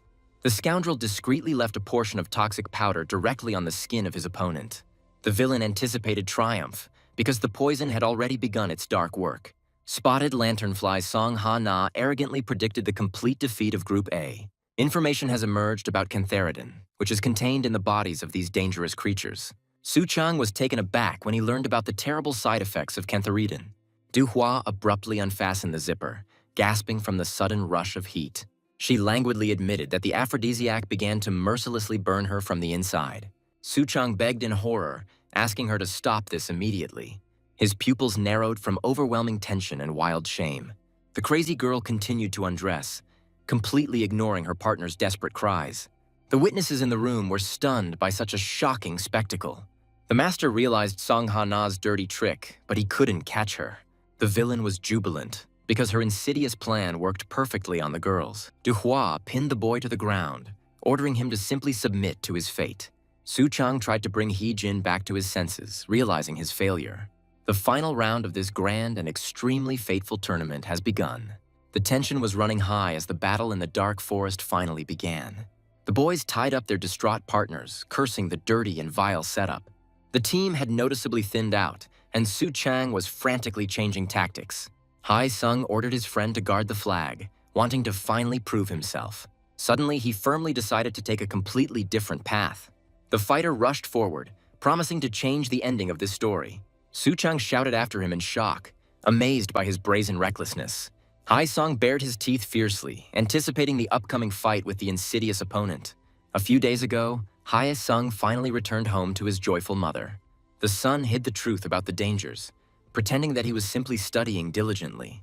The mother recalled with horror the visit of the men in black who demanded silence. Looking at him anxiously, she only wished her son good grades. Meanwhile, she asked whether his legs would be healed for his excellent achievements. The boy was taken aback, and his mother showed him some old football shorts she had found and washed. She believed that he would wear them when his body became normal. Looking at the photo, Hae-sung realized how much he missed sports. The hero dreamed of going out onto the field again and correcting all his past mistakes. Now he was training hard to finally turn his dream into reality. Hae-sung gritted his teeth, dreaming of quickly getting his hands on the mysterious Cinderella. Suddenly, a swift attack came down on him from the dense thicket. The enemy suspected an ambush when a blinding flash of light hit him in the face. The enemy used the cicada technique, causing Hae-sung to curse furiously in response. The boy ran madly through the forest, determined to become the best. He promised himself to surpass his competitors at all costs. Hae-sung launched a powerful punch, striving to be stronger than absolutely everyone. The opponent was frightened when he recognized the guy's equipment as secret laboratory developments. The battle in the forest became more and more intense with each new movement. A strange signal sounded, and Hae-sung turned around in alarm. Hae-sung snapped the handcuffs shut, reminding his opponent of his serious intentions. He defeated Gu Mo-jin, finally discovering the location of the enemy base. The guy looked at the map and told his enemies to wait for his arrival. Hae-sung stormed into the area, wanting to take this round for himself. The hero frantically searched for the flag, not understanding where the entire base had gone. The surrounding emptiness seemed to him extremely strange and suspicious for a camp. The navigator confirmed the coordinates, but all that grew around were thick weeds. Suddenly, someone's powerful grip grabbed his leg like a death loop. Hae-sung was stunned into silence, unable to process the swift attack from below. A thunderous explosion threw the boy into the sky, interrupting his search for the flag. The enemy brazenly grabbed the hero, mocking his outrageous self-esteem. Hae-sung was harshly driven into the ground, called useless ballast for the team. The enemy grinned predatorily while the hero, in shock, tried to comprehend what was happening. Hae-sung suddenly realized that the enemies had been cleverly hiding underground all this time. A girl in a helmet flew out of the rift, unleashing a furious attack on him. It turned out that her combat complex was a mole cricket, whose paws were ideally designed for digging the ground. Jung Yoon-ji boldly confirmed that hiding the base was as easy as pie. She explained that the underground lair was the best way to protect the coveted flag. Hye-sung spat out dust, deeply impressed by the simplicity of their plan. Yoon-ji declared that the hero's team was trapped and doomed to defeat. The enemy struck furiously, screaming that it was all Hye-sung's fault. The hero listened to the taunts about his uselessness, clenching his jaws in anger. He rushed into the attack, ordering the impudent fellow to finally shut his mouth. The enemy rejoiced, because the guy thoughtlessly rushed straight into his trap. The enemy swung for the final blow, which was supposed to be decisive. The light suddenly disappeared, leaving the disoriented hero in a frightening darkness. The boy screamed hysterically as blood suddenly spurted from his eyes. The audience in the hall shuddered at the nightmarish spectacle on the big screen. While the professor was indignant, the culprit meanly justified himself by saying that he had miscalculated his strength. The scoundrel grinned mockingly, hiding behind a false concern for Hye-sung's health. The old professor sternly doubted that the terrible injuries inflicted on the hero were accidental. The sadist stomped demonstratively next to him, causing the blinded Hye-sung to shudder in horror. The impudent fellow mockingly remarked that the guy turned out not to be so cool after all. He laughed as he recalled the previous victim, sobbing in the pitch darkness. The torturer cynically declared that absolutely any means were good for the sake of the long-awaited victory. Remembering the cruel law of the jungle, he decided to finish off his defenseless enemy. The clanking of handcuffs was heard as the sadist haughtily praised the hero for trying. Suddenly, a threat emerged from the blinding light, causing the scoundrel to freeze in shock. Hye-sung lunged forward, cutting through the air with a furious burst of green energy. The shocked enemy recoiled, not understanding what the hell had just happened. The scoundrel in the cap was taken aback by the incredibly fast attack of the new opponent. The mysterious hero grabbed the handcuffs from the villain at breakneck speed. The guy in green glasses apologized to Hye-sung for the delay. He used the dragon eye technique, preparing for a crushing blow. The plot rolled back, showing a strategic map of the group's movements. An ally received a message that Hye-sung had successfully found the enemy base. Seeing his friends unconscious, he realized the seriousness of the situation. The hero firmly decided not to leave his friend alone in trouble. The guy put on a mask and prepared to storm the enemy positions. A flash of emerald light marked the activation of his true combat power. The guy was stunned by the coolness of his new eyes, enhanced by powerful lenses. In the morning, at the laboratory, he was officially presented with the equipment and permission to use it. The hexagonal grid in the glasses pushed the potential of his faceted vision to its limits. The employee slyly asked him to guess the purpose of the mysterious regulator on the frame. Having learned about the side effect in the form of terrible nausea, the hero was quite shocked. The gray-bearded professor shouted Su-chang's name in a rage, interrupting the lecture. Meanwhile, he was busily fertilizing the tree, suffering from nausea. He frantically fiddled with the settings, trying to quickly return his vision to normal. Finally, the haze cleared and the picture before my eyes became perfectly clear. Su-chang suddenly soared into the sky, rushing to Hye-sung's rescue. Su-chang decided to take off, trying to come to the rescue as quickly as possible. He rushed forward at full speed, literally cutting through the forest thicket. At Group D's base, the enemy sarcastically remarked on the usefulness of the new toy. Meanwhile, the enemy coldly stated that Su-chang was fatally late. Poor Hye-sung lay on the ground, blinded and bleeding. The enemy mockingly ordered the hero to abandon his useless blinded comrade. Su-chang furiously promised the enemy that he would be his next target.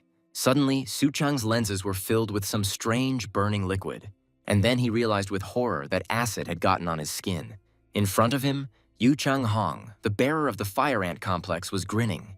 The fire ant has proven to be extremely dangerous if it comes into close contact with the face. These insects spray a caustic acid that can instantly blind an unwary enemy. The poisonous stream aimed directly at the eyes, threatening to permanently damage the nerves. Su-chang understood everything immediately, because the strong glasses saved his eyesight. The villain froze in shock, not expecting such a furious reaction from the target. The hero counterattacked with lightning speed, calling the enemy's speed shamefully slow like that of a snail. The battered ant cursed, amazed by the guy's incredible speed and power. But even while bleeding, the scoundrel only grinned, not caring about the wounds he had received. Su-chang commanded imperiously to close the passage, wanting to end this fight as quickly as possible. He loomed over his opponent, sternly ordering him not to even make a move anymore. Outside, the ally was blocking the exit from the cave with rocks, cutting off any escape routes. The hero thought that the daytime dragonfly would have a very hard time in complete darkness. There was impenetrable darkness all around, in which he could see absolutely nothing. The boy naively hoped that his enemies were also blinded in this thick darkness. Suddenly, a ferocious enemy emerged from the shadows, delivering a swift and powerful blow. The villain grinned terribly, because ants underground see everything just perfectly. The enemy rained blows upon him, mocking the dragonfly's inability to navigate in the dark. The hero pushed off sharply from the ground, deciding to immediately take off and break the distance. Suddenly, a girl emerged from under his feet and grabbed his ankles tightly. He froze in shock, realizing that enemies were waiting for him even underground. His cool glasses suddenly became covered in slime, becoming a completely useless accessory. In this viscous darkness, any devices finally lost their former effectiveness. The audience in the hall became restless, wondering if Su-chan had lost because of the darkness. The stern veteran discussed the inevitability of a clash with the most unfavorable combat conditions. He understood that now the fate of the battle would be determined only by the hero's inner fortitude. The most important thing turned out to be the ability to quickly adapt and survive in an absolutely hopeless situation. The grinning enemy shook his handcuffs, thinking that the headman was already finished. Su-chan cursed, realizing his complete helplessness in conditions of zero visibility. But then his gaze flashed decisively. It was time for the last resort. The hero prepared to use his special attack, promising to give his enemies a real nightmare. Su-chan remembered asking for regular glasses but getting a super gadget. A special regulator limited the dangerous potential of this advanced device. Removing the restrictions gave an advantage, but made the hero feel sick. The guy took a risk and instantly sped up in the darkness. The astonished enemy lost him when the hero suddenly disappeared. Enhanced facet vision allowed Su-chan to deliver a precise strike. The girl in the helmet screamed in fear from the unexpected and powerful attack. The hunt began, and now he could see his enemies much more clearly. The villain froze in shock, not understanding the reason for the sudden transformation. The little girl cried, wondering how the blind boy had managed to track them down. Su-chan hit his enemy hard, causing him to howl in pain. It turns out that dragonflies are great hunters even in the deep twilight. Special whites in their eyes allow them to see in pitch darkness. The glasses' enhanced vision gave the boy a huge advantage in the cave. Su-chan received the powers of an insect, although he felt very sick. The poor enemy, in horror, asked him to stop, not believing his eyes.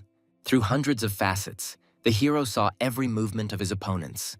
While the audience was bored in the darkness, real horror began inside the cave. The cobblestone at the entrance to the cave shattered into pieces with a wild roar. A blinding column of light pierced the sky, marking the hero's spectacular entrance. The moth girl froze in shock as a bright light cut through the cave. The audience in the hall was literally speechless at the spectacle they saw. The old man noted with satisfaction that the special glasses had worked as they should. Su-chan finally saw the light and put all his strength into a crushing blow. The enemy shot out of the cave like a bullet, soaring high into the blue sky. Yu Chang-hoon has officially dropped out of the race, suffering a complete defeat. The team panicked and shouted at Yoonji to immediately defend their flag. The little girl almost touched the target, but suddenly realized her powerlessness. Su-chan instantly caught up with her, crushing her defense with one precise move. Then the moth took out a poison gun, deciding to use her last chance. Moth fired a special tranquilizer designed specifically to suppress such parasites. The deadly dart whistled through the air, heading straight for Su-chan.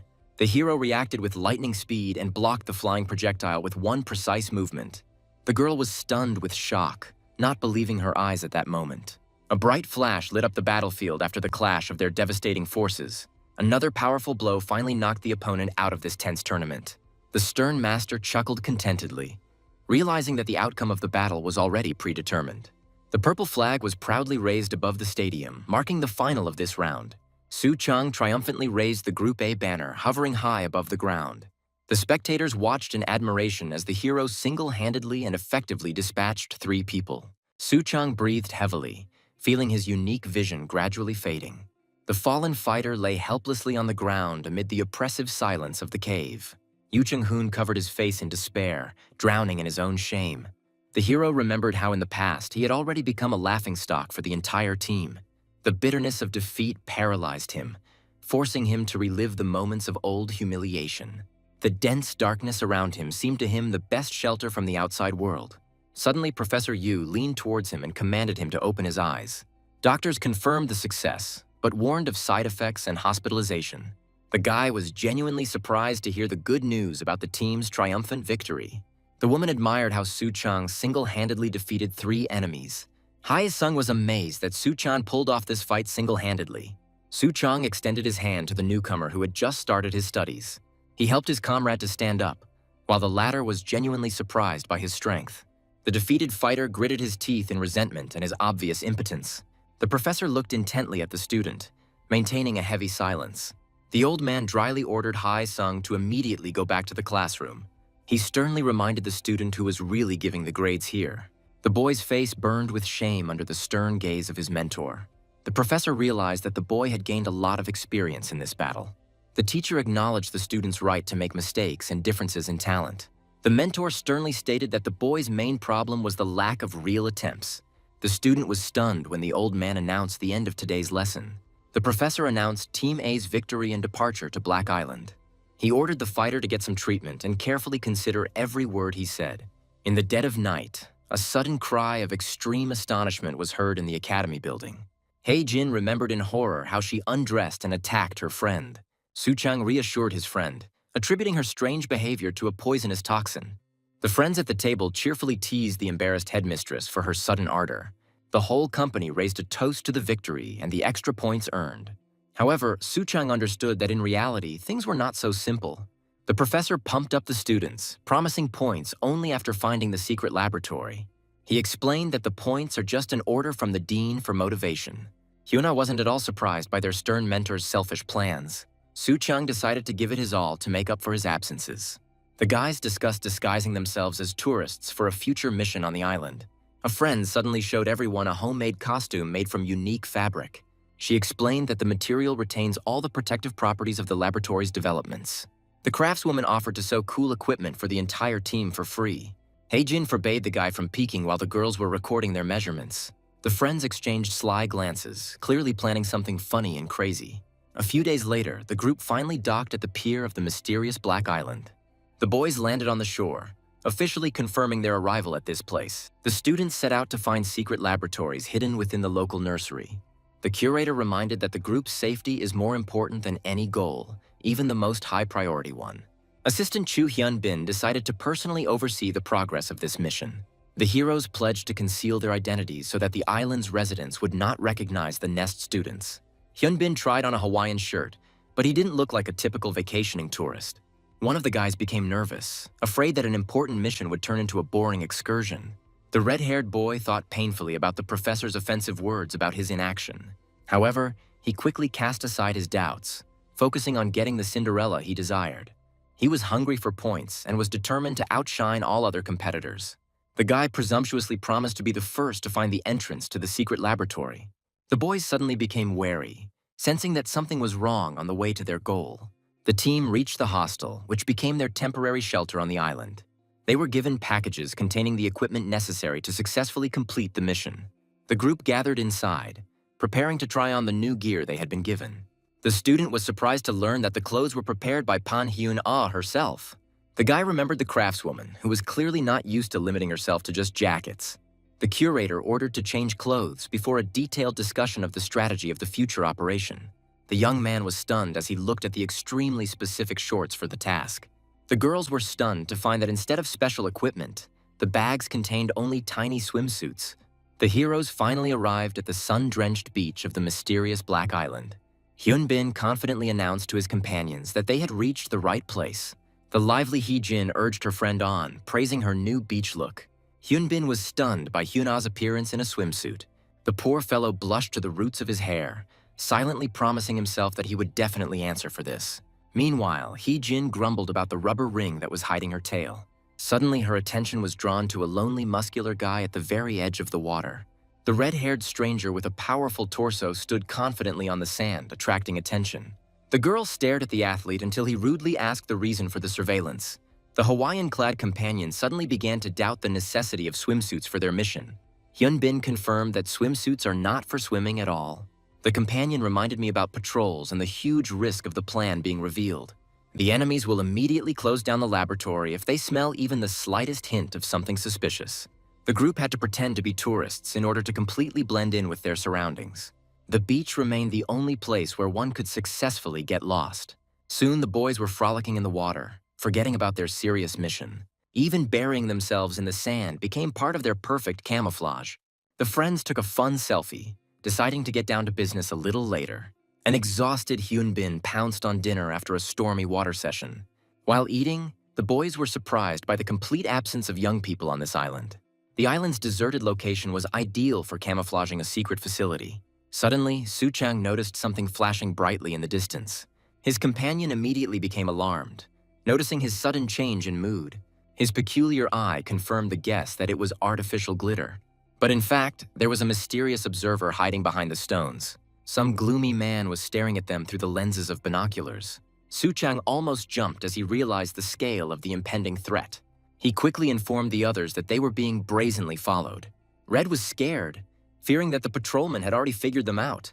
The whole gang immediately tensed up, expecting the worst possible outcome. The suspicious old man in the cap kept his eyes on the heroes through binoculars. Finally, he put the device away, maintaining an extremely stern expression on his face. The stranger walked away, and the boys noted his departure with joy. The company under the umbrella breathed a sigh of relief, glad that the meeting had ended successfully. They recognized him as a laboratory patrolman, but were afraid to follow him now. The team decided to return to the hostel and gather strength before the sortie. The red-haired guy looked into the distance with concentration, preparing himself for the serious matter of tomorrow. A quiet hostel on the rocks became their refuge in the rays of the setting sun.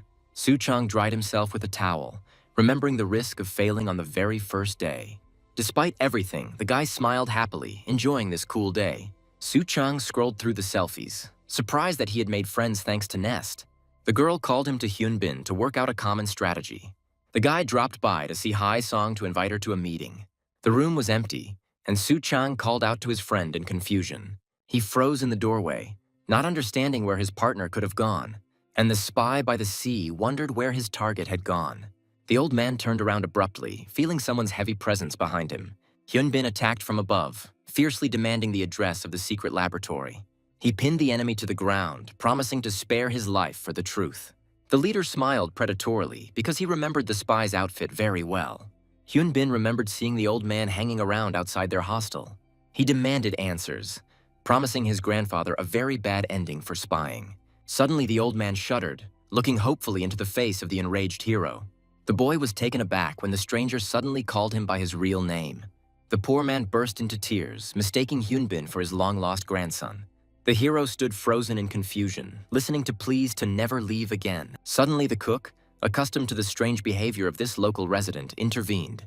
Hyunbin dropped his foot in confusion, not knowing how to react next. The cook advised not to get angry at the grandfather, whose mind had long since become clouded. It turns out that the unfortunate old man with dementia sees his grandson in every tourist he meets. The man confirmed that the old man was expecting a grandson named Kang Hae-sun.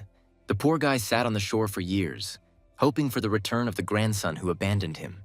The boy told everyone to leave, realizing the bitter truth about the fate of the lonely old man.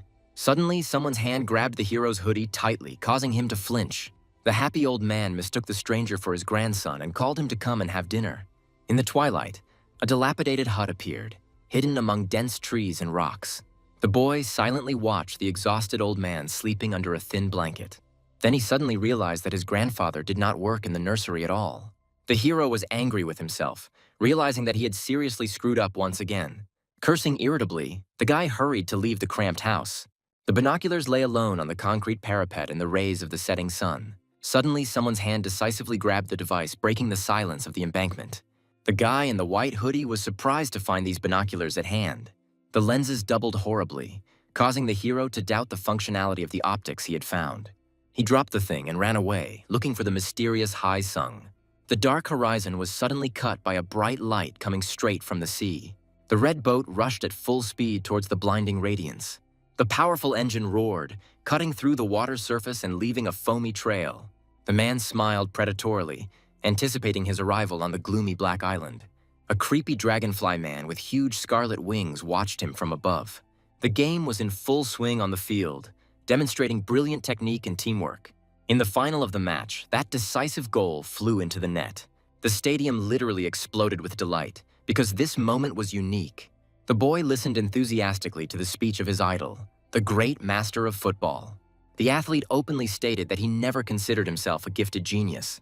The child realized that the desire to play is enough to succeed. However, in the first match he failed, letting down his entire team.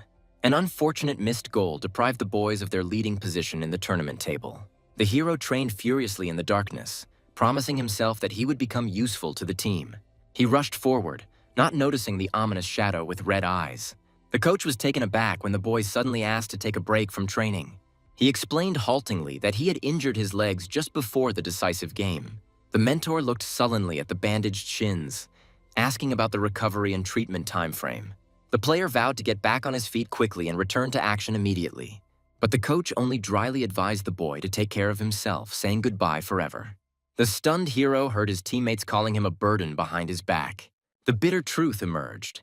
He was blamed for the shameful loss at the regionals. Once at Nest, the boy panicked and called for the professor through the closed door. Outside the door, Professor and Ga Young were planning to replace the worthless student. The team was determined. Anyone would do except Hai Sung. Hai Sung shot up from his bed, choking on the sticky nightmare. He breathed heavily in the darkness while his partners were dreaming their 10th sleep. The guy grabbed his hair, hoping to quickly forget these terrible images. The night hostel seemed quiet, but a storm was raging in the hero's head. The following days were spent in an exhausting search throughout the mysterious island. The boys searched every bush but did not find a single clue. Haya Sung's face darkened visibly, feeling time slipping away from them. Meanwhile, he spent hours hypnotizing the sea, sitting on a cold boulder. In the evening, seafood sizzled on the grill, slightly easing the tense atmosphere. Ga-yeon grumbled that old man Hae Seong was just an ordinary grandfather and that searching was useless. Ga-young doused Lee Jun-hyun with a drink, suspecting him of blatantly lying. She stated sarcastically that her hand had accidentally slipped at the hottest moment. Meanwhile, the girl asked which way Hae Sung had gone again. Du Hua began to wipe her friend's face, seriously concerned about Hae Sung's condition. His friends wondered if his odd behavior was a side effect of an eye injury. Ga-young went quiet, even though she was usually the first to tease the poor guy. She knew that all his feelings were always written right on his face. Meanwhile, Hae Sung was slowly walking along the shore at sunset. The hero looked unusually gloomy, completely immersed in heavy thoughts about the future. Soon he returned to his old place without taking his eyes off the sea. Hae Sung tried to persuade his grandfather to leave since there were no boats at that hour. The old man stubbornly insisted that his grandson would definitely return, as he promised. The boy grumbled about the cold, but the grandfather flatly refused to leave the shore. Hae Sung bitterly recalled the time when he desperately wanted to be needed by someone. The memory of how he exhausted himself for the sake of his team's success came to light. He clenched his fist painfully, cursing his former helplessness and weakness. The hero cruelly explained that his abandoned grandson would never sail back again. He shouted in rage that the old man had simply been betrayed and left alone. The cruel world always throws overboard those who have become a heavy burden. Hae Sung grabbed his grandfather, demanding that he stop this pointless and long wait. Hae Sung noticed that his grandfather had finally passed out right there on the rocks. He silently looked at the sleeping man, feeling a pang of conscience for his screams. A passing cook asked if the old man was torturing the boy. The man offered to take his grandfather home before he became completely ill. Hae Sung trudged towards the house, wondering why he had yelled at the poor guy. Grandfather's hut lurked in the silence of the night, hidden from prying eyes. The hero delivered his grandfather and unexpectedly saw a forgotten smartphone on the floor. He sincerely did not understand why his grandfather did not call his grandson himself. Hae Sung put the dead phone on charge, deciding to examine the phone. Suddenly the screen flashed, revealing something completely shocking to the guy. Hae Sung was truly stunned when he realized that the mobile phone belonged to his grandfather's grandson. He rushed to his own people because there was no time to delay with such news. Suddenly, a terrible monster with blazing scarlet eyes emerged from the shadows. Ga Yeon was already seething on the shore, wondering where this weirdo had disappeared to again. She dreamed of finding a partner and teaching him a proper lesson for skipping classes. A sudden gust of wind tousled her hair, causing the girl to instantly become alert and turn around. A mysterious silhouette appeared right behind her, giving Ga Yeon a feeling of dread. The enemy attacked with lightning speed, cutting through the night air with bright flashes of bloody energy.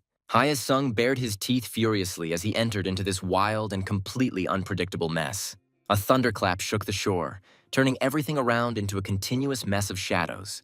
The red-haired guy dodged sharply, leaving behind only a dusty trail.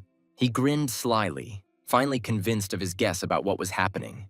The appearance of a huge, muscular insectoid confirmed the existence of a secret laboratory. The long-haired girl turned around in bewilderment, sensing someone's frightening presence.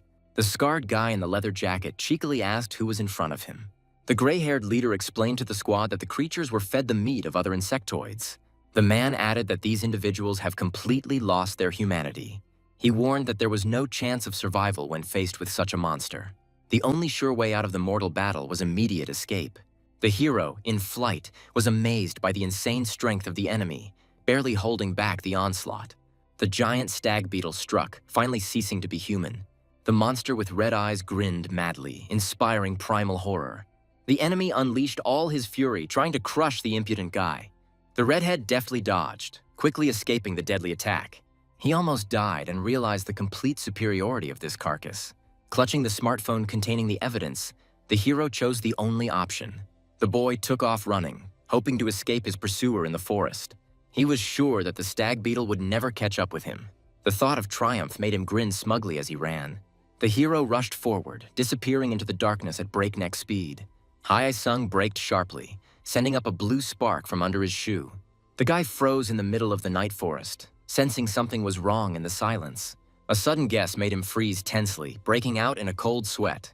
The hostel residents became worried when they noticed that Do-hwa was still missing. The friends in the kitchen wondered about the reasons for the escape while the phone buzzed. The girl with pink hair recognized Hae-sung's cell phone on the table. The friend in the bright shirt realized that the guy had forgotten his connection at home. It turned out that Do-hwa had already gone into the forest to look for her missing friend. The insectoid monster's heavy paws landed with a crash on the dark path. The monster admitted with annoyance that its prey was incredibly fast and agile. The stag beetle unceremoniously broke into someone else's house, destroying everything in its path. The monster's red eyes gleamed ominously, obsessed with bloodlust and commands. The creature reached out to the sleeping old man, planning to replenish the boss's quota. The giant froze over the defenseless victim, sensing Hae-sung's sudden appearance. The guy appeared in the doorway, doubting the worthiness of choosing such a target. The redhead boldly called the monster to him, openly mocking him. The insectoid was delighted, deciding to bring the boss young prey instead of the old man. The monster rushed furiously at the guy, wanting to immediately grab a living target. There was a powerful jolt, and the ground literally exploded under the feet of the fighters. Hae-sung soared upward, deftly avoiding the deadly blow of the giant horns. Hae-sung unleashed a swift, shining blow from above at the enemy. A powerful column of light literally pierced the carcass of a huge stag beetle. The boy deftly jumped away when the monster tried to grab him with its paws. He realized that the creature wanted to drag him into a secret laboratory. The hero planned to escape with the evidence, but suddenly remembered the old man. The helpless old man was trembling and crying in horror at that moment. Hae-sung called him an old fool, but he couldn't leave. He firmly decided that he would never abandon his grandfather. Red turned in the air and rushed back into the thick of the battle. The guy cursed under his breath, realizing that he had gotten himself into a dangerous adventure. Redhead understood that he had to stand firm and put all his rage into the blow. He rained attacks on the brute, trying to break through his tough skin. Suddenly, a bloody flash tore through the space, foreshadowing trouble for the fighter. The guy flew to the side, wincing from sharp and sudden pain. He was angry about the poison and the wounds, surprised by the severity of this university. The fighter was puzzled why his precise hits did not leave even a scratch. Looking around, he missed the moment when the monster jumped from above. A crushing blow shook the earth, blinding everything around with a flash of furious energy. The enemy flashed like a shadow, mockingly taunting the youth and inexperience of the victim. The monster grabbed the hero with a death grip, triumphant that its prey had been caught. The poor guy blamed himself for the failure while the monster squeezed his skull. Even on the brink of death, he could not get the past out of his head. The creature was already looking forward to dinner, and the hero was only angry at his weakness. He remembered past grievances and vowed never to be a loser again. The boy, with the last of his strength, fiercely grabbed the paw of this terrible giant. A glint of determination flashed in his eye. It was better to die than to live as an eternal outsider. Suddenly, he used his enemy's arm as a support for a mad leap. With a swift spin, he tried to change the balance of power in his favor. Pushing off the monster's forearm, the guy literally shot himself into the sky. and then he flew so high that the monster remained far below. The redhead fell down, realizing that his plan might not work. The monster saw the target and prepared to crush the boy in an instant. The giant bared his teeth, wanting to catch the young man and end it immediately. Suddenly, a powerful green slash blinded the enemy, piercing his flesh right through. The severed parts of the terrible horns fell with a whistle onto the damp ground. The fighter landed confidently, causing the ground to shake from the weight of his steps. Wiping away the blood, he felt that he had finally done everything absolutely right. The boy stood in the emerald flame, determined to fight until the scarlet dawn. Blinded by rage, the enemy roared, promising to deal with him and provide evidence. The redhead only flashed his eyes coldly for the sake of his team's overall victory. The giant roared in unbearable pain, having lost his precious claws. Red himself was surprised by his own power, looking at the result of the fatal blow. His legs sparkled with the deadly green glow of an impending attack. Suddenly, the sky was covered in a bloody haze from the furious clash of opponents. The crushing blow shattered everything, painting the battlefield scarlet. The guy rushed forward, determined that he could finish off this bastard. He moved so quickly that he left behind only blurry shadows. And then he delivered a stinging blow, piercing the defense of the maddened enemy. But the giant managed to react and grabbed his leg with a death grip. Meanwhile, the fighter did not lose his composure and landed a counterpunch right to the jaw.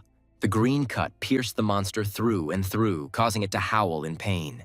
The redhead deftly jumped to the side, preparing a place for a new maneuver. He believed in success and again rushed to attack the enemy. The giant froze in horror, realizing the power of his seemingly weak opponent. The guy advanced, firmly declaring that he would definitely deal with this monster. I remembered the nature of the grasshopper, a cruel and ferocious predator from the insect world. Some species have evolved much further than their smaller, more common cousins. Thanks to the phenomenon of gigantism, these creatures have turned into real deadly machines. Isolation forced island insects to become enormous for a chance of survival. Cha Hai-sung's strength also transformed, becoming his perfect trump card.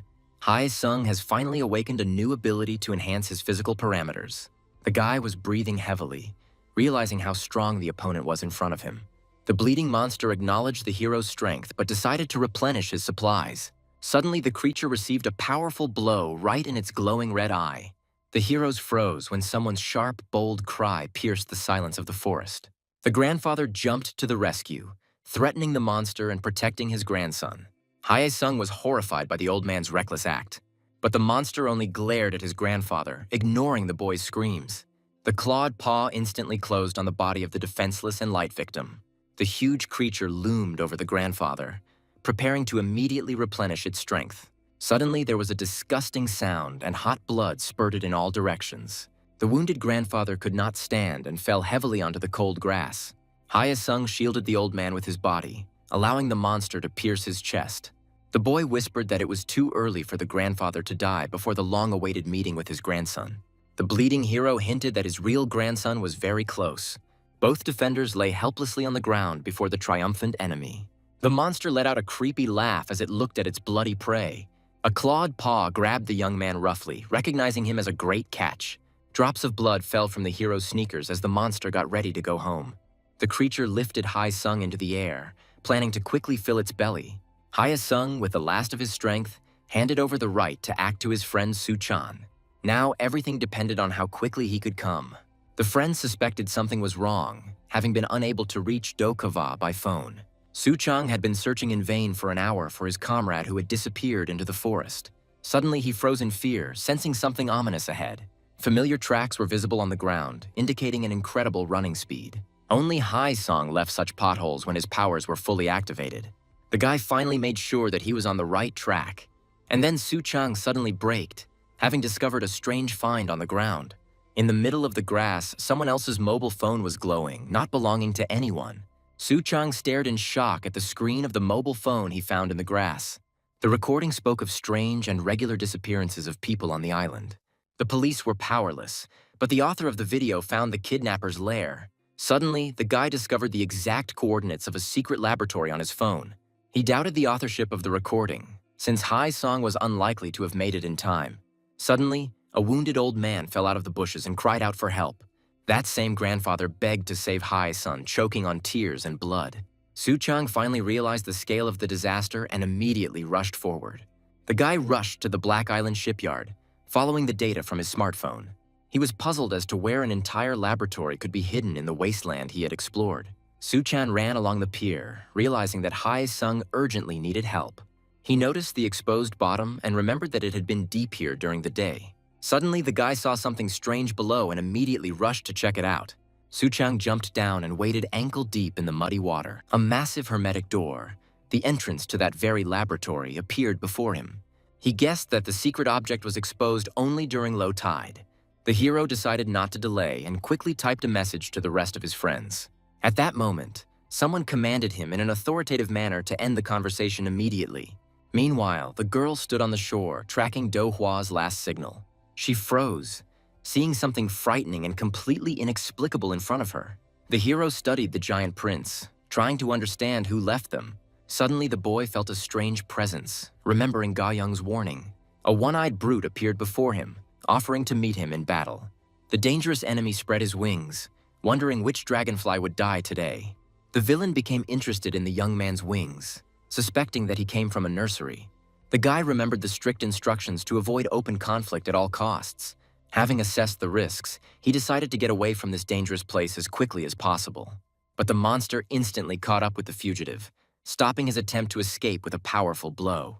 The attacker unleashed a flurry of attacks, forcing the young man to dodge with all his might. The enemy was genuinely surprised by the furious speed of this small and agile dragonfly. One Eye contemptuously compared the boy to the Scorpio girl, mentioning the pests of Nest. The hero became furious, demanding to know what happened to Dohua. He cynically called the beating of his girlfriend an ordinary short, friendly brawl. The villain admitted that he had miscalculated his strength, turning Dohua into a mess. And then he mockingly asked if the guy wanted revenge. The enraged hero rushed forward, shouting curses at the bastard. But the enemy instantly intercepted his hand, harshly stopping the attack. The brute delivered a crushing counterblow, knocking the wind out of the young man. The powerful collision produced a bright flash and a deafening roar. The guy fell like a stone, hitting the water with enormous force. The guy spat out water, acknowledging his opponent's colossal physical superiority. Suddenly, the enemy grabbed the hero again, stopping any attempt at resistance. The one-eyed man mercilessly pushed the young man into the water, not giving him a chance to swim out. Another blow turned the calm surface of the water into a fountain of spray. The hero was barely staying afloat, wondering how they had tracked him here. The villain coldly declared that the boy would not leave this place unharmed. The scene suddenly changed to the view of a massive door into some secret bunker. A red-haired prisoner with green eyes came to his senses in the dungeon. The wounded boy suddenly flinched from the sudden noise outside the cell door. He struggled to figure out exactly when he lost consciousness and was caught. Red realized that he had lost to the monster and found himself in heavy shackles. He realized that he was locked in a cramped and gloomy cell. A cellmate reported that they were in a creepy secret laboratory. Ant-Man apologized for curing the hero without asking. In the darkness, only the endless and mournful clanging of chains could be heard. The boy winced as he saw the crowd of mutilated jungle juice victims. The captives told how scientists turned them into terrifying hybrids. Red wanted to come closer, but he was warned of danger in time. Suddenly, a frightening gnashing of hungry jaws was heard from the neighboring cage. The hero was horrified to realize that the crazed insectoids were being fed human flesh. The ant explained that the next cage was where they kept those who had finally become monsters. And he cold-bloodedly called the people in this cell simply future prey. Suddenly, the doors opened and the overseer announced the time for the terrible harvest to begin. The stranger walked inside, casually inquiring about today's menu. Red was horrified to recognize the executioner as the good-natured owner of a local fish shop. It turned out that this merchant was spying on the island for the nursery workers. The guy realized that it was this sneaky swindler who had handed him over to his enemies. The butcher dragged the first victim to the slaughter, not listening to the piercing screams. The hero rushed forward in rage, demanding that this madness be stopped immediately. But the damned chain on his leg harshly stopped his attempt to intervene. The redhead screamed furiously at the cowards, demanding that they immediately save their comrade. The jailer with the chains suddenly turned around, remembering the important matter. The insectoid was stunned when he heard his name, Kang Hai-sun. It suddenly turned out that this guy was the grandson of that very old man. From behind the gloomy bars came only a short and heavy confirmation. The hero persuaded Hae-sung to run away for the sake of his grandfather who was waiting for him. The bitter truth about the impossibility of escape left the guy literally paralyzed. Unbreakable shackles and terrifying monsters made any attempt suicidal. The plan to use the abilities ran into a wall of fear and hopelessness. Only broken weaklings gathered here, having become food for monsters. Red offered to take a chance, mentioning a secret place called Nest. Sung just trembled, repeating that he had lost his will to live. He cried, not understanding when they had become monsters. The boy was stunned, deafened by the sounds of mass sobbing in the dark cell.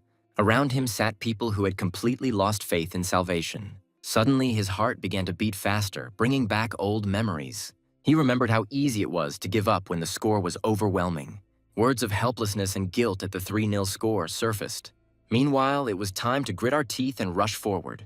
The hero shattered the chains with a powerful blow, determined to score the first goal. The prisoners shuddered as hope for salvation began to glimmer in their souls. Sung froze, keeping that very spark of life deep within. The teacher reminded that victory always begins with igniting this spark. The redhead boldly asked what miracle they were waiting for and went on the attack. Lightning strikes flashed through the air, cutting through space with bright flashes. Suddenly, a powerful kick sent the opponent flying. The enemy bared his teeth in surprise, noticing the boy's sharp and sudden acceleration. The dragonfly ironically assessed the hero's powers, calling them a funny toy. The guy with glasses didn't understand how he could miss the target. The rival admitted that the DNA of an unusual creature flows through his veins. The hero chuckled, telling the enemy that he wasn't the only one with a cool complex. The opponent, with scarlet eyes, asked what kind of insectoid the guy belonged to. Surrounded by shadows, he promised the bastard to reveal his true identity. The student angrily declared that he was ready to do anything for the sake of grades. Meanwhile, the girl ran along the night highway, not understanding the scale of the madness. Suddenly, a giant shadow of a terrible monster appeared in front of her, blocking her path. Wild fear sent shivers down her spine at the sight of the enemy. A huge pseudoscorpion was eager to catch a tourist in order to fulfill its meat quota. The crazy look and drooling revealed the insectoid to be a predator accustomed to feeding. The creature, screaming for meat, rushed at the defenseless victim from above. The terrifying creature rushed to attack, cutting the air with poisonous green claws. The pseudoscorpion looked around in confusion, completely losing sight of the nimble target. A powerful blow struck the monster, turning its jaw into a bloody mess. The brunette noted ironically that freezing in place was a fatal mistake. Suddenly, a strange green haze enveloped the battlefield, alarming the tired girl. Hyun-bin emerged from the fog, warning about the toxicity of his tobacco smoke. It turned out that his power was like that of a hawk moth, accumulating nicotine for its enemies. The guy lit up a cigarette, complaining that he had been without the bad habit for a whole month. The companion reported a message from Su-chan, who could not be reached by phone. The connection was lost due to the destroyed towers, and Hyun-bin suspected an enemy pet. Hyun-bin realized that there was no help, and the monsters were already breathing down his neck. The creatures surrounded the survivors from all sides, accompanied by a terrible rustling sound.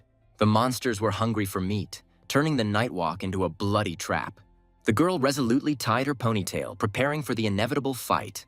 The guy decided to disobey the professor's order for the safety of his people. The group rushed to break through the dense ring of monsters to the shipyard. A heated debate about estimates suddenly broke out at the Black Island shipyard. The big guy in leather was furious that bad grades had created so many problems. The fighter suddenly took off, leaving a turquoise trail behind him. The enemy attacked at a crazy speed, grinning mockingly right in my face.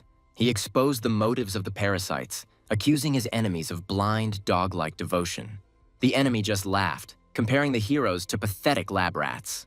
The monsters craved meat while people desperately fought for a ghostly reward. The enemy swung, mockingly asking about the difference between people and monsters. The leather cloak flew into the air, leaving a blood-red trail behind it. The hero shouted furiously that they would never become like monsters. The villain couldn't keep up with the speed of the attacks, completely losing sight of the fighter.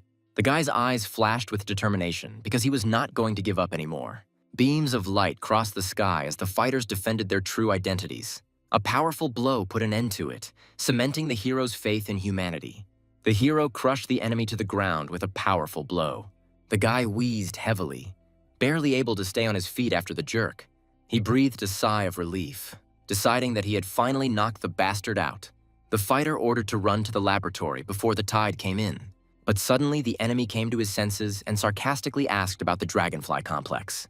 The villain dramatically tore his clothes, preparing for the second round of carnage. He acknowledged the guy's superiority in the air, but did not give up. A mark flashed on the enemy's back, promising a completely different technique. And then the spines of the antlion complex emerged from the flesh. Involution began, turning the enemy into a huge, monstrous larva. The guy was taken aback by the pincers, mistaking the enemy for an ordinary dragonfly. It turned out to be an antlion, which is always confused with dragonflies. The cunning larvae built traps in the sand for unsuspecting ants. The hungry predator had no intention of simply sitting at the bottom of the crater. The larva furiously covered its victim with sand, preventing it from escaping the trap. The enemy assumed a deadly antlion stance, preparing to attack. A powerful sandstorm suddenly engulfed the entire area around the fighters. The guy began to be rapidly pulled into the treacherous quicksand. The villain grinned ominously, ordering his exhausted opponent to fall dead. A crushing blow fell upon the hero, raising clouds of sand. The enemy asked the hero with glee if he liked being buried alive. The villain boasted of his strength, and the guy decided to hold out until help arrived. The hero ignored the order to surrender, hoping for the quick arrival of his friends. He brazenly bluffed about the summoned squad, causing the monster to become nervous for a moment. The larva headed towards the laboratory, boasting of its importance to the common cause. There was a deafening crack as the barrier began to break under the terrible pressure. The enemy promised to solve all problems by opening the blocked door with one blow. The guy was very surprised when he realized the true scale of the disaster approaching them. The villain noted with satisfaction that the ending happened at the perfect time for him. A giant tidal wave crashed down with a roar, instantly flooding everything around. The villain on Earth boasted that he himself held back the tide with sand. The scarred muscle man grinned. His mission was to destroy the lab. It turned out that they decided to clean up the loose ends because of the talkative traitor Jun Hyun. The prisoner in the water was taken aback because his nest colleagues were drowning there. The winged monster indifferently cut off that colleagues were just expendable material. Suddenly, the winged one was thrown up by a powerful splash of water, which amused him. From above, the attacker gloated, delighted at being rid of the laboratory and the nest parasites. But the monster only yawned, planning to deal with the brunette and the bespectacled man. He was sorry to miss the sight of the parasites floating upside down. The guy stuck below had his eye lit up with rage. Everyone must die. Half an hour ago, the prisoners were languishing in a gloomy cell to the clanking of chains. The red-haired boy kicked the heavy-duty prison bars furiously. He sweated, wondering what this damn metal was made of. Even a powerful, overgrown beetle couldn't leave a single scratch on the bars. The boy was writhing in pain while the others advised him to give up. The sight of the creepy neighbor convinced everyone that there was no way out of the cells. Suddenly, there was an explosion. An earthquake began and the lights went out everywhere. The doomed people finally lost heart, resigned to their death. The hero realized with bitterness that those around him were consumed by complete despair. Then he stood up resolutely and loudly called on his comrades to listen to him. The man demanded an escape plan from the red-haired man, desperately hoping for survival. Ant-Man clung to the bars, wanting to know a way to get out alive. The other prisoners watched their comrade's strange actions in complete shock. The insectoid confirmed that he knew the truth, looking straight into the guy's eyes. He mentioned to Cinderella the cure from Nest that restores human form. Although there was little vaccine left, the monster realized everything and nodded gloomily. The prisoner admitted that he had not escaped earlier only because of a lack of hope. With a terrible grinding sound of steel, the ant began to easily push apart the thick bars. The people were stunned, amazed by the incredible physical power of this humble insectoid. The hero broke the cage in cold blood, reminding them of the tenfold strength of his species. The red-haired guy was stunned that they weren't freed much earlier. The crowd rejoiced, hoping to finally regain their former human form. The bars have fallen, and it's time for everyone to break through to the exit. The path was blocked by a huge beetle, who called all the fugitives ordinary meat. The redhead smiled cheekily, because now he didn't have to cover for the weak. Now everything has changed. The guy confidently went on the attack against the enemy. He had no one else to protect, so he rushed forward first. The giant beetle roared, charging towards the crowd of unarmed captives. A fight ensued, with the captives using heavy chains as formidable weapons. They shackled the monster, tightening the steel links tightly around its body. The prisoners became wary, sensing the smell of something burning in the air. The fanged fighter grabbed the monster, trying to stop its furious onslaught. But the giant simply kicked him away with a powerful and sharp kick. The monster began to crush everyone in its path, throwing insectoids around like trash. Suddenly, Ant put his shoulder forward, grabbing the carcass of this overgrown creature. He barely contained the enemy's power, and his eyes flashed scarlet. The hero, with incredible effort, lifted the colossus above himself, buying time. Sensing the moment, the red-haired guy adopted a crushing grasshopper stance. A blinding strike from the scythe pierced space like lightning, dividing flesh. The monster's body split in two under a fountain of dark blood. A bloody blow finally knocked the enemy down, ending this frantic round. The red-haired guy was breathing heavily, barely believing that the terrible fight was over. The surviving mutants burst into tears of joy, realizing their long-awaited victory. The crowd cheered wildly and called for everyone to quickly get out of this damned place. One of the guys pointed to the door, while the locks were de-energized and useless. The group rushed forward, hoping to slip past the nursery guards to freedom. Suddenly the hero froze, wondering why there was a strange window in this wall. He peered into the murky liquid, suspecting that something was hidden behind the glass. A face distorted with terrible pain looked at him from the red tank. Suddenly the guy screamed in horror, demanding that the door handle be dropped immediately. Suddenly, a suspicious click of the electronic security system was heard behind the door. The next second, a powerful stream of water literally swept the fugitives off their feet. The room quickly filled with icy liquid, causing everyone to panic. Enormous pressure pressed against the door, giving the heroes no chance. The red-haired boy tried with all his might to hold back this crushing tide. He realized that the tide was starting to flood the lab right now. Below sea level, doors were to remain tightly locked at all times. And then all the survivors rushed to help, to close the ill-fated passage together. The friends leaned against the door, straining their muscles to the limit in a mortal fight. Through the grinding of metal, they stubbornly pushed at the barrier, hoping for salvation. The raging current swirled the heroes into a deadly watery chaos. The elements proved stronger, and it was impossible to slam the door.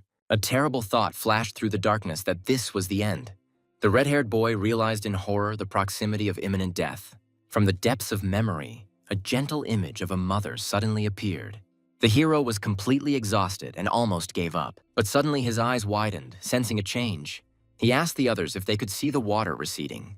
The ant confirmed that the liquid level had indeed begun to drop. Seeing the direction of the current, the survivors joyfully rushed forward. The friends wondered what lay ahead, discovering a passage into an ordinary neighboring cell. Suddenly, they noticed a huge hole in the wall, opening a path. The heroes realized that a powerful stream of water had opened a way out for them. It turned out that this huge pipe led the fugitives straight into the sewer. Everyone was rejoicing at the rescue, but the red-haired guy suddenly froze in bewilderment. Meanwhile, in the dark tunnel, there was a simply unbearable stench. But in fact, the formidable dongua was waiting for them there. Suddenly, in the night, someone's ghostly, glowing wings spread out. The scarred enemy only grinned evilly and called the guy an insolent brat. The enemy wondered in horror what kind of creature this little fellow had turned into. The girl sternly asked what the hell the red-haired guy was doing in the lab. The guy hesitated when she sarcastically asked if he was looking for her. Having received a resounding slap, the hero was outraged by such a sudden and rude behavior.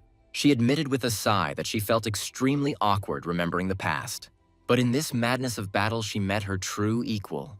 The ferocious blow landed right on target, causing the monster to stagger. The enemy froze in complete shock at the brat's impudence. The sky literally split from the collision of two powerful streams of energy.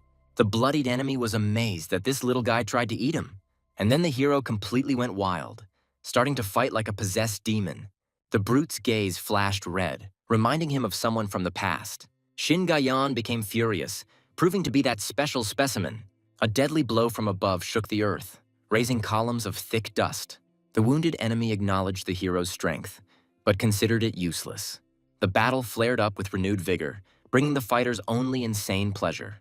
A furious kick reached its target, accompanied by calls to tear the enemy to pieces. In the heat of battle, he ordered them to fight to the death like a wild animal. A powerful thrust threw the hero back amid cries of mutual pleasure. The real monster rushed to attack with a howl, baring its sharp claws. Meanwhile, the captives celebrated their freedom by helping each other get out. Haya Sung and Do Hua froze as they heard their names called in the silence. The friends reunited, wondering where they had been all this time. The guy explained that the survivors were held for a long time in a secret laboratory.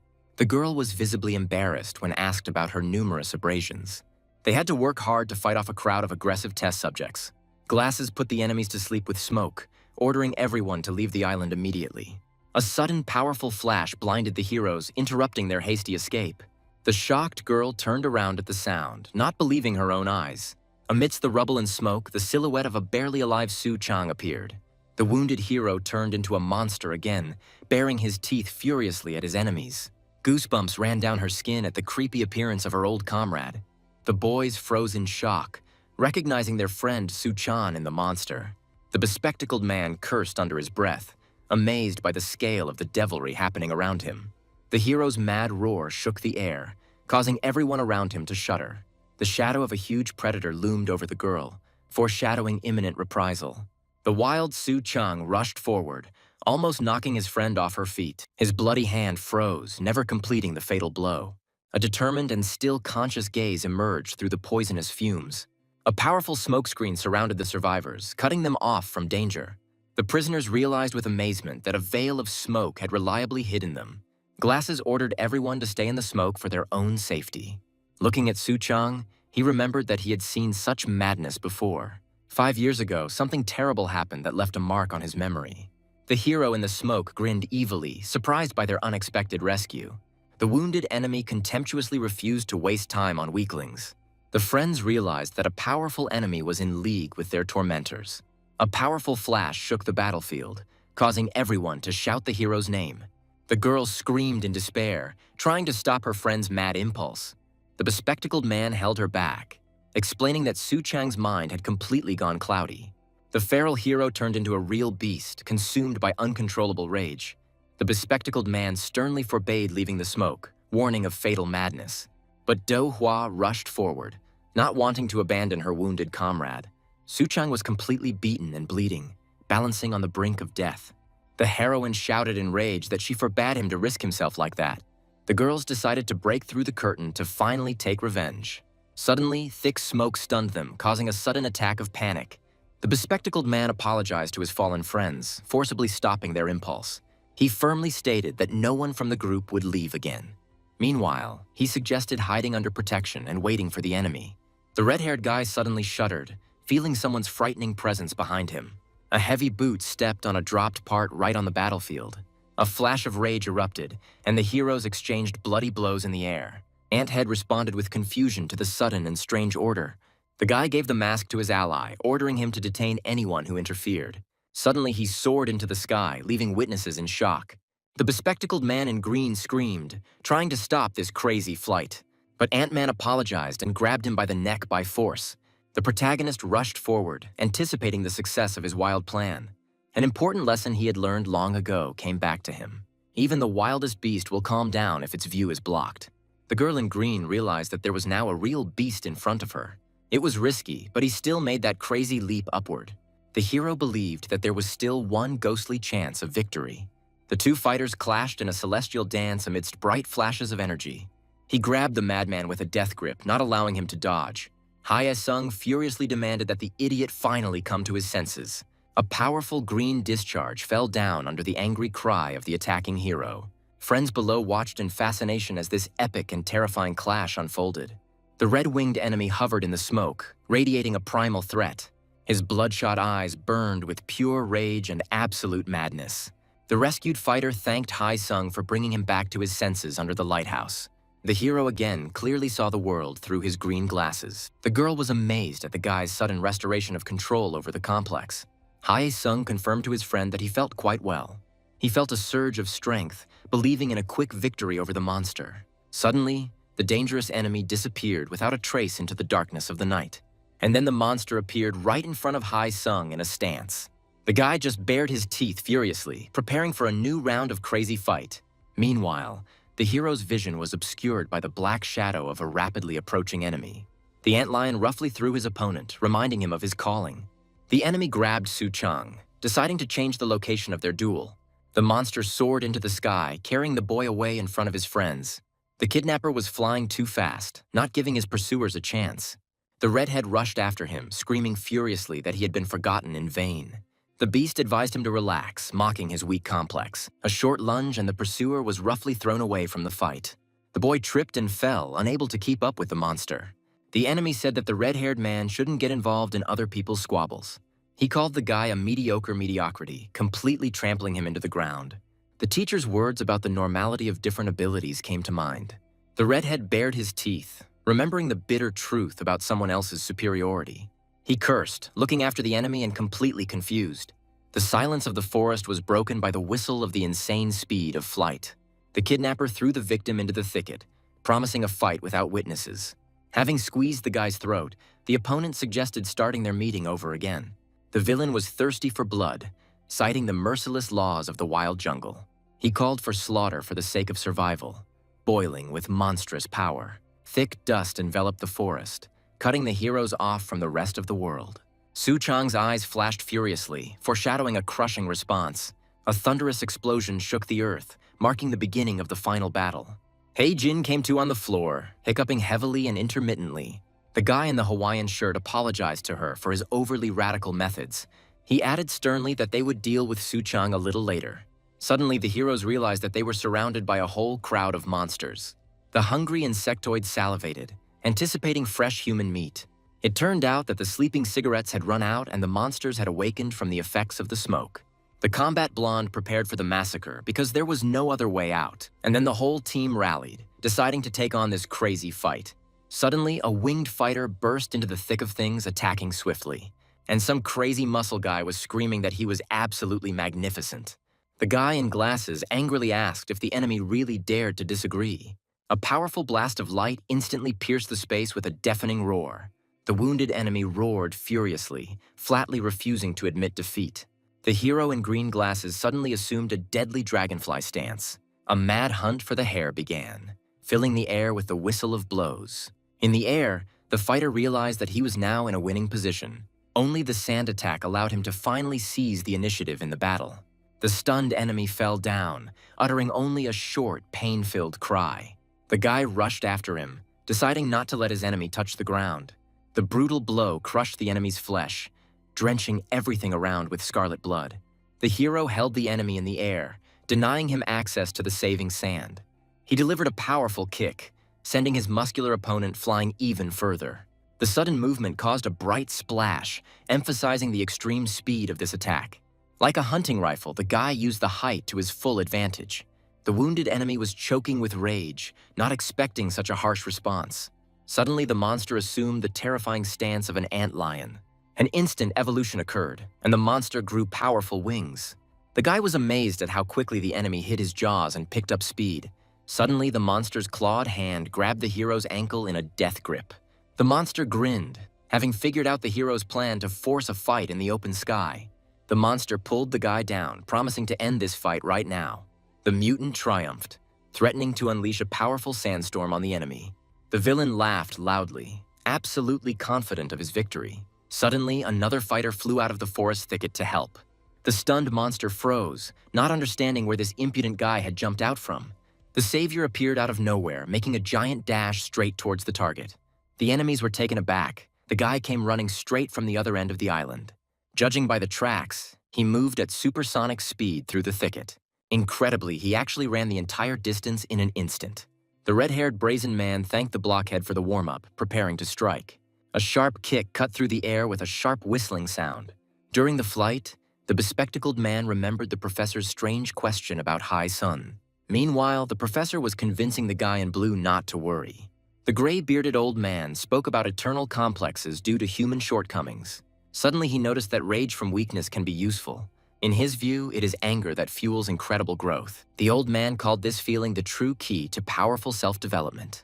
The red-haired man told the enemy not to be surprised by the strength born from past complexes. The fighter rushed across the ground, cutting off the fact that he had no equal here. A heavy blow knocked a fountain of blood and the last of his life out of the enemy. With one swift stroke, he literally cut the enemy in half right in the air.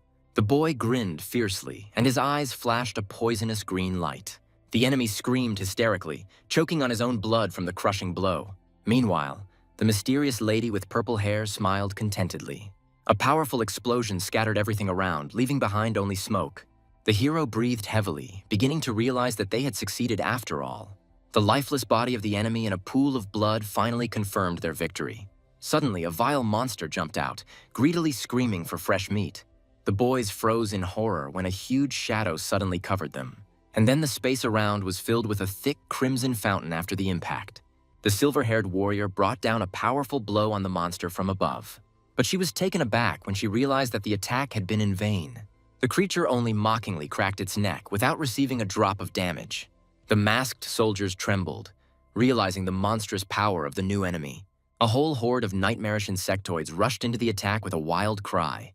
Having looked at the enemy hordes, the survivors finally lost all hope. A huge monster jumped on the red-haired girl, anticipating easy prey. Suddenly, someone's hand intercepted the creature, forbidding the others from giving up too early. The hero furiously opened the enemy's shell, promising that they would definitely cope. He explained that feeding made the exoskeletons of these monsters incredibly strong. He suggested an alternative, simply ripping out these creatures' powerful limbs, or even incinerate monsters on the spot, turning them into a pile of ash. He confidently stated that everyone must find their own unique method of struggle. Professor Chi usually taught newcomers to avoid any confrontations if possible. However, special training was intended precisely for such critical situations. Later, the teacher brought her into the hall, worried about the consequences of the brawl. He took responsibility for her injury and promised to teach her how to survive. To overcome physically strong cockroaches, one special cunning technique was required. It turned out that before the academy, the mentor served as an elite military instructor. He then taught soldiers jujitsu techniques that were ideal for fighting. And now the stern mentor was ready to pass on his experience to her. He promised to train her, and the girl immediately assumed a fighting stance. The soldiers froze, because they recognized that same legendary combat technique. The insecticide style is created specifically for the total cleansing of these creatures. The girl demonstrated complete superiority, brutally driving the monsters into the ground. One sharp lunge and another insectoid flew into pieces. A deadly display of flowers turned the battlefield into a bloody show. The witnesses were stunned, as she broke everyone's bones instantly. Now no one doubted that they were facing an incredible warrior. The silver-haired girl entered the battle, amazed by the headman's unexpected skill. She dealt with small insectoids in cold blood, showing no mercy. The walls were instantly covered in blood after her next swift attack. And then a gigantic monster appeared, who dreamed only of fresh meat. Those around were stunned, unable to understand where this colossus had come from. The boy, in horror, told Dohua to run away from this giant. The creature bared its teeth fiercely, demanding meat and raising its heavy fist. The girl only frowned sternly, preparing to take the crushing blow. She declared that she would not stand on ceremony and that the jokes had long since ended. The heroine delivered a counterblow with such force that the air literally shook. Since the armor turned out to be too strong, she decided to simply break it. She decided to simply hit harder, digging her dark claws into the flesh. The enemy shuddered as the warrior assumed a dangerous stance of the Emperor Scorpion. A lightning-fast series of 5 powerful backhand strikes instantly found its target. The incredible collision sent the monster flying off with a roar. The bespectacled man was amazed that she used the enhancing complex for this victory. Duhua clenched her fists with excitement, not wanting to stop at the success she had achieved. The surrounding mutants were amazed at how the fragile girls destroyed the giant monsters. The blonde seriously wondered if this was what Cha Hai-sung had warned him about. The girls stood triumphantly over the defeated enemy in the middle of this eerie nest. The observers plucked up their courage and also decided to join the mad fight. The mutant acknowledged Hee-sung's correctness as he peered into the dark blue sky. Suddenly, he led the crowd to the exit right under the monsters' noses. Meanwhile, the sea raged outside, washing against the cold concrete of the dam. The heroine greedily gasped for air, barely holding back the scream that was bursting out. The survivors were finally able to rest, finding themselves in relative safety. Duhua exhaled, believing that they had managed to escape. The bespectacled man panicked because the sun was about to rise. He ordered everyone to hide in the sewers so as not to be seen by people. The good man with the insect's head asked if anyone else needed help. Suddenly, some poor guy tearfully asked him to help Hai-sung himself. The hero in the insect mask froze, stunned by the sudden request for salvation. The beaten old man cried bitterly, desperately begging for help for his dear friend. On the night beach, someone's heavy steps were heard under the sound of the surf. Someone resolutely approached the victims and firmly promised their support. The red-haired guy carried the wounded man on his back, telling him to just shut up. The guy just frowned in concentration, trying not to notice the weight of his burden. The group gathered by the water, listening attentively to the quiet confession of the strange mutant. Looking at the sky, the insect man indulged in memories of his childhood. Then he got hopelessly lost in the forest, accidentally falling behind his beloved grandfather. The frightened child cried bitterly, begging his grandfather to stop hiding and come out. He remembered a childhood horror story about naughty children abandoned in the forest. Luckily, his grandfather soon found him among the dense forest thickets. The old man with binoculars smiled kindly, calming his frightened grandson with his appearance. In reality, the mutant with a trembling voice could barely recognize his grandfather. His mangled, clawed hand trembled traitorously as the bitter truth washed over him. The moment of oblivion passed, and the binoculars abruptly brought him back to reality. Looking into the lenses, he realized that the old boy was no longer there. Now, in the reflection, only a terrible and dangerous monster was staring at the grandfather. And then he clenched his fist furiously, suppressing the remnants of his former humanity. The hero coldly snapped that this man's grandson was no longer here. The mutant drove his grandfather home, swearing that his grandson would never return. The old man decided to play along, pretending that he had simply made a mistake in the dark. Suddenly, he raised his binoculars again, causing the mutant to freeze in shock. The young man next to him suddenly recognized the binoculars, feeling a twinge of strange déjà vu. Grandfather grumbled about the old junk, in which he supposedly couldn't see anything. But in reality, my hand simply couldn't bring itself to throw away the fragment of memory. The elderly man complained about his memory, admitting that sometimes he forgets himself. But through the lenses, he always saw his little, crying grandson. The old man asked if he really hoped that his own grandfather would not recognize him. He remembered all too well the voice and the nervous clicking of his boy's teeth. The grandfather greeted the hero warmly and praised him for a job well done. The masked man burst into tears, finally finding himself next to his loved one. They both fell to their knees by the water, celebrating their long-awaited return. The blonde man confirmed that his grandson would never have abandoned the old man. The author compared them to ants, which usually abandon sick people in order to survive. The stranger watched through binoculars and reflected on the great burden of someone else's care. The old man hugged his grandson, rejoicing in the victory of humanity over instincts. Meanwhile, the group moved to the creepy laboratory to conduct a search. The man in glasses was surprised by the success and thanked the talented students for their help.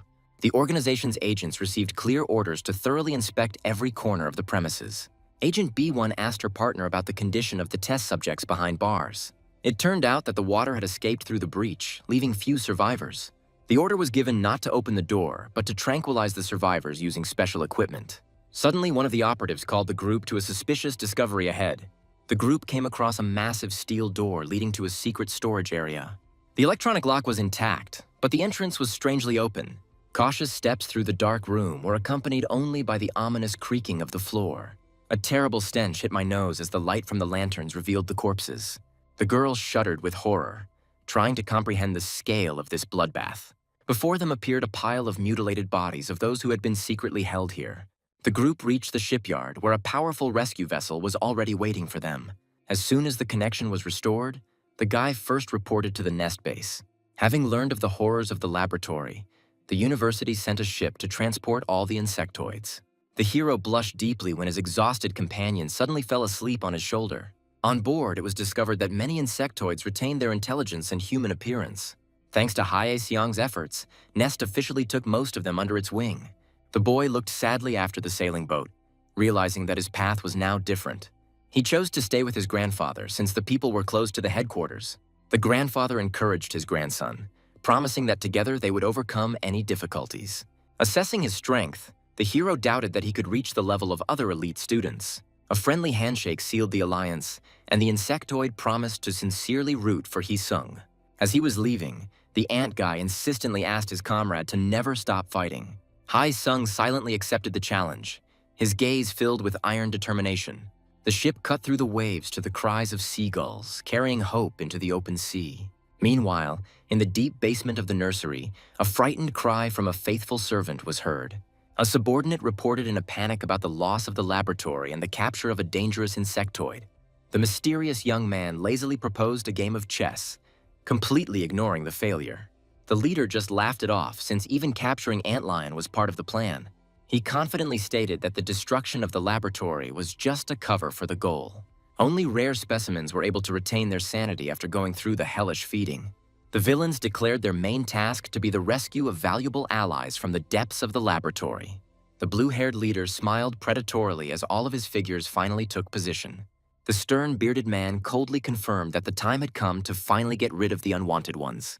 The meeting heard the final report on the bloody events that shook the gloomy Black Island. The staff of the terrifying nursery and the experimental specimens, crippled by training, were captured. The profiles of 21 insectoids who had managed to survive that nightmare lit up the screen. The committee was furious with the mercenary who had exposed them and nearly ruined the mission.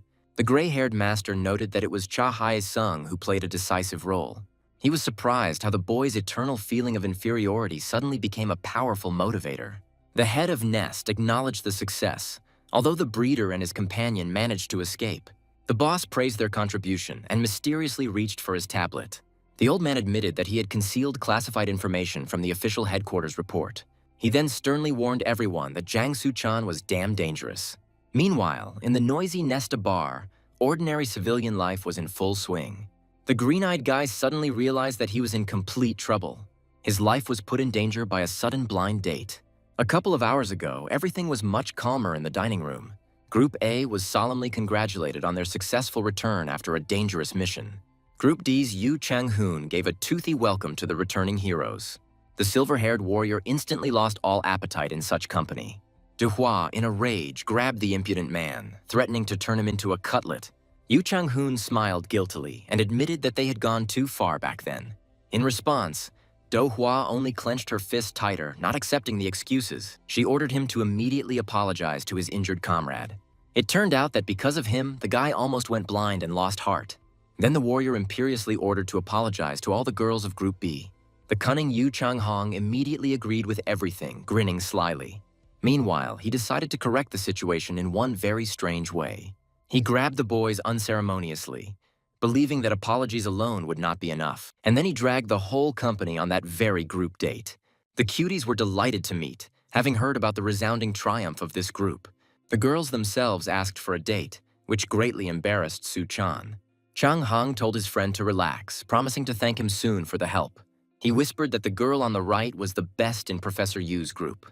The beauty with butterfly wings coquettishly admitted that she was really looking forward to the new one. Su-chan couldn't believe his luck, because the elite of the academy sat in front of him. After meeting, Chang-hoon began mixing up a potent cocktail to get closer.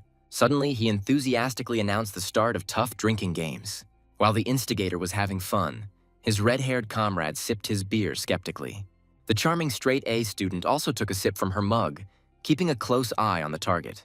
The red-haired friend decided that since they were here, it was time to take a sip. The delicious pizza on the table also clearly hinted at complete relaxation. But soon, Su-chan shamefully lost the drinking game and was left in a daze. Having come to, the guy apologized to everyone and tried to quickly go home.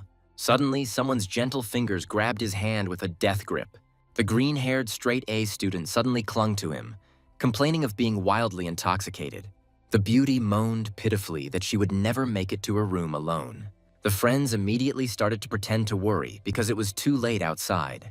In the end, they brazenly dumped the drunk girl into the care of the stunned guy. Su-chan wandered away, cursing this date to the cheerful laughter of his girlfriends. The friends celebrated the success of the plan because Pai Dan would definitely not miss it. Suddenly, Do Hua appeared in a rage and demanded an explanation for this madness. The stunned company instantly sobered up when the warrior caught them by surprise. She asked with a frightening grin what kind of plan they were talking about. Meanwhile, Su-chang and Pai Dan were leisurely strolling through the night city. The guy dryly offered to walk her only to the entrance of the dorm.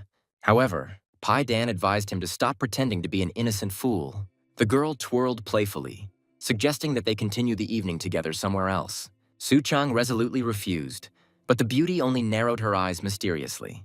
She came close, promising to reveal the secret of his most important complex. The guy was stunned when the stranger promised to reveal absolutely all her secrets to him. Green-haired Lee Pai Dan admitted that she helped create his glasses. Soon they found themselves at a futuristic skyscraper, shining brightly in the night. Lee led the guest into the laboratory, assuring him that no one would disturb them. The guy's legs became weak, and the alcohol completely clouded his mind. The girl only smiled mysteriously, clearly anticipating the rapid development of these events. A sudden crash broke the silence as the couple suddenly fell to the floor. Once on top, Lee pressed the stunned boy tightly against the cold tiles. Suddenly, she unceremoniously began to pull off his excess clothes. The hero felt a wild excitement and goosebumps from such sudden closeness. The girl took out the bag, thinking that the guy had officially given his consent. Lee mounted Su-chan, intending to take the promised DNA sample from him. The guy was completely taken aback by such a sudden turn of events, and at this moment, an unexpected witness in a cap froze behind the door. She blushed deeply, misinterpreting the phrase she had heard about some kind of sample. Su Chang panicked and asked if she was really going to stick that in. Lee coquettishly promised to be as gentle and experienced as possible in this matter. The guest's eyes filled with rage as Lee urged the guy to just relax. A girl in a cap burst into the room screaming, trying to stop the process. And then the sharp needle of the syringe with the red composition suddenly entered the skin. Lee P-Dan chuckled as she used a regular syringe to collect blood. Ajin accused Lee of faking a date to secretly meet Su Chan. The girl demanded to know why the lab technician needed the guy's DNA sample in the first place. Lee simply waved it off, citing a secret assignment from the academy teachers. Suddenly, she gently touched Su Chang's chin, confessing her personal curiosity. She was dying to see what this famous transfer student was capable of. Having received what she wanted, Lee P-Dan hurried away, leaving the couple alone. However, right at the exit, she suddenly froze, remembering one important detail. Lai warned that a certain Professor Chi had begun to use his complex dangerously frequently. Finally, she advised to be careful because the professor was literally torturing himself. Lee P-Dan said goodbye to the guys, cheerfully promising them to see each other soon. On the street, Su Chang was outraged that the blood was taken and the truth was hidden. The boy was puzzled why the teachers didn't ask him personally for help.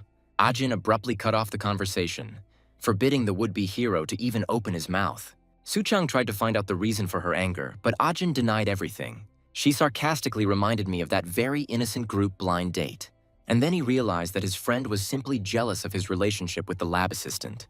Su Chang offered him a drink, but the base's strict rules closed all establishments. An awkward silence hung in the air as they slowly walked through the grounds. The guy felt his companion's heavy gaze and didn't know how to make amends. Ajin suggested that he come over for a drink if he didn't mind. She added that the neighbor was busy, so no one would disturb them. The guy suddenly felt sick, possibly because of the recent blood donation. My heart started beating wildly, and a strange, frightening feeling spread through my body. At the threshold, they were joyfully greeted by someone's ringing and very familiar voice. Inside, a noisy party was in full swing, with almost their entire group gathered there. Ajin froze in shock, realizing the scale of this sudden natural disaster. The boys explained that they had accidentally met the others on their way to them. We all saw each other at school all the time, but we never hung out together before. One of the girls was making fun of a guy who passed out on a date. The girlfriend surrounded Su Chang, urging him to come drink and have fun. The girl in the cap secretly dreamed of being alone with the guy as soon as possible. Su Chang sat down next to her, acknowledging the inevitability of a noisy party. He finally felt like a normal and happy student. The guy suggested hanging out with everyone today and having a drink together later. His companion only looked at him silently while he made plans. Meanwhile, night fell at headquarters and dry agreement was heard. The gray-bearded giant at the window received alarming results from recent tests. The man warned darkly that Su Chang had become a dangerous walking bomb. The woman suggested immediately isolating the guy for everyone's safety. The gray-bearded giant abruptly stopped his companion, refusing to isolate the guy. He considered it vile to lock an innocent person in a cold prison cell. The man understood that Su Chang was looking for salvation from loneliness. Isolation seemed more frightening to him than any threat from the outside world. The giant promised that this little fellow did not look like a monster at all. The red-haired lady asked what to do if the guy lost control. The hero's face grew stern at the thought of a possible disaster. He vowed to stop the madness at the cost of his life, clutching the marked hand. Meanwhile, on the underground floor B7, the elevator doors opened ominously. Two stylish fighters emerged, ready to enter the game. The purple-haired beauty noted with intrigue that they had finally arrived at the place. She looked at the giant hidden monster, amazed at the scale of the secret refuge. The guy carefully moisturized the centipede, knowing that the monster was intolerant of dry skin. The girl was looking forward to how they would set the creature on Professor Chi. The companion abruptly refused her, deciding to give the monster a well-deserved rest. He remembered the moment when the creature took the crushing enemy blow. But in reality, the consequences of that battle turned out to be much more serious.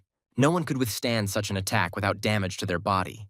Due to burns, the centipede was out of action and needed urgent rehabilitation. Then she looked closely at her partner, sensing something was wrong.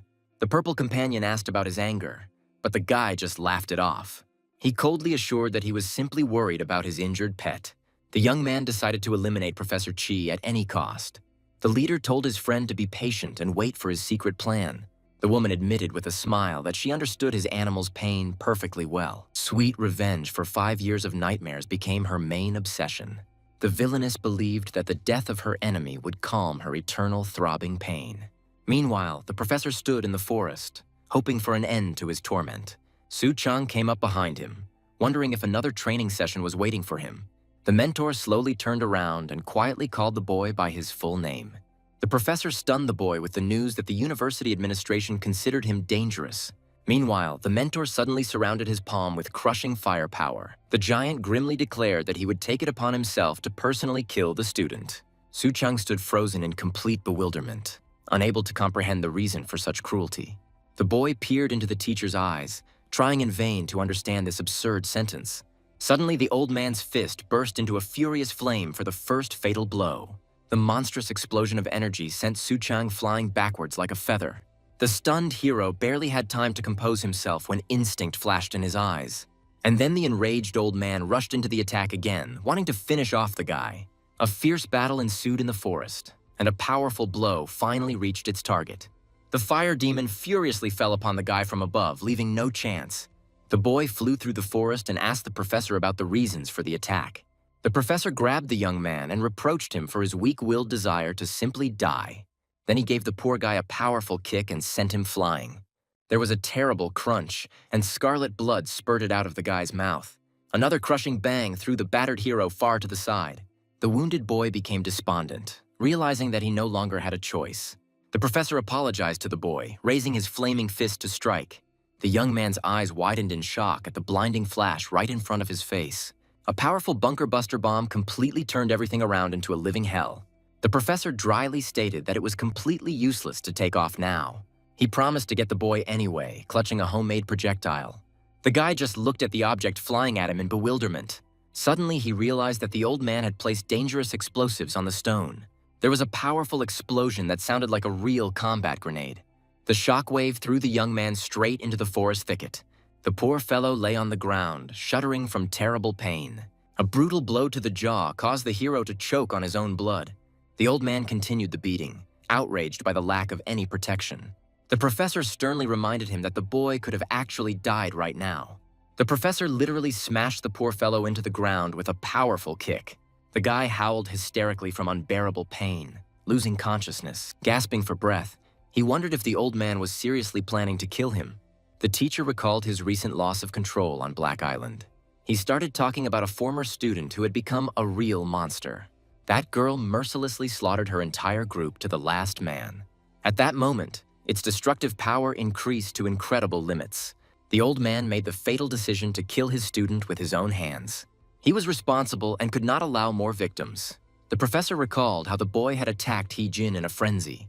The guy was horrified to realize that he had almost killed He-jin.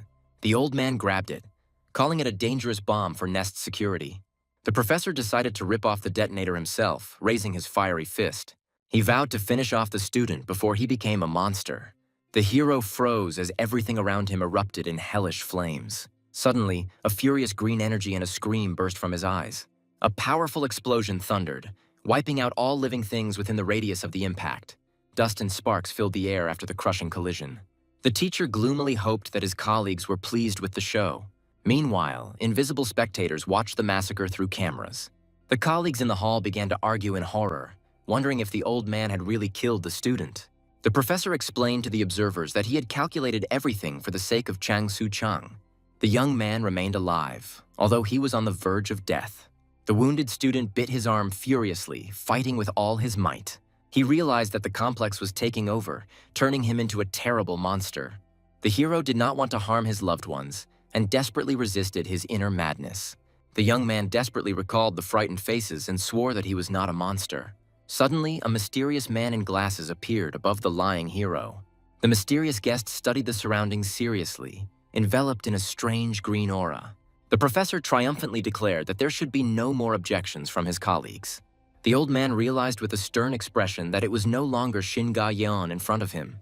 The empty hospital corridor was frightening with its sterile silence in blue tones. The boy suddenly opened his bright green eyes, coming to consciousness. The red-haired girl reassured him with news of the treatment, receiving gratitude in return. She looked meaningfully at the hero, counting on his complete sanity. The interlocutor warned about the harsh methods of the giant, who was sitting with his back to them. Meanwhile, the old man silently bandaged the wounds, acting only for his own protection. The beauty emphasized that only this warrior believed in his will. The memory came to him of how he almost killed him for the sake of testing. Suddenly, the big guy turned around and promised to finish off the guy the next time he went berserk. The mentor firmly promised to personally teach him everything that was most important. He reminded the boy of his dream of stopping being a terrible monster. Moments came to mind when he completely lost control. The giant placed his hand on his shoulder, urging him to prove his humanity. The old man demanded to show that the man in him was much stronger. Chang Su-chang stood frozen, filled with determination and new hope. The red-haired companion watched the changes in the hero with obvious pleasure. A couple of days later, the story moved to the organization's training facility. A noisy girl burst into the hall, loudly looking for her friend. A Hyuna calmly stretched before starting her workout. A friend burst into the hall with shocking news about Su-chang's duel. Hee-jin was stunned when she heard about a maniac as her rival. Meanwhile, the professor launched into a powerful speech about working on weaknesses. The students didn't immediately understand how exactly the old man was going to drive them. The master announced a week of tough individual quests, which put everyone under a lot of stress. He reminded them that any failure in battle would quickly send them to the graveyard. The professor quickly clicked his notepad, where he had already written down the fate of each student. The girls immediately started whining, trying to get away from the dubious pleasure. Su-chang even considered giving up on the whole thing due to the lack of fines. But the instructor's smirk made it clear that the truants would definitely not pass the exam. The students realized they were hopeless and decided to pass the tests at any cost. The written exams at the academy scared the boys even more than the training. Jang Su-chan was terrified of the difficulty of the tests for the chance to graduate. The stern professor began to announce individual assignments, increasing the tension. The academy's training field was scorching hot under the bright sun. Cha Hye-sung, with a grasshopper complex, prepared to show off his speed. The guy clearly lacked technique, despite his powerful blows and spikes. His first task was to meticulously destroy all flying tennis balls. The heroes finally realized that the tests were aimed at pumping up their complexes. But Hae-sung quickly howled and demanded that the mad machine be turned off immediately. Song Ha-na, with a poisonous lantern complex, boldly called out to the stern professor. The girl was accustomed to relying on poison, having no knowledge of physical combat techniques. Suddenly, she was ordered to hit Hee-jin in a normal hand-to-hand fight. Yunji, with a mole cricket complex, furiously bit into the hard layer of soil. The little girl howled in pain, trying to break through the unyielding concrete slab with her fists. Ji-hwan pushed himself to the limit as he ran the 100-meter dash with a heavy load. Meanwhile, Da-eun was using her last bit of strength to spin the 100-kilogram iron ball. Hyuna tried to develop a strong thread while her bonds were easily torn. Su-chang was amazed at how accurately the teacher had identified all of their pain points. Hee-jin confirmed that the cunning Professor Chi had indeed not forgotten anyone. Professor Chi closely monitored the progress of each of his students. The brunette asked why her partner was just standing there doing nothing. The girl in the cap was embarrassed, because she still didn't know the task. She assigned the boy a secret test immediately after the end of all current lessons. This news made the heroine seriously wary and take a closer look. Deep underground, in the secret prison of Nest, someone broke the grave silence. Subordinate Chi doubted whether it was safe to release the dangerous prisoner now. Meanwhile, a rather grueling and hot workout was in full swing in the gym. The green-haired student struggled to contain her scream as her muscles crackled treacherously. The friends cursed this elective, feeling a terrible ache after a difficult day of school. Da-eun could barely hold on, amazed at the extreme difficulty of the current test. The friend realized that some people were given truly deadly missions. The student was horrified by the news of her partner's battle with the insane prison maniac. Da-eun cheered up and sincerely thanked her friend for her support. The brunette understood that Professor Chi definitely had a cunning plan. Heavy footsteps echoed in the corridor as the hero carried the briefcase. Soon, the guy and Chi arrived at the secret sector of the base. The newcomer was taken aback by the emptiness of the gigantic hall, not understanding his loneliness. Chi sternly reminded him of how his protégé had lost control in a battle with the insectoids. Now the hero's task became to keep the entire complex under complete control. Before the guy could finish speaking, a red light flashed ominously from behind. A sharp sound made him turn around instantly, sensing mortal danger. An unknown enemy attacked from the darkness with an incredibly powerful lunge. The grinning maniac in the collar joyfully wheezed about the long-awaited freedom. His curved blade flashed predatorily, preparing to draw blood from his victim. The hero froze, feverishly trying to figure out how to survive in this madness. Suddenly, a giant praying mantis appeared, and the enemy mockingly greeted the guy. In a panic, the student tried to report to the professor about the escape of the creepy creature. He glanced at the screen, seeing Chi's completely unperturbed face. The professor admitted in an icy tone that he had personally released the beast. The disciple was horrified because Chi had deliberately released this dangerous and insane butcher. The professor dryly ordered the stunned boy to immediately put on special protective glasses. Su Chang trembled, realizing the necessity of a mortal duel against this terrible monster. Professor Chi coldly confirmed his suspicions, observing his protege's violent reaction. The encounter with the true enemy awakened in the hero a primal, body-numbing fear. Chi recalled how a fateful encounter with the mantis once turned the boy into an outcast. However, during all this time, the hero still has not managed to defeat him. The mentor called this battle the most important test and turning point in the student's fate. The professor urged the use of the mantis as a stepping stone to reach a new level of power. Through the pain, Jiang Su Chang put on his glasses, activating his dragonfly combat complex.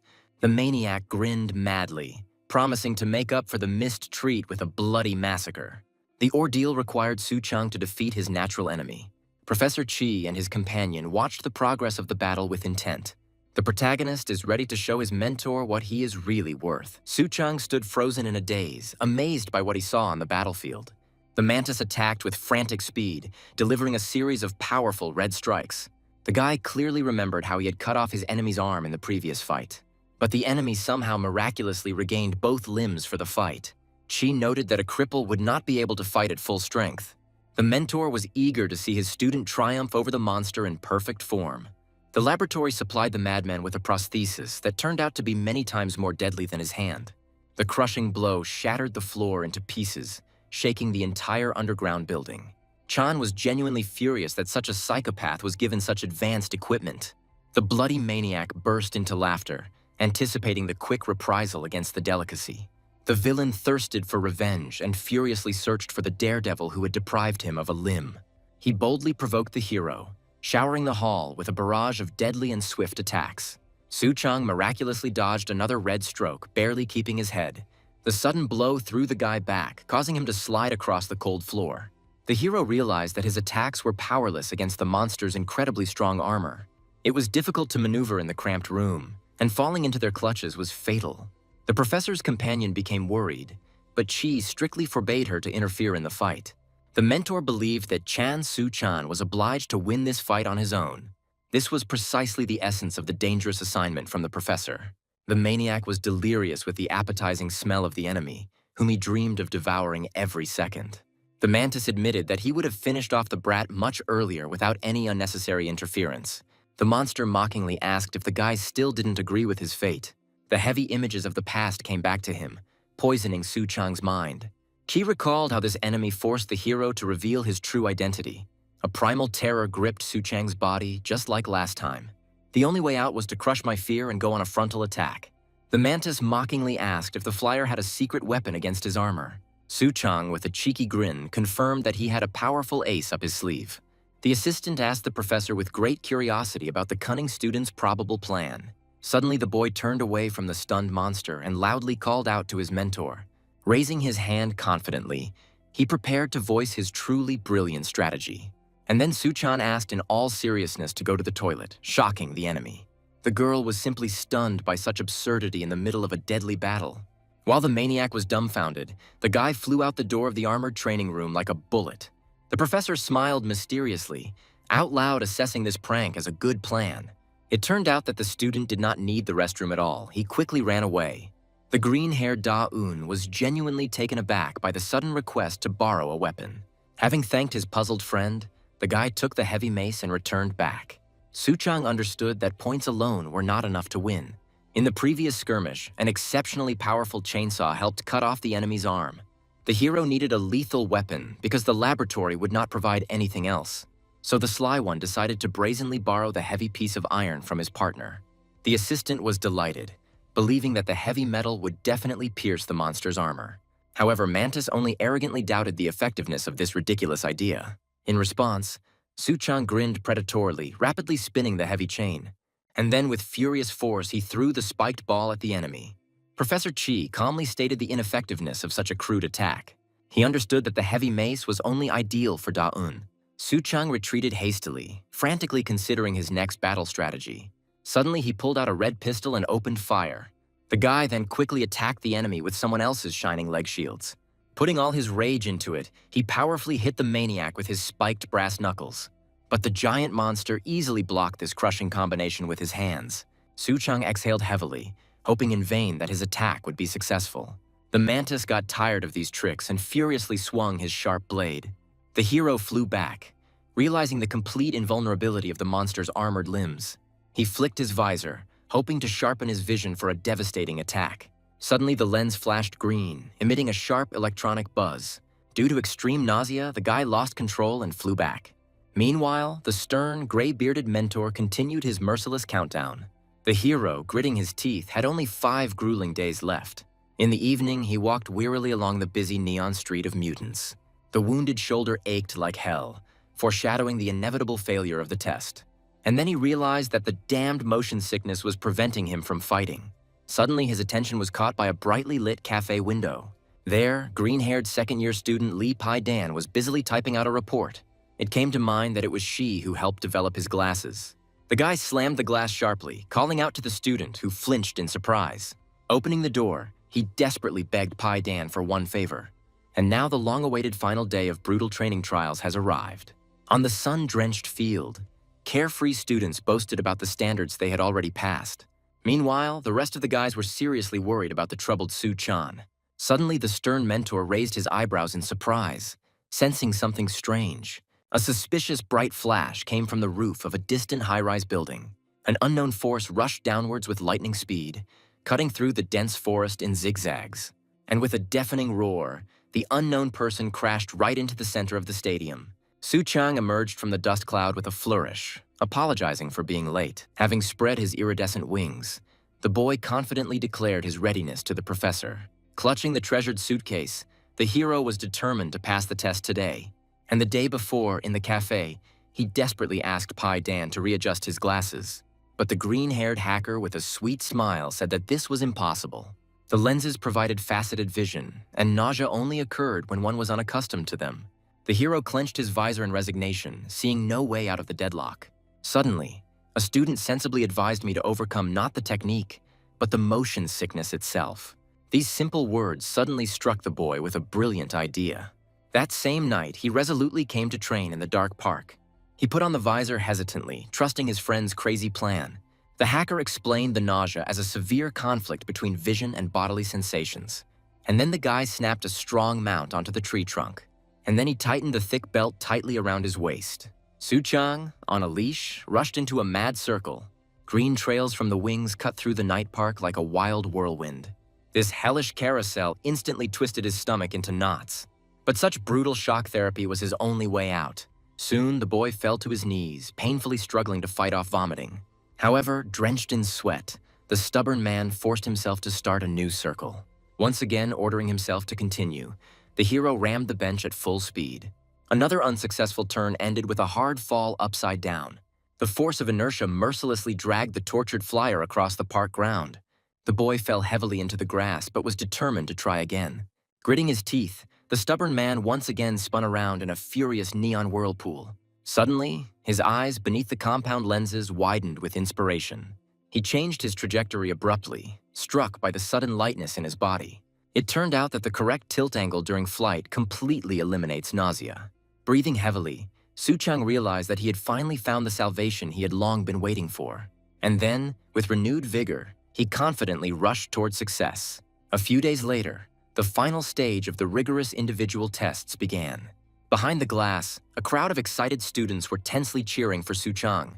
And in the brightly lit arena, the hero faced off against a terrible opponent. The gray-bearded mentor sternly stated that defeat meant complete failure.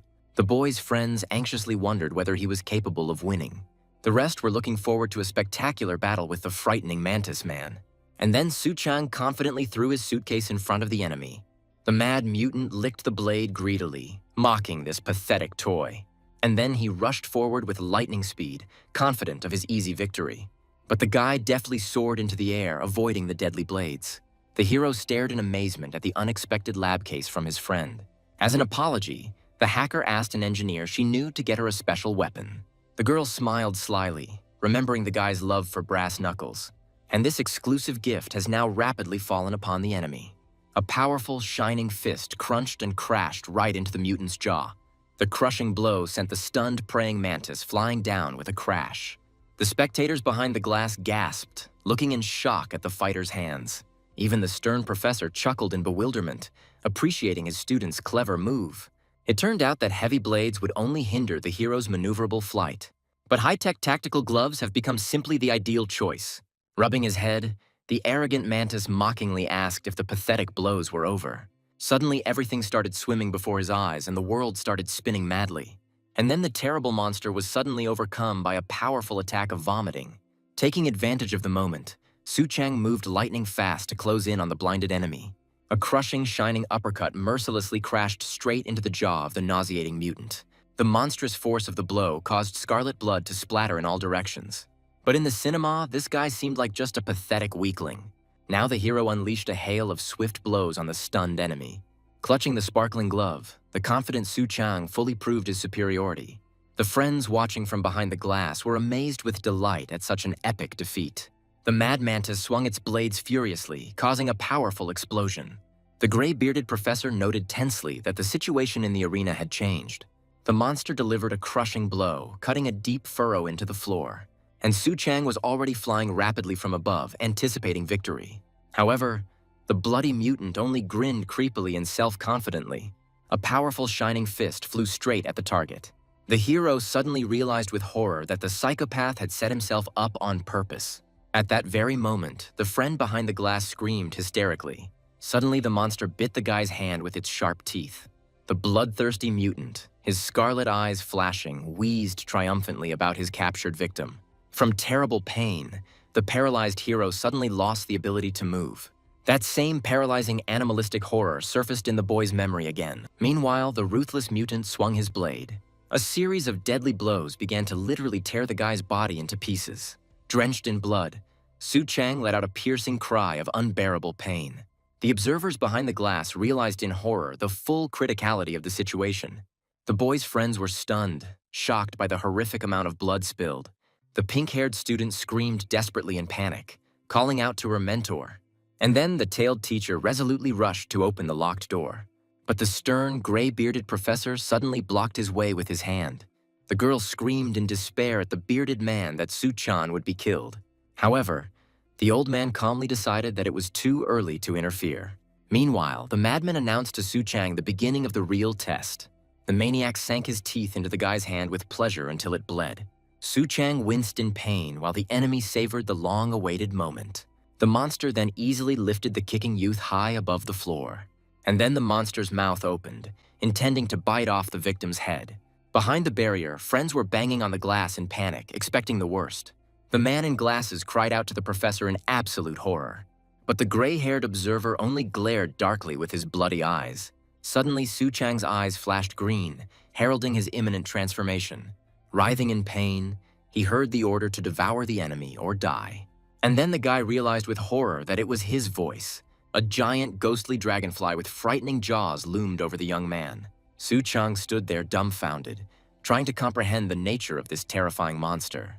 And then it dawned on him that the monster was himself. Suddenly, a dark paw quickly reached out to his helpless body. The shadow mercilessly closed its terrible claws right on the young man's throat. At that moment, the stern warning from the gray-haired mentor came to mind. He said that if he lost control, the complex would completely absorb him. Suddenly, the guy seized the initiative, clutching the stunned maniac tightly. Suddenly, wings flared up behind the young man, powerfully throwing the enemy away. A crushing blow at enormous speed slammed the enemy straight into the floor. The friends watching the fight froze behind the glass in complete shock. And the gray-haired mentor only gloomily noted the beginning of a frightening transformation. Meanwhile, Su Chang roared furiously, releasing a dazzling green aura. A terrifying silhouette of a giant insect-like mutant appeared before the stunned spectators. The frightened girls huddled together in panic, expecting the worst. But the tenacious psychopath came to his senses and rushed forward. However, he was met only by a mad grin from the guy's glowing green eyes. And then the guy gave the maniac a resounding slap in the face, as if he were an annoying fly. The powerful blow sent the enemy flying back with a crash. The enemy shouted for Su Chang to die while swinging his blade. Mad with rage, he prepared to strike the killing blow. But Su Chang easily intercepted the blade, flashing a blinding light. And then the maniac realized with horror that the forces were unequal. Now the roles have reversed, and the hunter himself has become the victim of a merciless beating. The girl in the cap watched what was happening silently, speechless. The other guys also felt something was wrong, frightened by Su Chang's eerie aura. The man in glasses tensely suggested to the professor that he stop the fight immediately. The complex completely suppressed Su Chang's mind, forcing him to devour the enemy. The man in glasses realized with horror that the guy had to taste the flesh. According to the old man's grim prediction, he will forever lose his humanity. The mentor suddenly began to doubt whether the young man had really been holding back all this time. And inside his mind, the guy desperately and unsuccessfully proved that he was not a monster. But reality was cruel. The maddened mutant victoriously trampled his bloody victim. In the dark depths of his subconscious, Su Chang became doomed to the realization of his complete absorption. And now this terrible parasite was raging in his body in front of his friends. A painful fear from the past surfaced. He would again be considered a terrible monster. Finally surrendering to fate, the young man closed his eyes, resigned to his end. Su Chang grabbed the bleeding enemy tightly with trembling hands. The psychopath, with a mad grin, offered the guy to eat him, and he added bloodthirstily that they would eat each other in turns. The man in glasses commanded that the doors be opened, stating that the test had failed. The girl in the cap desperately pounded on the glass, begging Su Chang to stop. She screamed at him to remember his dream of a normal student life, and she reminded that her words that night were not spoken while drunk. Then she said how great it was to feel like ordinary students. She suggested hanging out with everyone and then having a drink together next time. After all, they are still first-year students, and they still have a lot of time ahead of them. In his memories, he listened in surprise to his friend's proposal to make a promise to each other. The girl gently took his hand, beginning her sincere vow. She smiled and vowed to stay together if they returned to their human form. Then even after graduation, they will no longer be alone. And then the huge monster in reality opened its glowing eyes in shock. Suddenly, Su Chang's consciousness began to violently break out of the dark shell. With a cry of denial of his monstrous nature, the boy tore apart the ghostly shell. Grinning fiercely, the young man resolutely clenched his fist, regaining control of his body. A powerful burst of green energy shook the training arena with a blinding explosion. The friends, frozen by the glass, watched this in complete shock. The gray-haired master watched the dust settle in the arena with a frown. My friend froze with tears in her eyes, not believing what was happening. Su Chang stood in front of the broken wall, retaining his human appearance. His opponent lay in the rubble, whining pitifully from helplessness. The boy's fist still glowed with the remnants of power after the crushing blow. Su Chang breathed heavily, amazed at the source of such strength.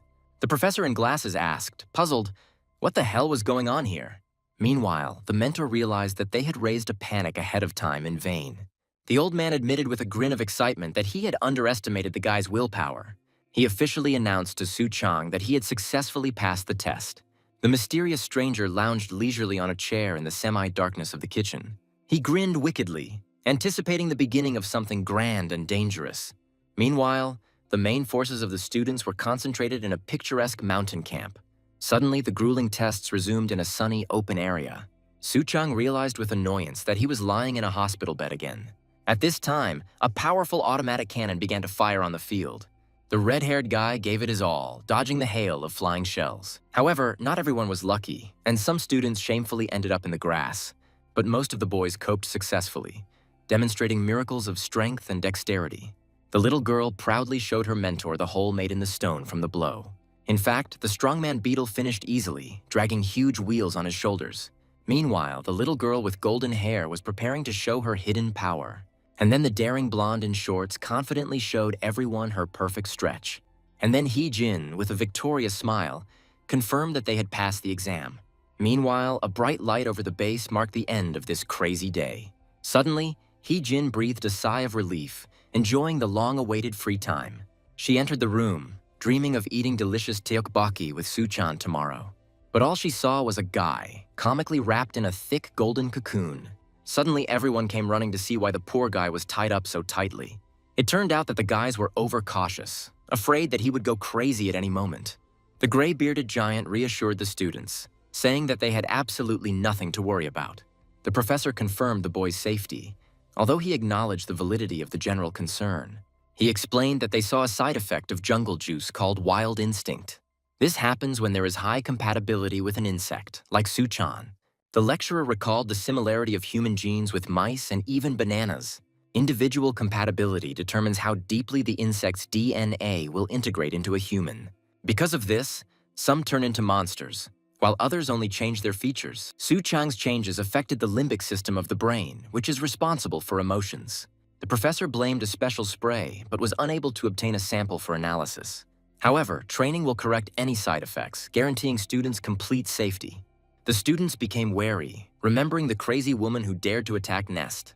The red-haired guy asked the professor if the attacker had once been their student. The giant sighed heavily, his gaze becoming stern and full of hidden bitterness. It's time to reveal the truth that the professor has kept secret for so long. Chi confessed to the entire audience that Shin Ga-yeon was his student. One clear morning, the professor met her on the university campus. He called out to the girl, who was confidently walking towards the academic buildings. Shin Ga-yeon smiled back warmly, wishing her mentor a good morning. Back then, she was incredibly diligent and hurried to class by 8 in the morning. Thanks to her talent, the best student took only first place every semester. But behind the dazzling smile lurked the poisonous whispers of envious classmates.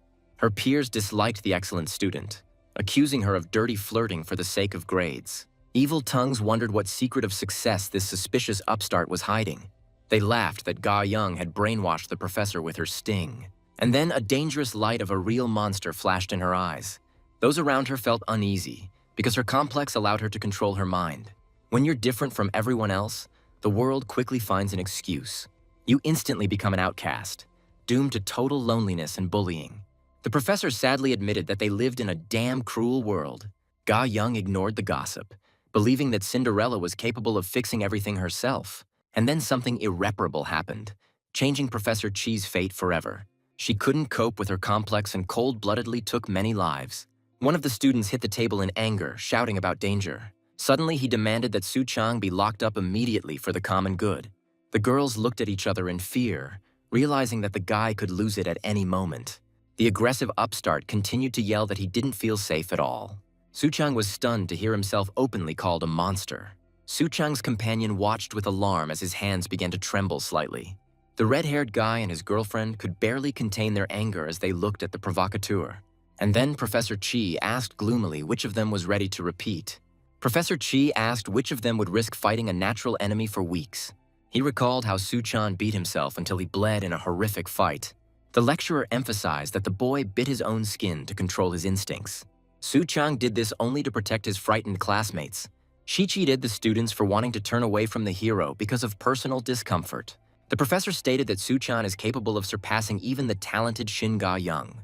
He urged the audience to think carefully before throwing stones at a comrade.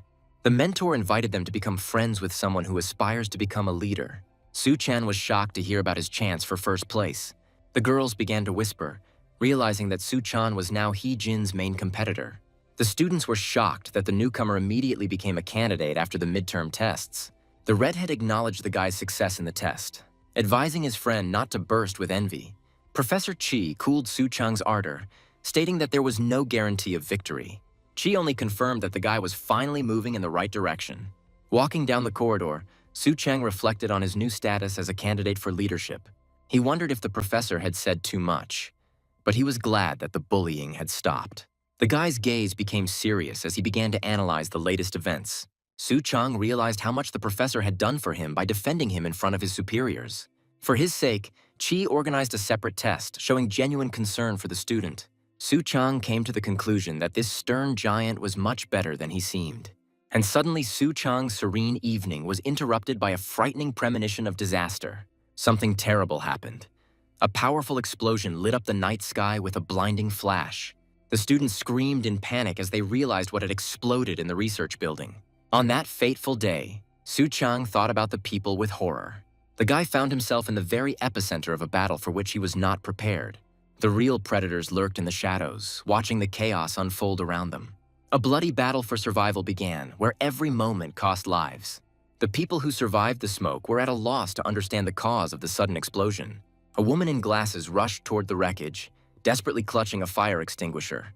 Through the smoke, she saw Professor Chi holding a bloodied student in his arms. The frightened woman ran up to the frozen professor, desperately asking how he was feeling. Chi assured her that he was fine, but nodded towards the dying boy.